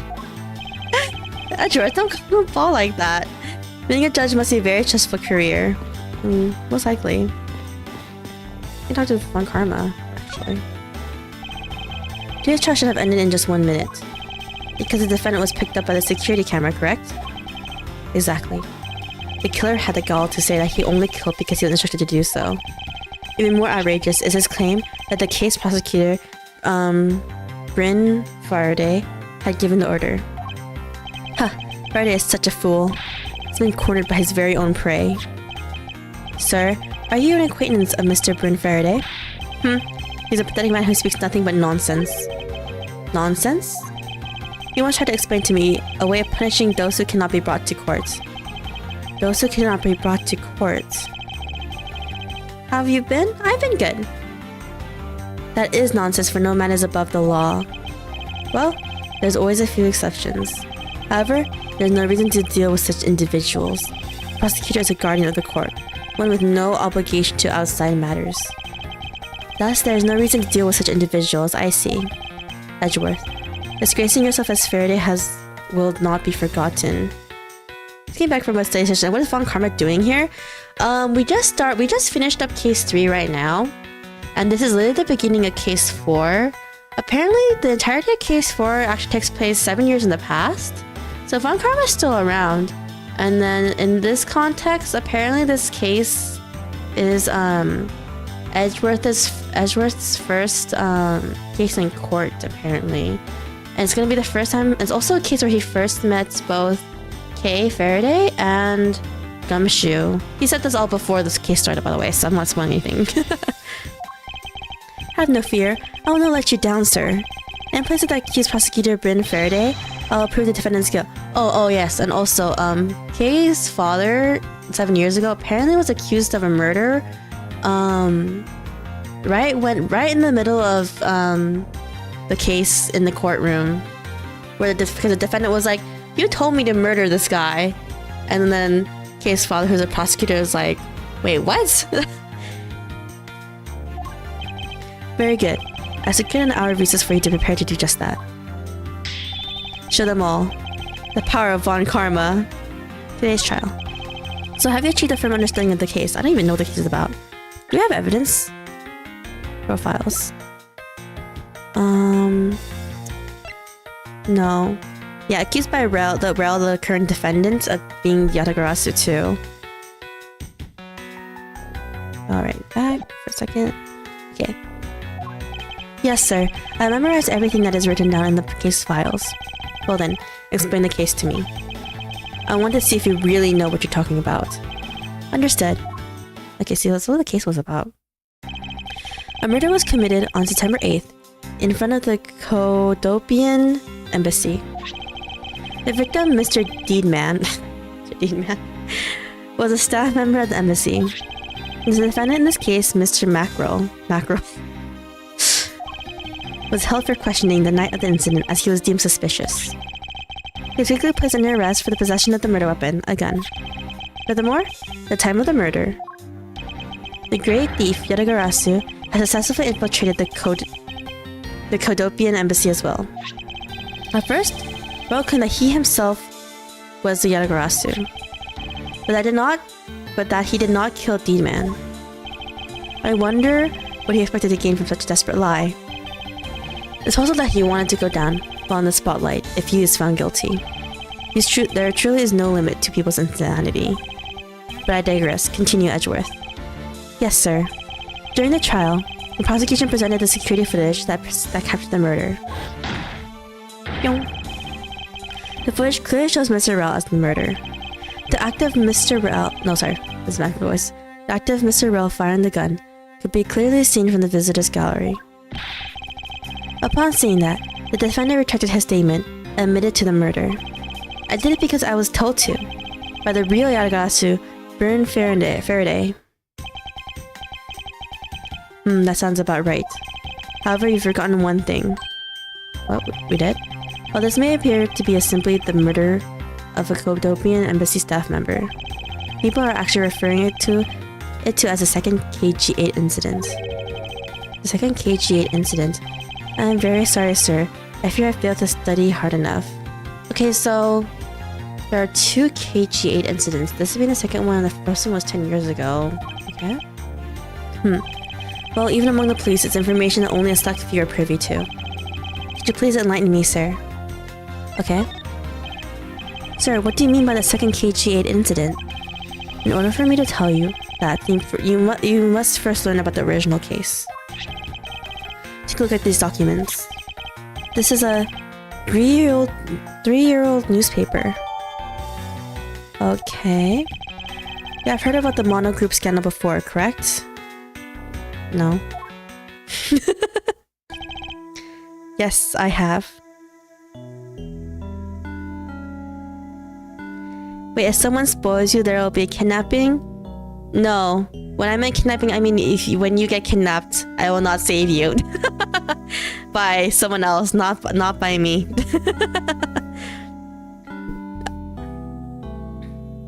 It says I won't save you from a kidnapping. Not that I'm gonna kidnap you. Yes, I have. Alright. Let's see. Let's read this. What is this? Mercurial News. Kodopian embassy staff member Manny Cochin found not guilty. This was 10 years ago? And then some woman named Miss CCU died. Shadow over the mono group. What's his relation to the smuggling ring? Who is that guy? Oh, no, man, never mind. Oh, skip news accident. Okay, back. The secretary of Ernest Amano, the mono group's director, was arrested under suspicion of smuggling. Correct. CCU was an employee of the mono group and the sole witness to the smuggling operation. It was she who brought the crime to light. However, Miss Yu was sentenced before she could testify in court. Ouch. Wasn't a Kodopian embassy staff member arrested for the murder? Yes, a Kodopian by the name of Manny Cochin was the suspect. However, due to lack of evidence, the case went unresolved. Lack of evidence? Huh. If I was only in charge of the case. One thing that I don't know why it happened, there were more messages in chat before Ticket Meme Lord. But for some reason, all of them got deleted, and I was like, I don't know why. I just refreshed my chats on my end, and it was deleted, and I was like, okay, that happened. Maybe it's a YouTube glitch, such as erase some chat. I didn't block anyone or ban anyone, by the way, just erase messages on its own. I would have done everything in my power to prove his guilt. To make sure that all criminals are found guilty. My mentor is really dedicated. Faraday was a prosecutor in the case then, and he was as pathetic as ever. Oh, so Faraday was part of both cases? Okay. Mr. Faraday was in charge of the KG8 incident as well? That's right. And now, once again, the victim of the case you are currently assigned to was someone who was scheduled to testify against the smuggling organization. And, just like last... Oh, sorry, wrong word. And just like last time, the victim was murdered right before he was, to testify. We're catching on. The victim was murdered just before his day in court against the smuggling organization. Events are occurring almost exactly the same way as they did in the KG8 incident. But that's why it's being called the second KG8 incident. Are YouTube live streamers able to ban certain words in chat and certain emotes? I know a VTuber where my comments won't go through if I use a heart emote. Yeah, actually. All channels have a moderation list of words that they don't want to be put in chat. And then these words also are also moderated in the comment section too, like after for videos or when a stream is finished. They can put whatever word they want to put in there. So that they don't want to be in the actual thing. Either that, or they put really or there's actually different auto moderation levels that YouTube allows. I think it's like basic,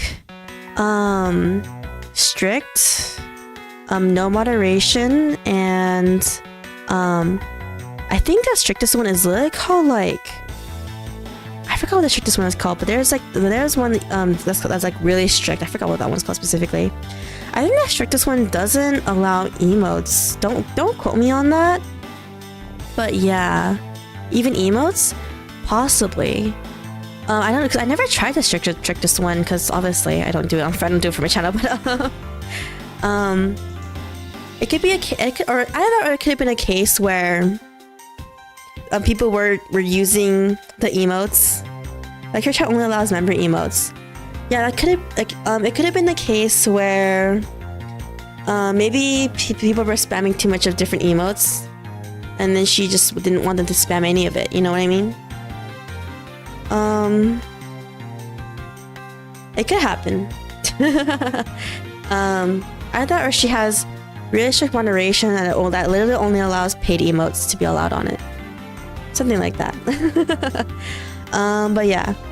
I do have a YouTube moderated list too of like a lot of random words. Mostly words from like spammers. I mean, we used to have a lot of spam in chat. If people remember, and bots in chat too. That's when I added most of my words to the list.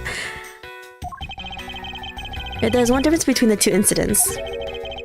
What would that be? The so-called noble thief that is sending everyone into an uproar. The great thief Yatagarasu. Yatagarasu, I better find out more. Okay? If it is true that the Yatagarasu showed up at the Kodopian embassy, what could he or she have been after? No doubt to steal any suspicious accounting records and release them publicly. Or more like, to steal secrets from the Kodopian embassy itself. Since the item that the Yatagarasu stole from there was sent to the police. And what was it that the Yatagarasu sent to the police? I don't know the details. Anything related to the Yatagarasu is getting the top secret treatment. Still, I find it very ironic. By returning the stolen item to the police, it was proof positive that the Yatagarasu had infiltrated the embassy on the same day the staff member was killed. The criminals have a way of incriminating themselves, wouldn't you say? That would have been the first time the Yatagarasu has left evidence behind, correct? Yes, indeed. If you wish to learn more about the Yatagarasu, then I suggest you ask Faraday. Mr. Faraday? He happens to be the prosecutor in charge of the Yatagarasu case as well. Man, this guy's in charge of everything. He's the prosecutor in charge of both the KG8 incident and the Yatagarasu case? Mr. Faraday really has a lot on his plate. Oh, it's Kay. What is it, little girl? You're scary, mister. You need something. I want to trade these coins with you. I should give her a really child voice, huh? A fistful of dimes, quarters, and pennies, but it looks like you've got exactly $1. Is this what you want? Thanks! That's exactly what I need. Maybe I should give her a more kid voice. Did that child be here to watch a trial? How disrespectful for a child like that to be running around in the courthouse. Does no one have the respect for this country's judicial system anymore? I mean, we break the laws all the time. It's okay. Both you and the lawyers. Paperwork for the prosecutor substitution. It's complete. Why you? Do you even know how much time there is left before the trial resumes? I'm so sorry. I can have you mopping up this courthouse instead of protecting it in an instant. Oh, it's no use, sir. Not being completely prepared could prove to be a perfect handicap for me. A proud one you are. Pointing the finger wagging at each other. You better collect the evidence from the Faraday and prepare yourself. It's time for your debut, Edgeworth. Off you go. Off I go.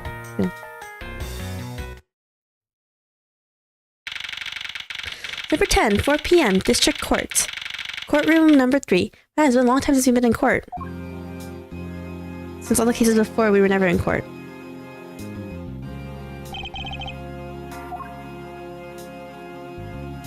Oh, the question is, are we gonna even stay in court, though? I don't think we are. Just what is going on? Why isn't Faraday here yet? How is it possible that the defense is not prepared yet either? Bailiff, where is Mr. Faraday? I'm not sure. I wasn't paying attention. Dude, that's like your one job.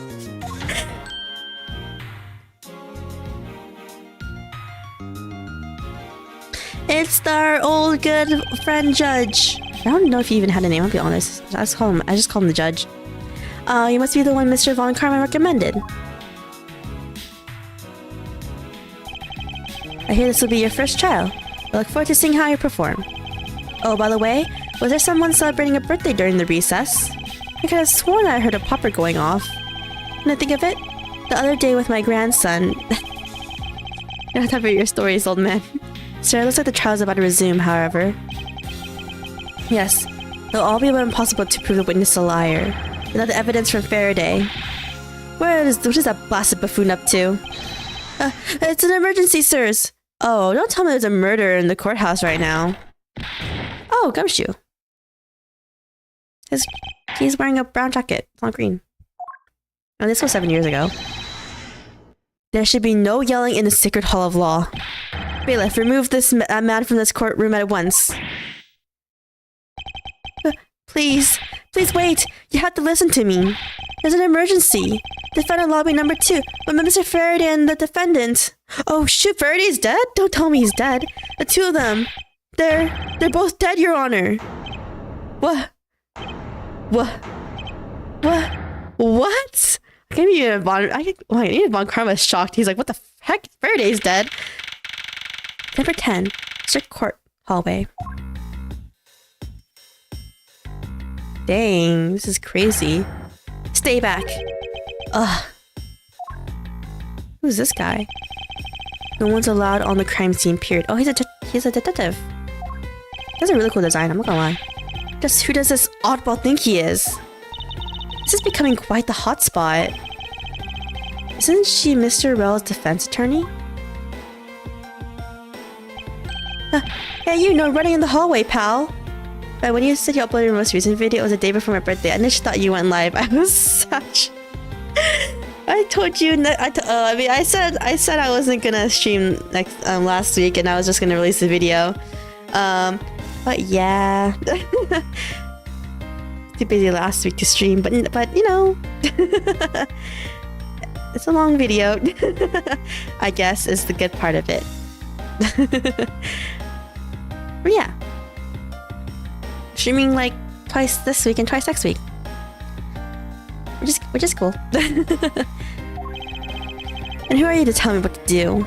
Oh, but happy late birthday though. I'll never find out what's going on like this. It's time for some civil discourse. Okay. First, let's save. Save here. It's a long video, but I can't talk to my cat. I mean... Why is there ants here? That's creepy.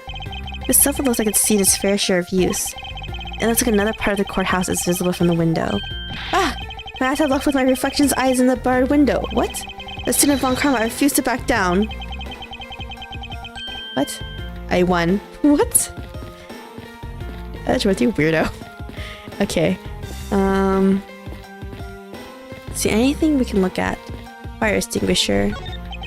Fire extinguisher. If one were to be hit in the head with this, I suppose the victim would lose a memory or two. It's not as though I'd ever be so foolish as to be struck by one of these. Talking about, I think it was the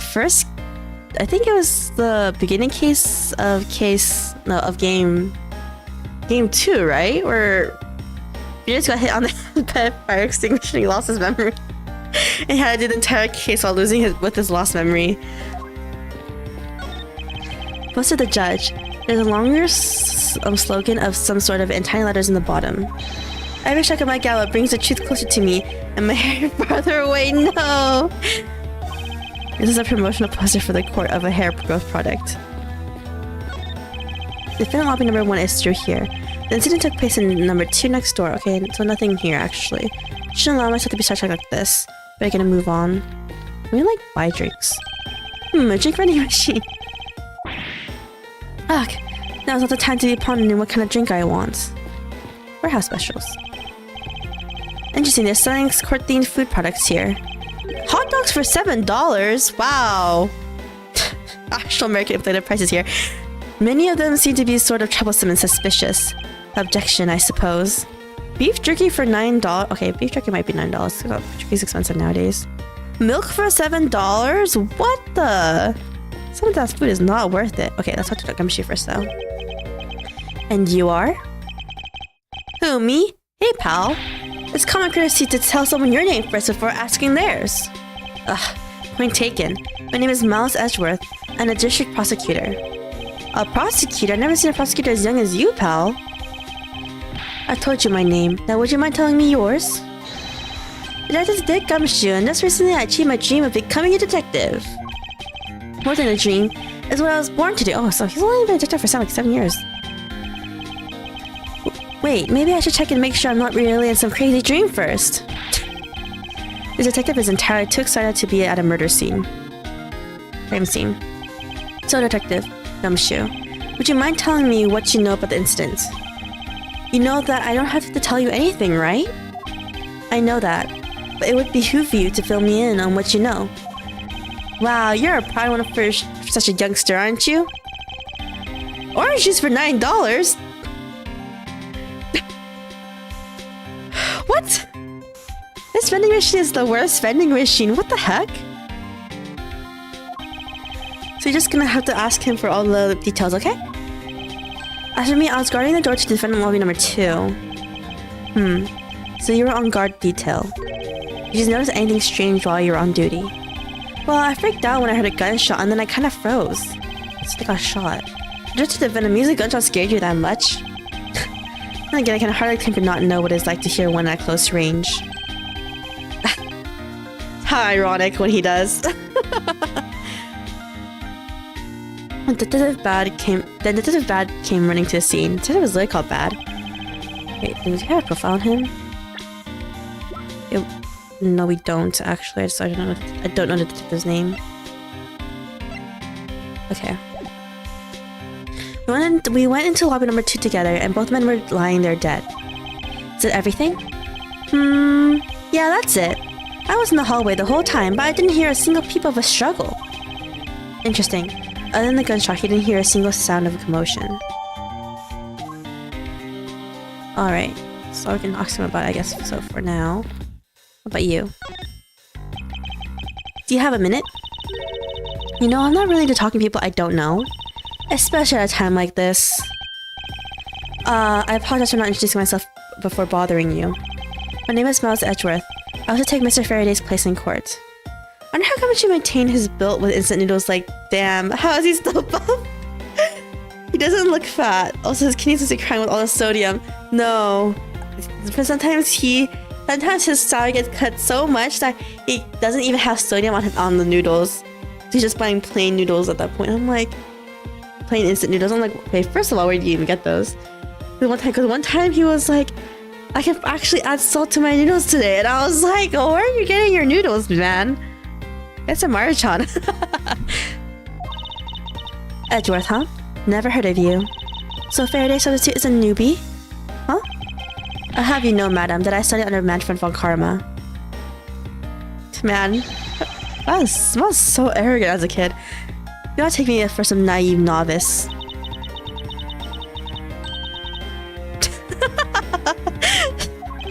Trying so hard not to laugh. Did not take me for some naive novice.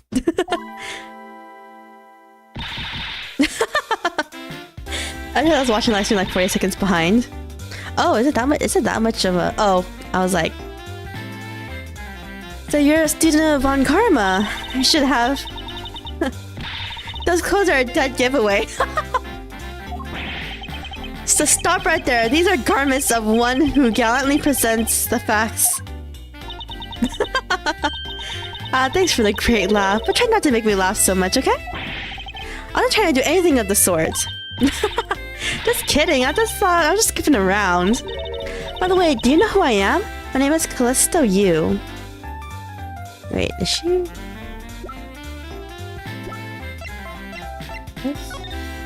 Yeah! She shares the same last name as the victim of the previous case. Uh-oh. Hopefully she makes it out alive. And if you're telling the truth, then we were about to go head-to-head in court. But of course, I've heard much about you, Miss Yu. But of course, I heard much about you. You're a regular Shakespeare. Can I say something funny? Crime scene. I'd like you to update me on the situation. I don't really know anything. Why don't you try talking to those detectives over there? If that's the case, then why are you here? Oh, it's so funny. Just that the way you speak is so tactless. The person I was going against in court until only a minute ago, but a little while ago, was just murdered. I'm like I could go back into the courtroom pretending as though nothing happened. That's a good point. I apologize for asking such an insensitive question. It's fine. It's fine, don't worry about it. Alright, now we only have to talk to this guy now. Excuse me, but who are you? Detective Tyrell Bad, homicide. I was informed of the situation and came as quickly as possible. So, how did you arrive and inspect the body before me? Faraday requested for me to testify in the trial. Plain and simple. Mr. Faraday requested that you be here? Crime scene. I've already contacted HQ about the situation. I've got nothing to say to you, kid. The kid? Edgeworth, you're like 20 or 18 or 19. I don't know how old you are right now, but I'm Mr. Faraday's substitute in today's trial. Therefore, I insist that you update me on the situation. I can't back down here. I have the right to know. Do I need to teach you a thing or two about how to talk to adults, kid? Oh, Miles. Is he threatening me? No, you're just rude, Miles. Is he going for his gun? It's just a mirror. How dare you trick me like that? Faraday was stabbed to death with some kind of blade, and he had a gun in his hand. That's crazy, man. Okay. The other man, Mr. Mackerel, was shot and killed. So the murder weapon was planted onto Faraday? Okay. He was found holding a bloody knife in his hand. So they were staging as a murder-suicide. Was there anyone else who went into defendant lobby number 2? Yeah, that big lug over there. His name's Gumshoe. He was in charge of guarding the place. He's claiming that no one else entered the room. If that's the case, then they must have killed each other, correct? Maybe. Such impudence. This guy is really testing my patience. You're testing his patience, my Edgeworth. Why was I not informed that you were going to testify in court? Homicides aren't my only gig. The Yadagarasa case is also one of my assignments. Huh. So you were called to comment on the Yadagarasa's characteristics, in order to assess if Mr. Faraday really was a Yadagarasa or not? Well, looks like you might just have a brain after all on that head of yours, son. Son? I'm not your son, Pops! Okay. Oh, okay. Miss Yu! There is someone here who wishes to see you. Who is it? A Kodopian embassy staff member by the name of Manny Kochin. The guy who assisted killing her sister or cousin. I don't know what the relation is yet. What? This is crazy. What's going on? The bad and Miss Yu's moods just changed all of a sudden. Wait a second. Was it Manny Kochin? Yeah. I'll be right there. It's nice to see you again, Miss Yu. Why are you here? I've no desire to ever see you again. Now. Actually, would you mind stepping outside for a brief chat? She better not be. She better not just die. Fine, let's go. Hi, Von Karma. Bad. Von Karma, it's been a long time. I knew you would show up. You usually do when the Yadagarasa is involved, and I see this case as no exception. Do you know Detective Bad, sir? Yes. He's like an old bloodhound that never leaves the scene of a crime. If only he would get a promotion and move on. It's the crime scene where a detective is most useful and effective. Huh? It's not like I don't know that. Moving on, no bad. The man I just passed by. Was he not the suspect from the KG incident? So I was right. Just what is that man doing here, wandering around here? That Faraday, I can't believe he let such an easy catch get away. Imbecile. Had to prove his guilt in 3 minutes. Von Karma, I think you've said enough for now. It's in poor taste to speak like that about the departed. Very well. Back onto the topic. I'm placing Edgeworth in charge of the investigation here. Who's objecting? Oh, Francisca!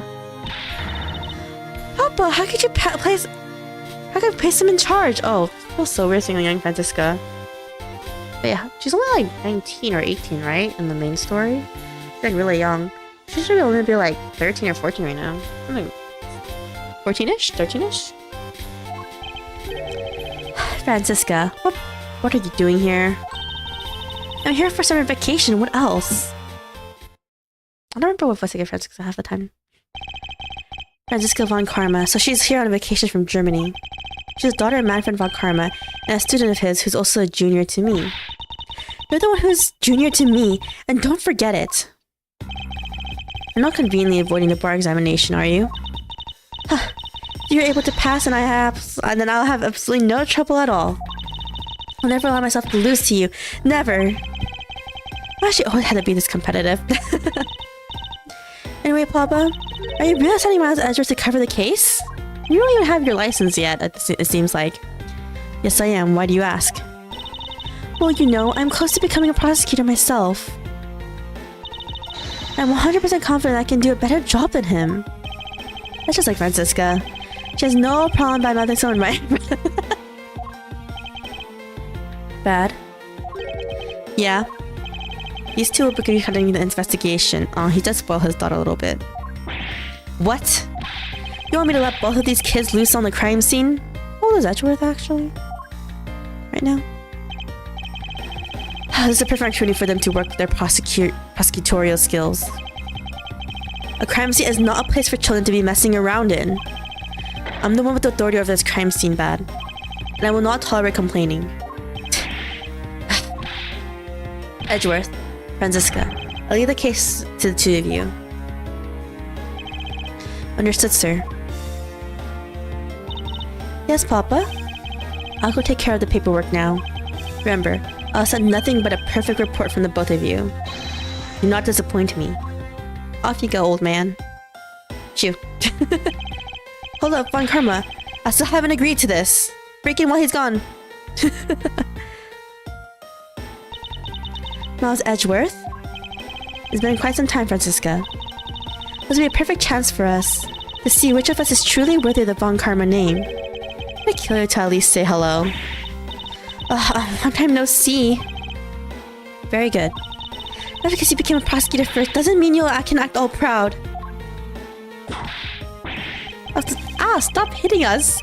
She hasn't changed a bit. Miles Edgeworth. As I was saying, we shall see which one of us is worthy of the Von Karma name. For crying out loud, I've been reduced to a babysitter. It's like Mr. Von Karma was successful. Like Mr. Von Karma was successful in convincing a detective. Yeah. Sure. That's just like him. He never fails. He probably just stonewalled this guy and just ran away. No, I appreciate if you would quickly run me through the facts of the bad. You're better off checking things out on your own. Very well. Seems like getting help from Detective Bad will be the most arduous task. December 10, 4:15 p.m. District Court Defendant Lobby number 2. It's the only real explanation that they killed each other simultaneously. Okay, if they did, they wouldn't fall like that, okay? Miles Edgeworth, you should listen to someone until they are finished talking. You'll probably have a better VTuber model in the future. Also, I heard better models are quite costly. I do... But yeah, they are quite costly though.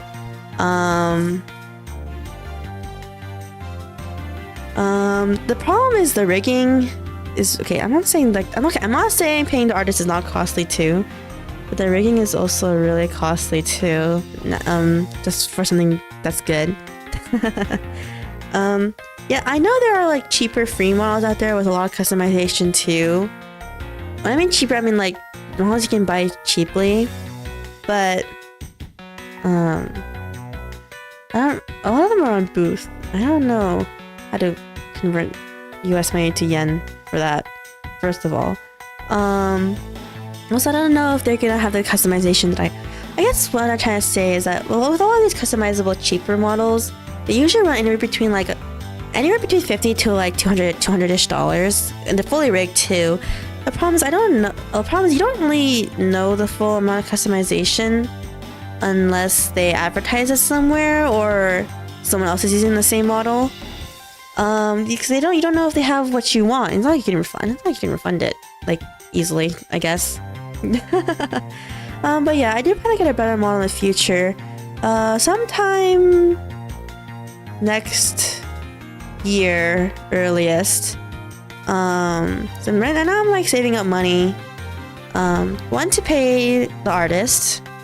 And two, to pay a rigger. I'm definitely gonna have a really different art style though. I plan to have like a pretty well, fully colored properly first of all. I'm not black and white. I want a swimsuit outfit. The reason why I was planning to do next year is because I want my model to kind of be like a 2-in-1 outfit type of thing. I don't know when I'll ever get to do a swimsuit outfit though. That's not currently in the plans.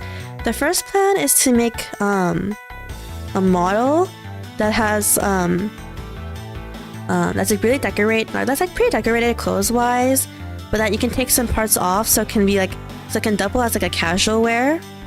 When I mean casual, I mean like not at home, not the pajama type of casual wear, but like maybe like a more simpler dress. So it can have like two completely different vibes in a way, depending on what I want to stream. That's the idea for the first outfit currently. There's kind of like two outfits in one, in a way, for the first model. Kind of reason why I need to save up a lot of money, because there's gonna be a lot of layers and rigging to do properly. But other than that, as I'm gonna say for now, I don't want to spoil how the character is gonna look like and everything. I actually do have an idea of how I want everything to look and the colors and everything. So I need to save money for it because it's really expensive right now. I don't know who I'll get to do it for artist wise or rigging wise. I'll think about it, but what are you talking about? I'll only say it one more time. It's a competition to see who is truly worthy of the Von Karma name. A competition. That person that figures out the truth first wins.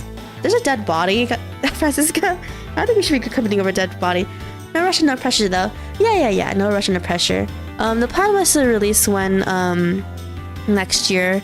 I don't think I'll have it done in time for the anniversary though. Next year's anniversary, which would be in February. It's still gonna be finished sometime after February though. Its plan is for the latter half of the year, anywhere between like probably June or July to December, anywhere between there, or anywhere in that time span. I mean, but yeah. So the person who doesn't discover the truth is a dishonor to the name. Exactly. I don't care that you became a prosecutor before me. I simply refuse to hear any more foolish things come from your foolish mouth. Fine, whatever makes you happy. Can you take that as you accepting my challenge? Once again, whatever makes you happy. Well, then let's begin the investigation, shall we? I'm going to find the perfect evidence and prettily present it like the professional I am. You can discover the truth behind a crime. How delightfully childish. Dang. You kids over here, hold it. Kid? Ha, serves you right, Miles. I just called you a kid. Francisca, you're younger than us, okay? I said kids, kid. How dare you call me a kid as well? Francisca, you're like, what, 13? I'll do what I please. And I won't allow you to cause or 14 or whatever. I won't allow you to cause a ruckus on my crime scene. Hey, big guy. You're going to watch over these two. Pushing the job onto Gumshoe, huh? Yes, sir, Detective Bad, sir. Now, do what I say from now on, kids, okay? You better not get in our way, Scruffy. I'll feel the butt of my whip if you do. Then you, prosecutor boy. Let's get your investigation started already, alright? Great, not even that detective is treating me like a child. Alright, it's time to get investigating. Get a move on, prosecutor boy. My name is Miles Edgeworth. And if you were to call me prosecutor boy one more time, it will be my duty as a prosecutor to look into your monthly salary. No! The monthly salary started from here? But what? And what would you do with my salary after you saw how much it was? That's up to you now, isn't it? Really? Sounds good, pal. No, he thinks it means it's a good thing. He's so naive. Defendant lobby number 2. Begin investigation. I think we're gonna investigate here first, and then I'll see if I end the stream there or not. Detective Bad, may I have a word with you?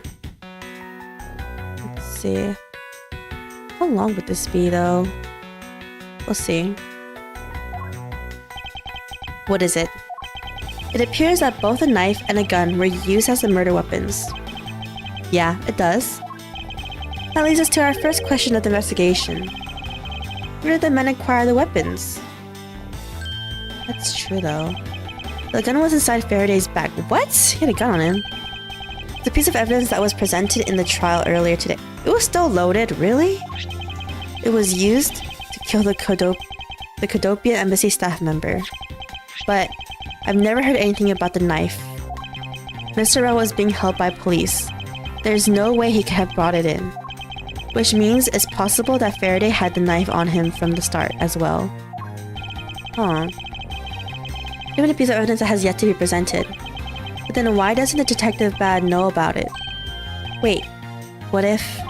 It's possible that Mr. Faraday bought the knife in under the guise of prosecutorial evidence. He could have then bought it out and attacked Mr. Bell with it. Huh, maybe you've got a brain in there after all, kid. Ugh. Is he going to treat me like a child forever?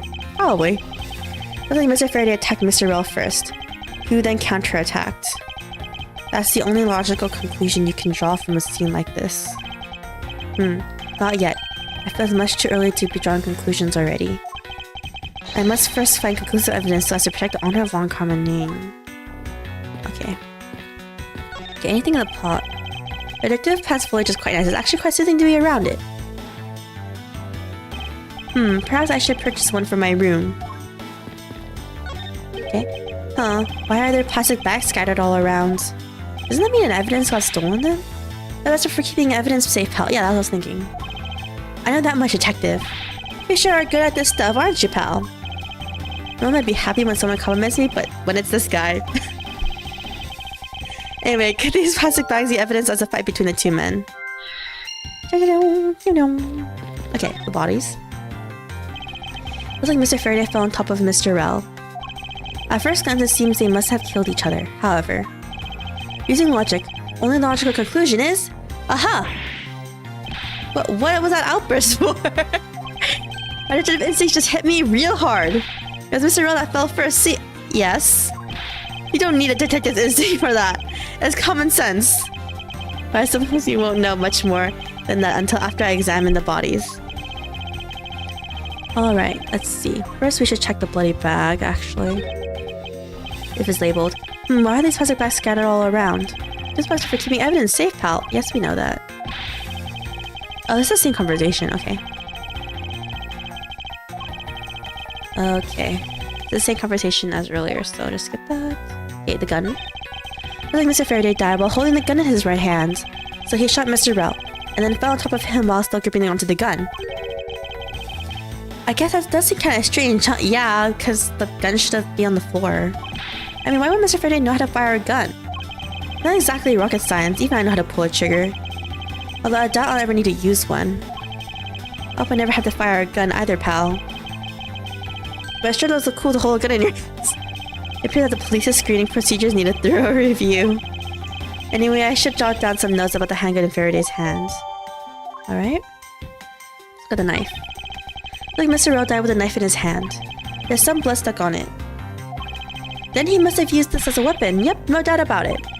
Was Mr. Faraday carrying this on his personage? Did he bring this as a piece of evidence for the trial? Or did he bring it with a very different intention in mind? Should I just jot down some notes about it? Alright. Okay, victim. First he killed Codopia, an embassy staff member. Then he was murdered himself. This guy wasn't exactly an angel, you know. Oh? Well, what makes you say that? Well, he's been hauled into the precinct several times for theft and assault, pal. Yeah, he's definitely the type to have some committed a murder or two. Well, he didn't admit to killing Mr. Deedman. Hey, good point. I knew my detective's intuition was telling me something. Oh, gumshoe. A detective's intuition. Yep, you know about it. It's a special feeling that all detect. You don't have time for this conversation right now. Let's return to the investigation. Can Faraday as well. Mr. Faraday, how ironic for him to lose his life in a courthouse. Yeah, why'd it have to be like this? I don't know what to say. I can't believe this happened while I was on watch, pal. Rather than beating yourself up, you should spend your time continuing the investigation. You should become a detective in order to solve crimes. Yeah, then get back to work. Find out what the cause of his murder. Right. I'm on it, pal. That should be it of this, right? Oh no, there's nothing here. His hand is all black down here. See, I wonder what it could be. If you look closely, this splotching pattern resembles an ink stain. Okay. An ink stain? Yes, I usually get ink on my own hand when I use my feather pen. A feather pen? I've never seen one before. Sure you aren't just making it up? Oh, did we investigate everything? No, I don't think we did. Mr. Rell's cause of death was from being shot, correct? That's what we think, but it's hard to tell with him lying face down. This is bad enough, but it's truly lamentable that someone would try to hide the truth. What? Are you sure they were trying to hide something? Can't confirm Mr. Rell's cause of death with his body position like that. Is it bad? I'll like to examine the bodies in further detail if possible. What's this? You're not able to form a theory with them the way they are? I believe an examination of the bodies is vital to finding the perfect evidence, don't you? I suppose you do have a point. Herman, get on with it. Labby. Yes, sir. We've taken enough photos for the scene, sir. And there you have it. Do you not approve? Of course not. What? Investigation of a crime scene is the work of a detective, so don't touch a thing. Hey, big fella, turn over the bodies for me, will ya? Okay. Please forgive me, Mr. Faraday, sir. Gumshoe, do not get emotionally involved. Remember, you're a detective. Yes, sir, understood, sir. Okay. Oh, we're suspected every suspicious nook and cranny. Okay. Well, the pen first. There's something in his breast pocket. It's a fountain pen. Alright. You know, I've always have to keep a pencil behind my ear. I've noticed. It's because Detective Bat is always telling me you should always write your name on everything you own. Yes, somehow you do strike me as a quite forgetful individual. Oh, gumshoe. There's a knife wound in his chest, see? I wonder if the wound matches the knife Mr. Rail is holding. Labby? Yes, sir. Verifying now, sir. Make it quick. From the look of things, one can deduce that the knife in Mr. Rail is holding is what killed Mr. Faraday. Okay. Anything else new? Look, Mr. Faraday was stabbed with this knife that Mr. Rail is holding. Youch! What's wrong, detective? My stomach started hurt from just thinking about being stabbed. Gumshoe. Just keeping your mind on the case, alright? Okay, anything else of value? Okay, the gun again. Mr. Faraday is holding a gun in his right hand. That's the one Mr. Rail got blown away by, right? That'd be your answer. Yes, sir.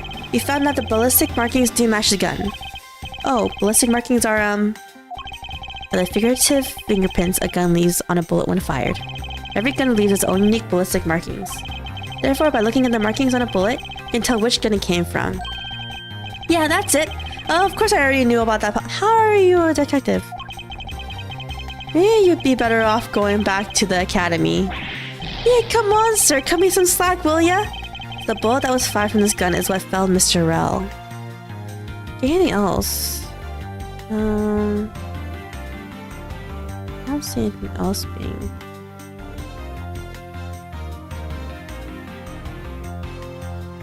Yeah, nothing else. Okay, can we talk to Francisco? Ah, I see. Did you figure something out? This is a competition, Miles, and as such, I'd appreciate if you didn't talk to me. As you wish. Never mind. Okay, we have an open window. The window is open and there's a fresh, flowery scent in the air. Ugh, flowers in the garden down there are so gross and ghastly. What? They are? You know that maybe you could try offering something useful for a change? Well, at least there's no way someone escaped through the west window, pal. These are the bars, huh? You want to wake up and smell the flowers out there fall from the 3rd floor? Oh, it's the 3rd floor too, never mind. Are you willfully ignoring the fact that there are also iron bars on the windows? Of course. I guess there's that too. Either way, no one could get through these windows, right? They thought of everything when they were designing this courthouse. Very nice. How's a TV set? Whoa!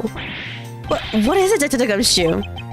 A TV at home is so tiny compared to this one, pal. Then perhaps you should purchase a more normal-sized television like this one. Oh, let me see here. Wow, this thing is huge!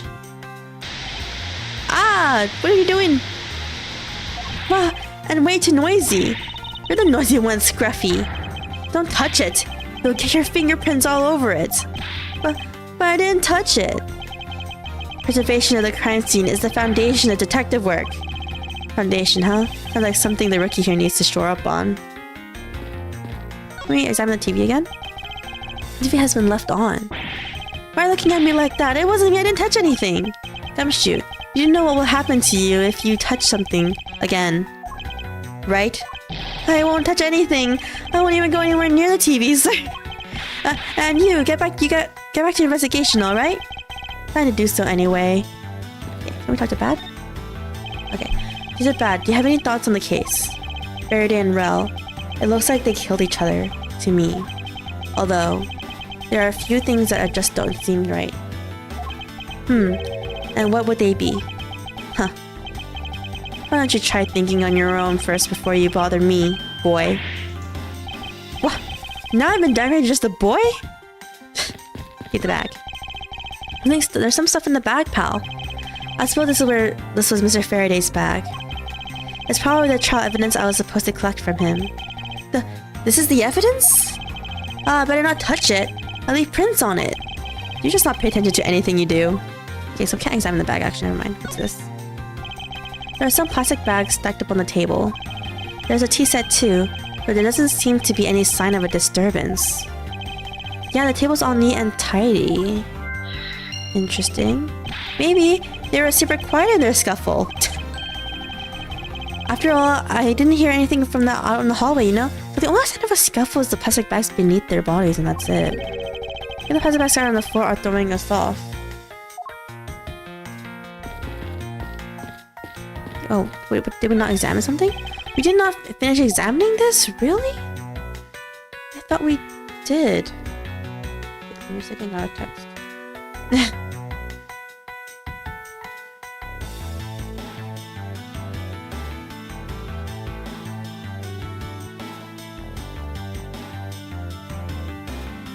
Okay. Okay, so this says I did not finish examining this. What did I not examine?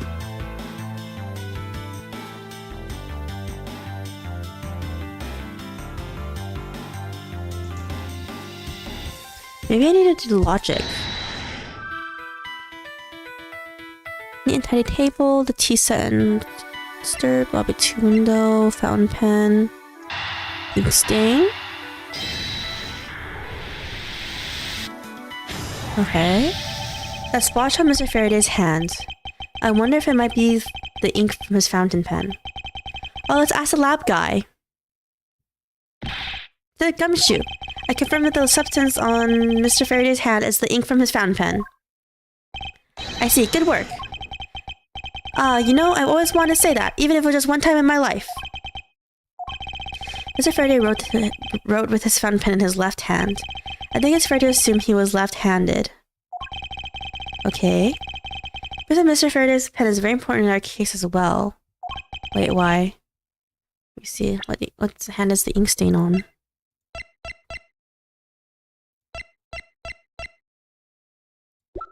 Never mind. Doesn't have it here.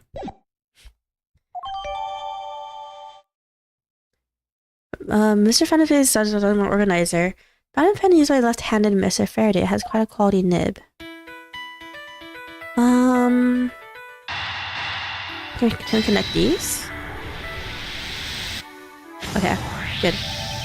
There's a very tidy pile of plastic bags on the table. And yet, a portion of them wound up scattered on the floor as well. It's not likely that the ones on the floor were knocked over during this struggle. True. In which there might not be a case and explanation of how they got there. Another reason. I believe it's possible that the blood on the outside of the bag is related somehow. Oh, it's on the outside of the bag, it wasn't inside. Please take the blood away from me, pal! They come shoot.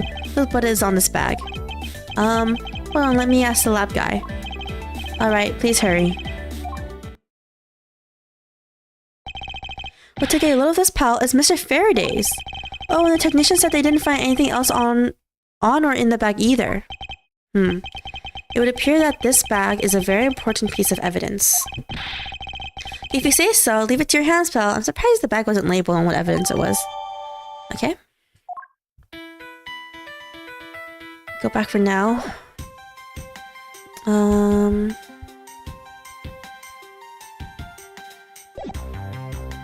have we not finished?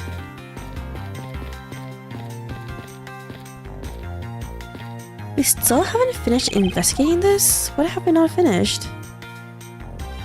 His hand?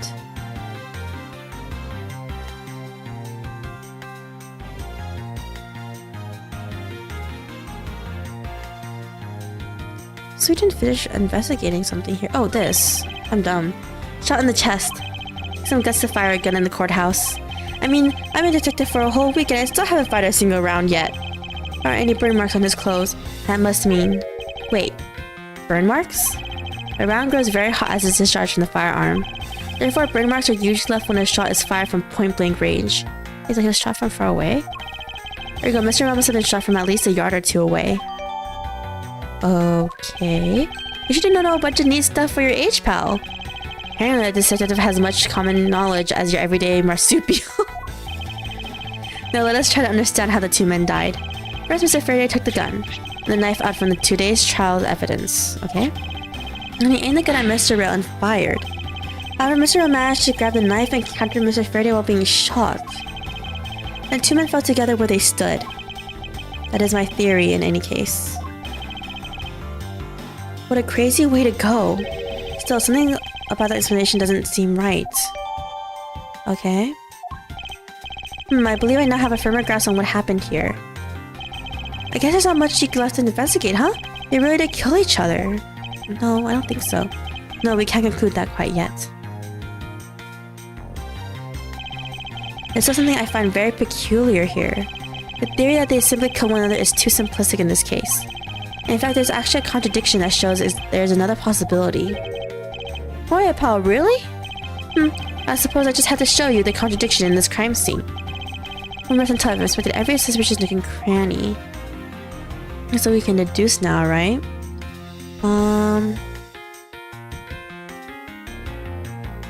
Okay.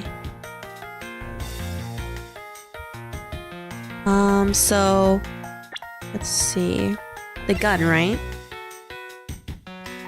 One in Faraday's hand. So Faraday is left-handed? Alright, left-handed, right?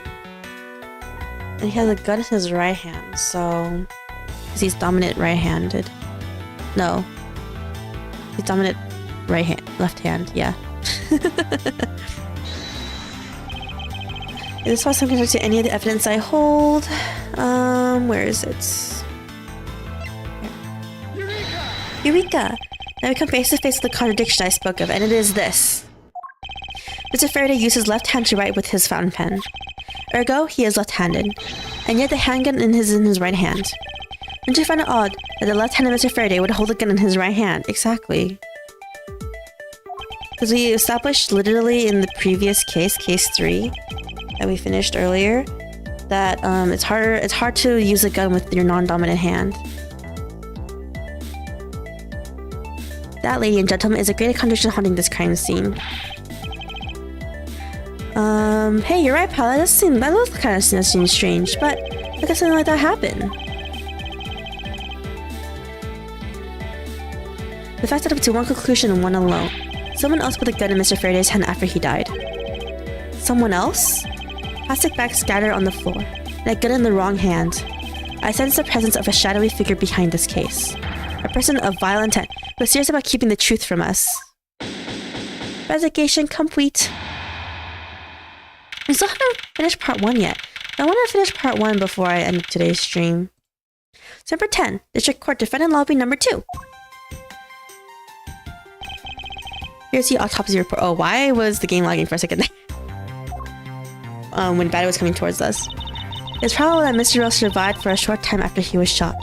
However, Mr. Faraday died instantaneously from the stabbing. Interesting. That's pertaining to Bryn, Faraday, and Mackerel. So that means Mackerel's body should be the one on top, then. It looks like we know everything we need to know about this case. Are you sure we know everything? Of course, this incident began with Mr. Faraday attempting to get his revenge. The prosecutor went into a rage from being accused and tried to kill the defendant. But the defendant fought back and they ended up killing each other. Franziska.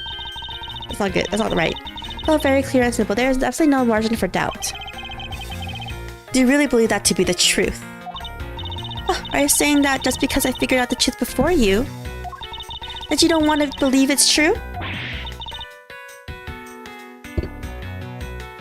Ugh. It's alright. If you disagree with my argument, then prove me wrong. Well, if there are any contradictions to be found, that is. Don't worry, I will. It's like, just don't worry, I'm gonna prove you wrong. What happened?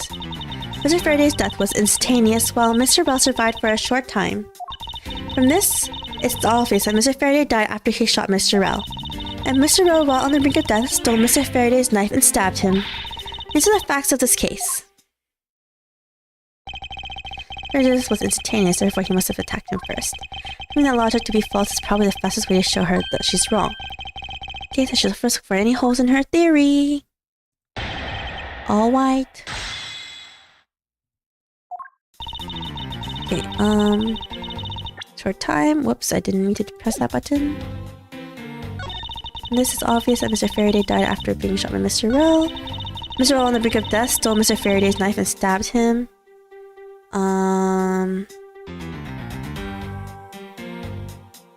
Let's press this. So you believe that the dying Mr. Rell stole the knife from Mr. Faraday. Mr. Rell became desperate, as he did not want to die. But how would he know that he had the knife, though, is the question. Enemies can do amazing things when they are put to the test. So the two men struggled. And in the end, Mr. Rell was able to grab the knife and stab Mr. Faraday. The messy condition of this dream is a testament to their struggle. Yes, my logic is perfectly sound. Can you really say that it's the perfect? What are you insinuating? Nothing. However, I can't let what you said slide by without further inquiry. One must be clear and precise, so if you could append that statement to your testimony. Fine. They struggle and Mr. Rell used the last of his strength to counterattack Mr. Faraday.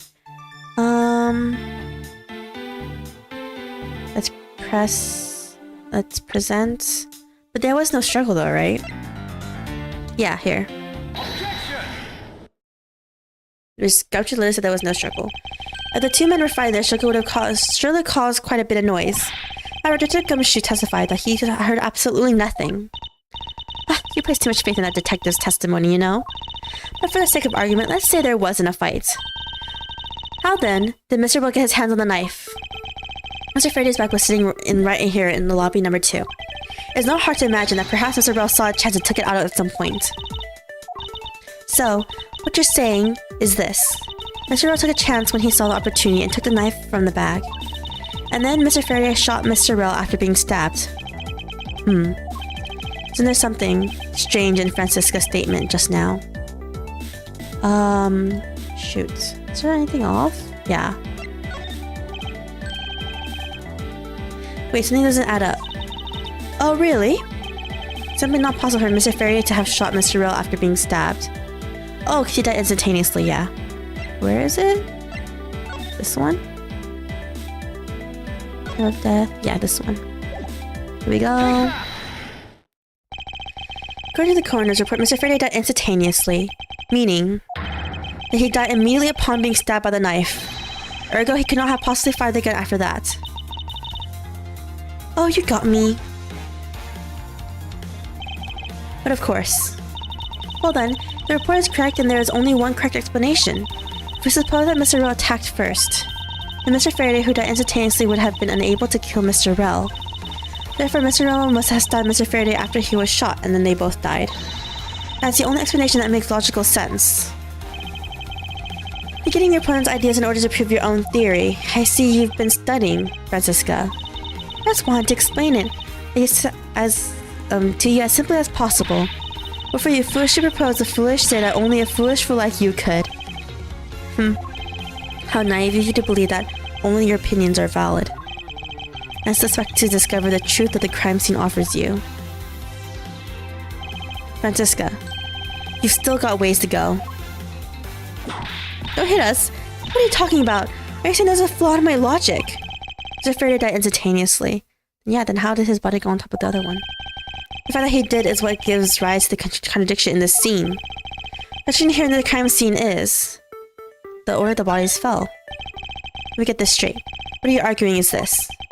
Mr. Faraday took the gun from the evidence bag and shot Mr. Rell. Then, the wounded Mr. Rell found an opportunity to take the knife and strike back. Upon being stabbed, Mr. Faraday died on the spot and Mr. Rell died thereafter. That's the case, then how do you explain this? Take a good look at the order in which their bodies are piled. No! Mr. Faraday's body is on top of Mr. Rell's, therefore. Mr. Rell must have died before Mr. Faraday. Impossible! Yes, I agree it seems strange no matter what angle you push from. Okay. My only okay. Yeah, so like, obviously didn't murder each other, I don't think. But my question is, how the heck did someone get into the room, kill them, and like get out? That's like the thing that's like, I'm like, what? Because like Gumshoe was guarding the door apparently the whole time. Objection! No. Not so fast, Miles Edgeworth.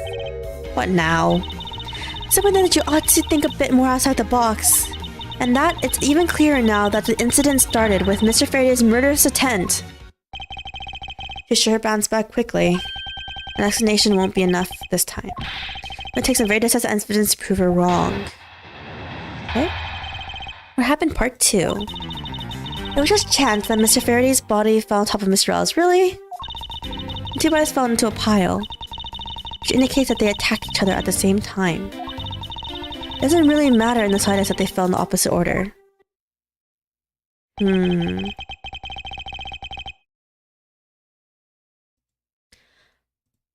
Oh, but okay. All I have to do is find a hole in her logic. Once I do, I can then present her with the evidence that proves the contradiction. The contradiction is that, the guy who got shot, I forgot his name already. Sorry. The guy who got shot, okay, Mr. Rell, yeah, Mackerel, sorry. It was proven that he wasn't shot point blank range, right? Do I have to press him or have to present? Presents the gunshots. Here. Objection.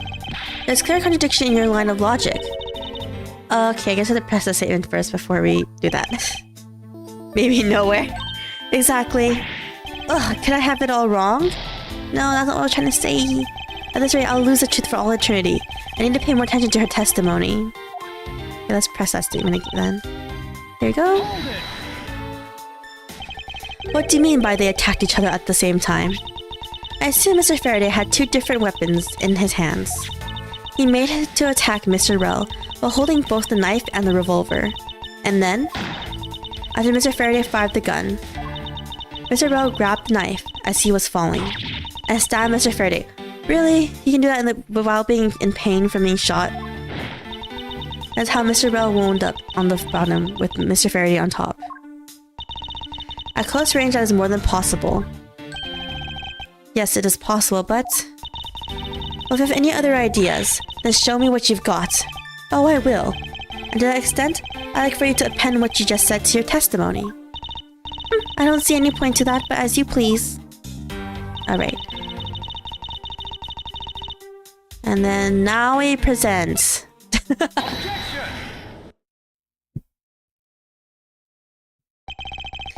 So you believe they killed each other at close range. Sorry, but that's impossible. Just as it is written in the crime scene notes. The firing of the handgun did not leave a gunpowder burn on Mr. Rell's clothes. Therefore, Mr. Rell and the gun must have been separated by a distance of at least 2 or 3 yards. Okay, yards. Oh, sorry, I use the U.S. metric. I use the U.S. imperial system. So 1 yard is 3 feet. So that means the shot was at least 6 to 9 feet away, right? Okay.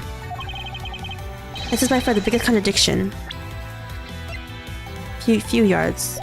At least, maybe at least 9 feet away. And 2 bodies are piled up on each other. The gun was fired from a distance, yeah. And with that, there being no chance that Mr. Rell moved that far after being shot. That is only one possible explanation. Well, a completely foolish shot and a foolish shot from a truly foolish fool. But I'm right, though. I'm right. Every damn time Edward is about to drop the truth. If I'm not right, then who was it that made the first move with the intent to kill, huh? Who? Maybe none of them. The person that attacked first with a murderous intent, that would be neither man. Here in this room, the contradictions appear no matter which man we claim attacked first. Thus, there can only be one explanation. There was a third person here. That's crazy, though. How did they get out? It was that third person who killed both Faraday and Mr. Rell, and set their bodies up to make it look like a double murder. Don't tell me they're gonna accuse Gumshoe. That third person is the real culprit. Miles Edgeworth. Just one thing you're missing. Evidence, correct? Exactly. Everything you've said up until now is nothing but a story played out in your head. However, this is where the real test begins. Can you prove that there was a third person involved in this crime? Of course, we can. I don't remember. The person was chilly to the fact that it would resolve the glaring contradiction. Proof of this has been set up, made to look like they killed each other. I'll present it and lay bare the final piece of the puzzle that's not yet in place. What is piece of evidence that proves there's a third person involved? I did not think this through, by the way.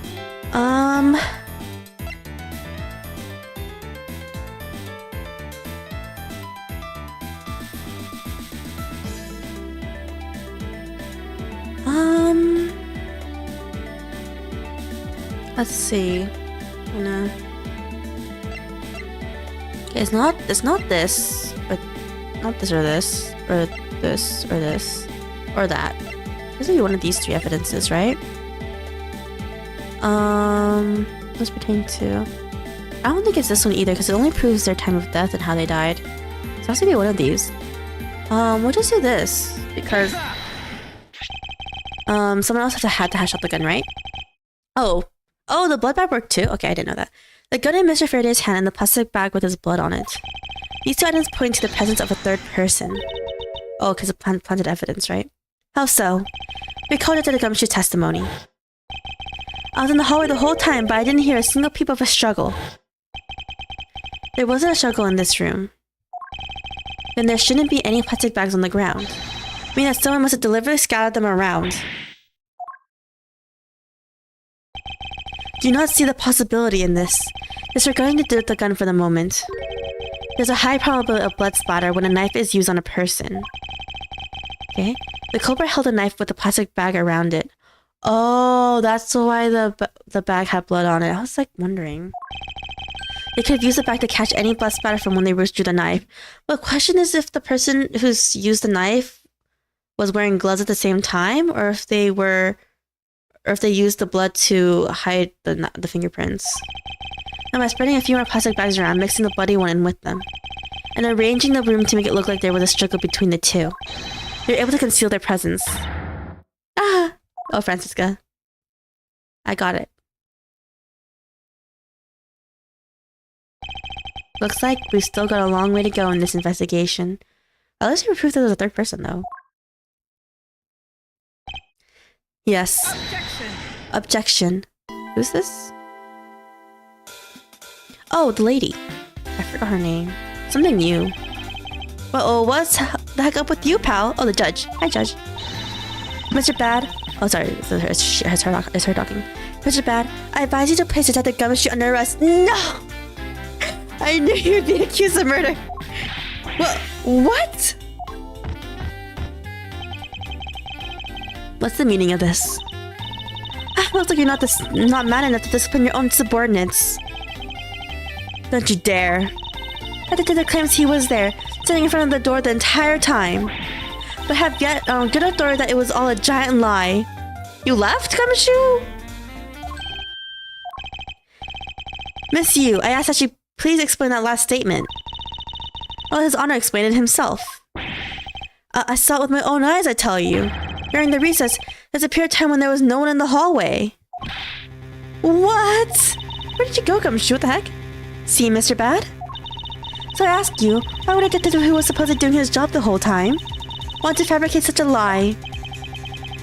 Gumshoe, did you kill Faraday? No! Of course not, sir. It appears that the one who set this whole crime up, seen up, is that the detective. I knew he was gonna get blamed for the murder. Oh, Gumshoe, you owe us like 5 packs of instant ramen for this. Which basically renders his testimony a complete lie and wholly invalid. It looks like your perfect logic has just come tumbling down, Miles. Ugh. I was in the hallway the whole time, but I didn't hear a single peep of a struggle. Is that statement really a lie? Detective... I mean, maybe the vending machines hid his body, so the judge didn't see him. Detective Gumshoe, you are now subject in the murder of 2 men. Now spit out the truth, or so help me. I haven't lied to anyone, sir, honest. I really was there. I was in the hallway the whole time. Hold it. Hold it. Detective, Bad, I asked...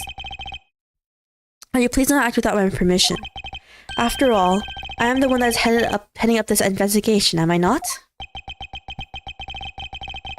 Don't talk like you know what's going on, boy. All I want is for this investigation...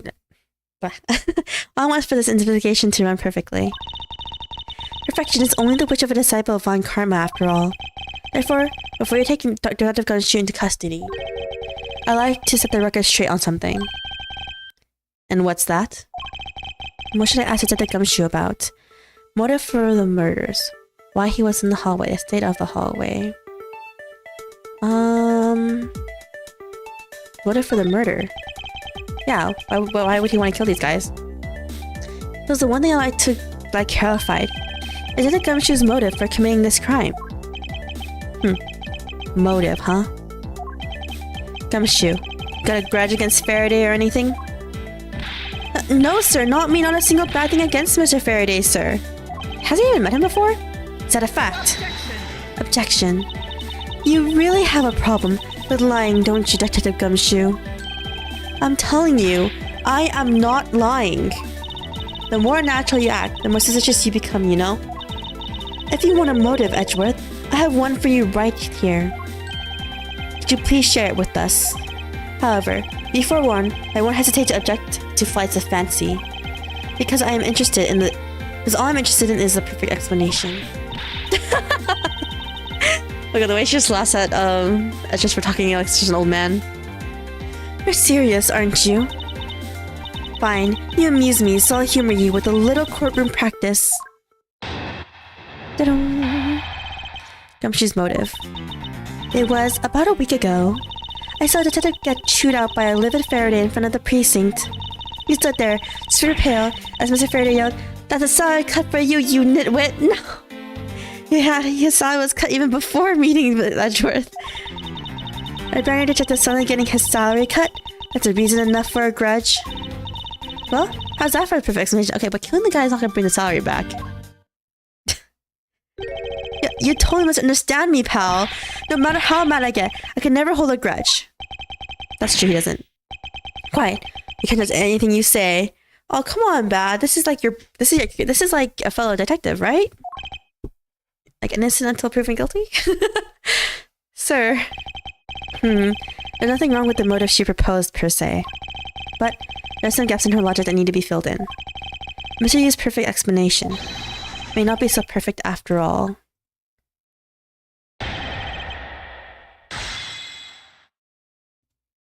Okay.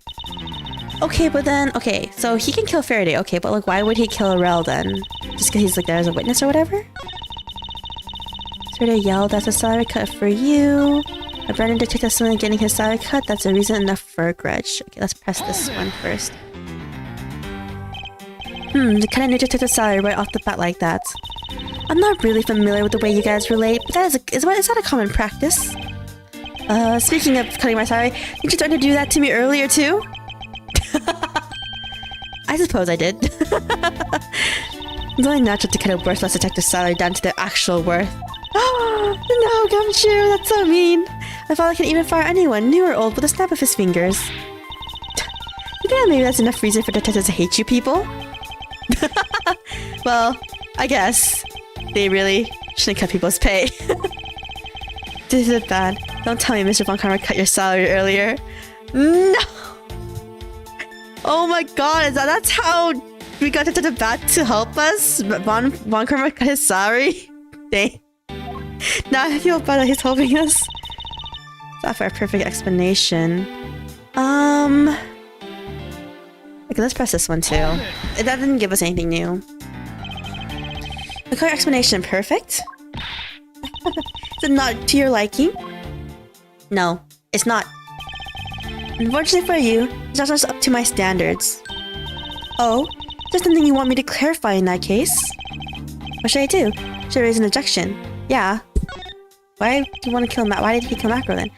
Right, if you could hear this one thing from me, how motive for killing Mr. Rel? Yeah, you didn't provide that one. I understand Detective Gunshoe's potential motive for killing Mr. Faraday. However, what about his motive for killing Mr. Rel? His motive for killing Mr. Rel? Like I would know. And there was no clear motive for both of the murders. And I doubt this incident would have occurred. Wouldn't you agree? Yeah, because both of them were clearly targeted. It was not just one person. Is there anyone else who might have had a grudge against either of these two men?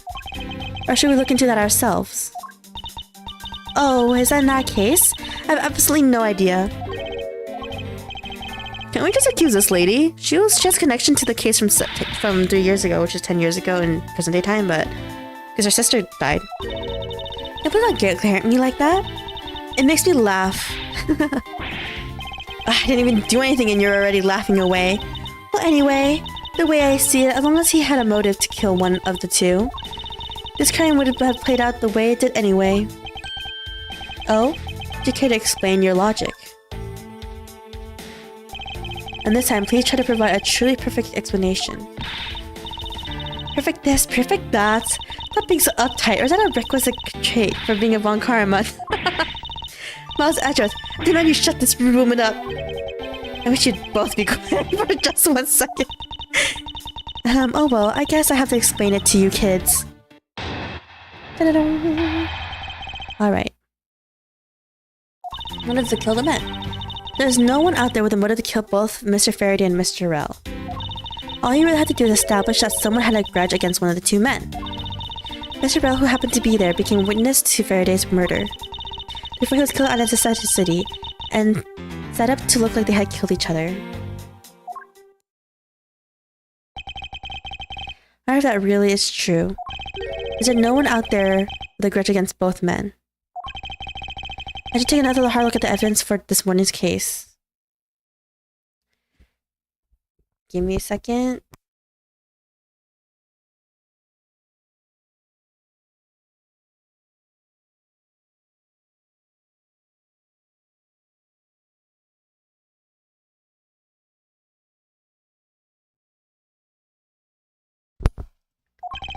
The second KG incident, as people are calling it, involving an embassy staff member. A second, two men who were one of us suspects in this case. There's someone else I'm overlooking who is somehow related to them, yeah? Alright, why did they kill the men? Someone out also has a motive to kill both Mr. Faraday and Mr. Rell. Okay. You just have to present evidence to this one. This one. Present. Objection. Oh no, it didn't work. Do we have to press her first before we do it? Or did I present the wrong statement? Dang it. I thought I bothered you with such a mundane question. You'd be so serious. Tell you what, I'll toss in another piece of advice. And no, it doesn't my testimony contradict that without a piece of evidence. I should have known. Ouch!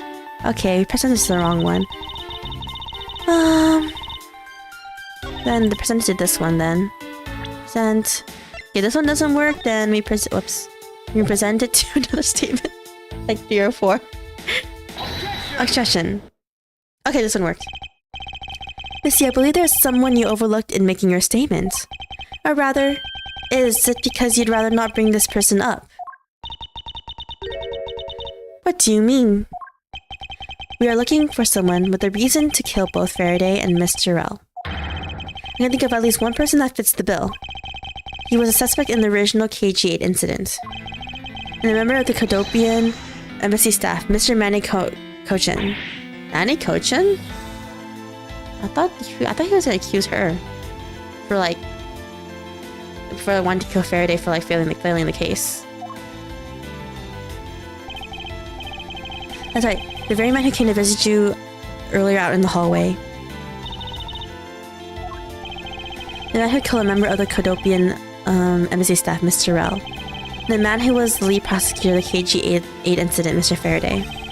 Are telling me that Mr. Kochin has no reason to kill at all to kill both of these men. Well, I suppose he might have a reason or two. You covered for me, pal. Maybe you're not such a bad guy after all. Don't get ahead of yourself. You're still a suspect, and make no mistake about that. The perfect evidence, the perfect testimony. These are the only things I wish to hold. But I didn't do it! Huh. You'll stay under my authority and go investigate Mr. Manny Kochin for me. Remember, I will not be very forgiving should any of this leak out. Hold it! Wait, who's saying it now? Oh, bad. You want to investigate Kochin? You'll just be wasting your time.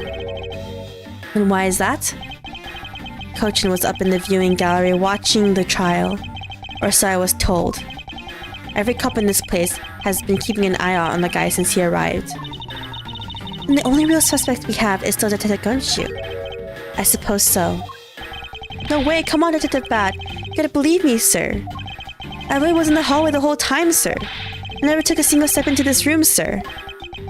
Okay, then are you saying there was someone else who passed through the hallway? No, there was no one else, sir. Then why should I believe you didn't do it? That's one incredibly foolish detective. Standing right in front of a crime scene all by himself. As good as a confession of guilt. I have to admit, it's a bit strange. Most criminals will fabricate some sort of lie to escape their crimes. And if that detective really wanted to prove that he's innocent, you'd think he would at least at the very least offer up, I spaced out while on duty or the like. Oh no, is he really gonna get arrested? Oh no. Come on, Gumshoe, time for your interrogation. Detective Bad.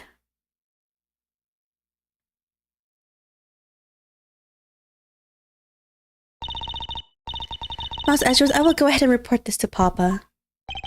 And that, as I say, is that, right everyone? Oh, Judge, you're not very helpful. Well, I suppose we should both be getting back to our real jobs now, huh? Before we do miss you, there's something I'd like to speak with you about. What is it? Oh, we still have something to talk to her about? Okay. I set these two men up to make it look like they killed each other. There's one thing I cannot forgive. It is a desecration of the dead. Okay, here. So, what did you want to ask me about? KG-8 incident? The current case of the murdered Kodopian embassy staff member. I've heard that people have begun calling it the second KG-8 incident. Only one you law enforcement types. And what about it? I'd like you to tell me everything you know about the original KG incident. I'm afraid I can't help you. I don't know anything beyond what was reported in the papers. No, I believe you know much more, since you are directly tied to the KG incident. I appreciate if you stopped with the false accusations. Baseless outbursts are useless both inside and outside the courtroom, don't you know? I do, but also know that I do have a leg to stand on here. Think you can stop making that ultra-serious face in front of me? If you could please stop laughing for just 1 second. I'm not going to make any headway like this. I'm just going to have to show her exactly how she's related to the KG incident she is. Present... Here we go. Miss Yu. I believe I have proof of your connection to the KG incident. That follows your proof? Very well then. Why don't you tell me exactly how I'm related to the KG incident to the victim? Of course. Connection to the KG incident. Yes, through the victim. The victim's name is CCU. You will note that she has the same last name as you. Can you really still tell me with a straight face that you're not related to this case? Are they not? Sorry, but we're not related. What? Really? Just kidding. Oh, they are. You asked that question with such a serious look on your face. I can't help but... Ugh. Miss Yu, I asked you please tell me the truth. Ahem. Alright, I'll tell you everything I know. KG incident? Again. As you guessed, the one who reported the smuggling activities of the mono group was my sister, CCU. As I thought. And she was killed right before she was to testify at the impending trial. By Manny Cochin. But because he was tried once and was acquitted, he gets to live out the rest of his cushy life completely carefree. You're helping me get through my shift for today, Belle. I'm almost done. Good. All because of a lack of evidence. That's true. No, I heard that the evidence to convict him did exist. What? What? Yeah, same. I heard it from Mr. Faraday himself after Mr. Cochin's trial was over. Don't tell me he lost it. Apparently, a man in black made off with the most important piece of evidence. No! Then, the evidence has been tampered with. Isn't it just like a criminal to do something like that? The smuggling ring being run out of the Amano group by one of its secretaries. They bailed Mr. Cochin out. Turns out they were in league with each other all along. How big was that smuggling ring? Was it a large operation? It's always a man in black. It's always a man in black or a black silhouette. I don't really know. Which is why I want to become the lead defense on this case that people are calling the second KG incident. But I haven't learned anything new at all. I was probably expecting too much, I know. You mean, you think this case has nothing to do with the smuggling ring? I don't know what to think. Okay, Manny Cochin? Manny Cochin wanted to meet with you earlier. Actually, he came to watch the trial. Apparently, he only found out that I was a defense lawyer on this case after he had arrived. He figured he should say hi and one other thing. Looks like you couldn't resolve anything this time either. Too bad. Wow, just taunting her right to her face. That's messed up. What was that supposed to mean? Oh boy, stop up with a scary face already. I'm fine, really. I gave him a good slap across the face. Good job. The way she talks about slapping him as she laughs away is kind of creepy. Ahem. But it's just as Mr. Bad said. He's not related to the double murder. I asked around, and even the gallery claimed that he was in his seat the entire time. Talk about cruel fate. Well, this is about all I know. Sorry. Guess I wasn't much help, huh? That's not true. I'm sorry I made you recall such a painful time in your life. Edgeworth, you really are too serious for your own good. You really need to learn to relax.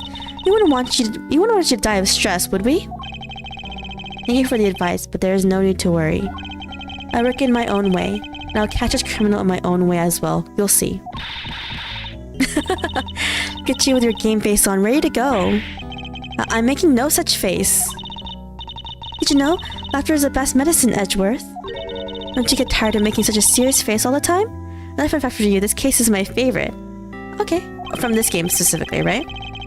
I'm charged with making sure that all the criminals of this world are found guilty. I have no need for laughter. There you go, making that face again. Oh well. Gotta get going. I still have a few loose ends I need to tie up. Okay, off she goes. Yep, from this game. KG incident and this murder investigation. It's my belief that these two cases are related to each other somehow. Okay? What's that Detective Gumshoe? It's obvious he's lying, even though the lie is hurting his chances. So he really left the hallway? Not... Okay. Clearly this case is far from over. Whether or not the detective is the murderer can only be determined once I completed my imperfect investigation. Mr. Von Karma, I swear to uphold your honorable name, or my name isn't Miles Edgeworth. To be continued. Okay. So we'll end today's stream here. We'll save over... Yeah, we'll save over this one. Save over that one. And we're gonna go... Oh. December 10th for 4:45 p.m. District Court, third floor lobby. Okay. I'm gonna save here.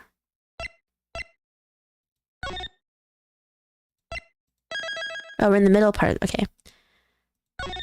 Back. Let's go back to title. Oh, we can have to save again. Okay. Okay. New items unlocked in the gallery. Okay, we'll not look at those though. So okay guys, that was Ace Attorney collections. We finished case 3 and we played a little bit of case 4, just the beginning part. Next part we're gonna just finish 4. I don't know if we're gonna play a little bit of 5 in it. We'll see how much time it takes to finish 4. I mean, we're in the middle part already, so maybe we'll play a little bit of 5. Yeah, we're streaming this again on Friday, by the way. Saturday for some of you guys, but Friday for me. And then we're gonna stream case 5 next week. The remainder of it, maybe. We'll probably do something like that. But anyway, guys, so far, I actually really liked case 3. Mostly introduced new characters. Emma came out again. I was kind of sad she didn't really do much in it other than just make footprints for us. We didn't really get to catch up to her and like talk to her, I guess I'm trying to say. Yeah, she really grew up too, actually. I was like, it's only been 2 years and she grew up that much, dang. Sucks that we didn't get to meet Lana either, but Lana has been like mentioned so much times. I think like mentioned like she was mentioned in the first case, you know, being the previous prosecutor there. Mentioned again when we met Emma. Let's see, the third case. I won't lie, I initially thought it was kind of fillery, so I thought it was gonna be kind of a filler case, but it seems that there is no filler case in this game compared to the other games. Yeah, I know some people go like, the filler cases aren't really filler because the reoccurring characters come out in the other cases. But I'm like, I mean in terms of plot, I don't mean in terms of like character appearances, okay? So yeah, okay, that's okay. I won't lie, it feels so weird seeing Von Karma and younger Francisca right now, because I'm like, I'm not used to Von Karma not being in jail. I guess that's how I wanted to word it. It's kind of weird seeing him out in the open just walking around, and I'm like, especially because, you know, spoilers for the first game. Mute the stream for 10 seconds right now if you guys don't want to be spoiled on literally like one of the most plot relevant important case right now. So spoiler in 3, 2, 1. So especially because Von Karma literally murdered Edgeworth's father, you know. So that's why I was like, I'm kind of surprised he's just wandering around like that out in the open. It just feels weird. To be honest, okay, so I guess Gumshoe was lying, and he actually did leave the hallway because the judge. Okay, I'm not saying the judge is dumb, but I think because he said, "Oh, I didn't see Gumshoe in the hallway." I do think he didn't. So that means Gumshoe is lying, right? That he didn't leave or whatever. But I don't know who he's covering for then, because whoever he's covering for, is either the murderer or accidentally allowed the murder to happen. Because someone sneaked in, obviously, when Gumshoe was gone. I've been spoiled. How could you? 5 is really long, so that to take up the remainder of the second stream. That's what I was thinking, right? So that's why I was like, I don't know how long the rest of case 4 is. If it's not too long, we'll try to get some parts of, at least 2 parts of case 5 done, maybe. All will be explained, yeah. That's what I'm thinking. I'm like, either someone snuck in while Gumshoe was out with someone else, because, you know, he left the hallway temporarily, or, yeah. That's the only way you could get in, or kill the 2 people, is like Gumshoe had to have left, because there's no way, we already established that there's no way someone could come in through the windows. Because it's not like they can like magic glue the windows back, okay? And they somehow got rid of the bars in the first place. So yeah. Yeah, actually I like the third case. I didn't expect the rich old man who's like the father of Lance. I did not expect him to like literally actually become evil too. And I was like, I thought I was helping you and you're not helping me. I'm gonna make sure your son goes to jail. Okay, I mean, he did commit a murder after all. Okay, I'm not saying the murder was not in self-defense, because it was, but the fact that he tried to pin the crime on his on that guy's own daughter was crazy. First of all, he was just doing this just to steal $1 million from his dad, just to pay for a loan. Sorry, I fell asleep. It's okay, Benz, but the stream is ending now. But yeah, it's late here. It must be very late. Time difference. For me, it's lunchtime, so okay, that's not the actual reason why I'm ending the stream. I'm just ending the stream here because I think it's just a good place to end. But anyway, guys, see you yeah, next stream on Friday, Saturday for some of you guys. And next week's stream is Monday, and Thursday. Yeah. So, guys, thanks for coming. Have a good morning, day, or night. Stay safe, stay warm, stay chill wherever you guys live. And I gotta see you guys on Friday, okay? That's all I have to say for now, I think. If I have anything else to say, I'll probably say it in the next stream about the game specifically. But anyway, I'll be ending the stream in 3, 2, and 1, and wah!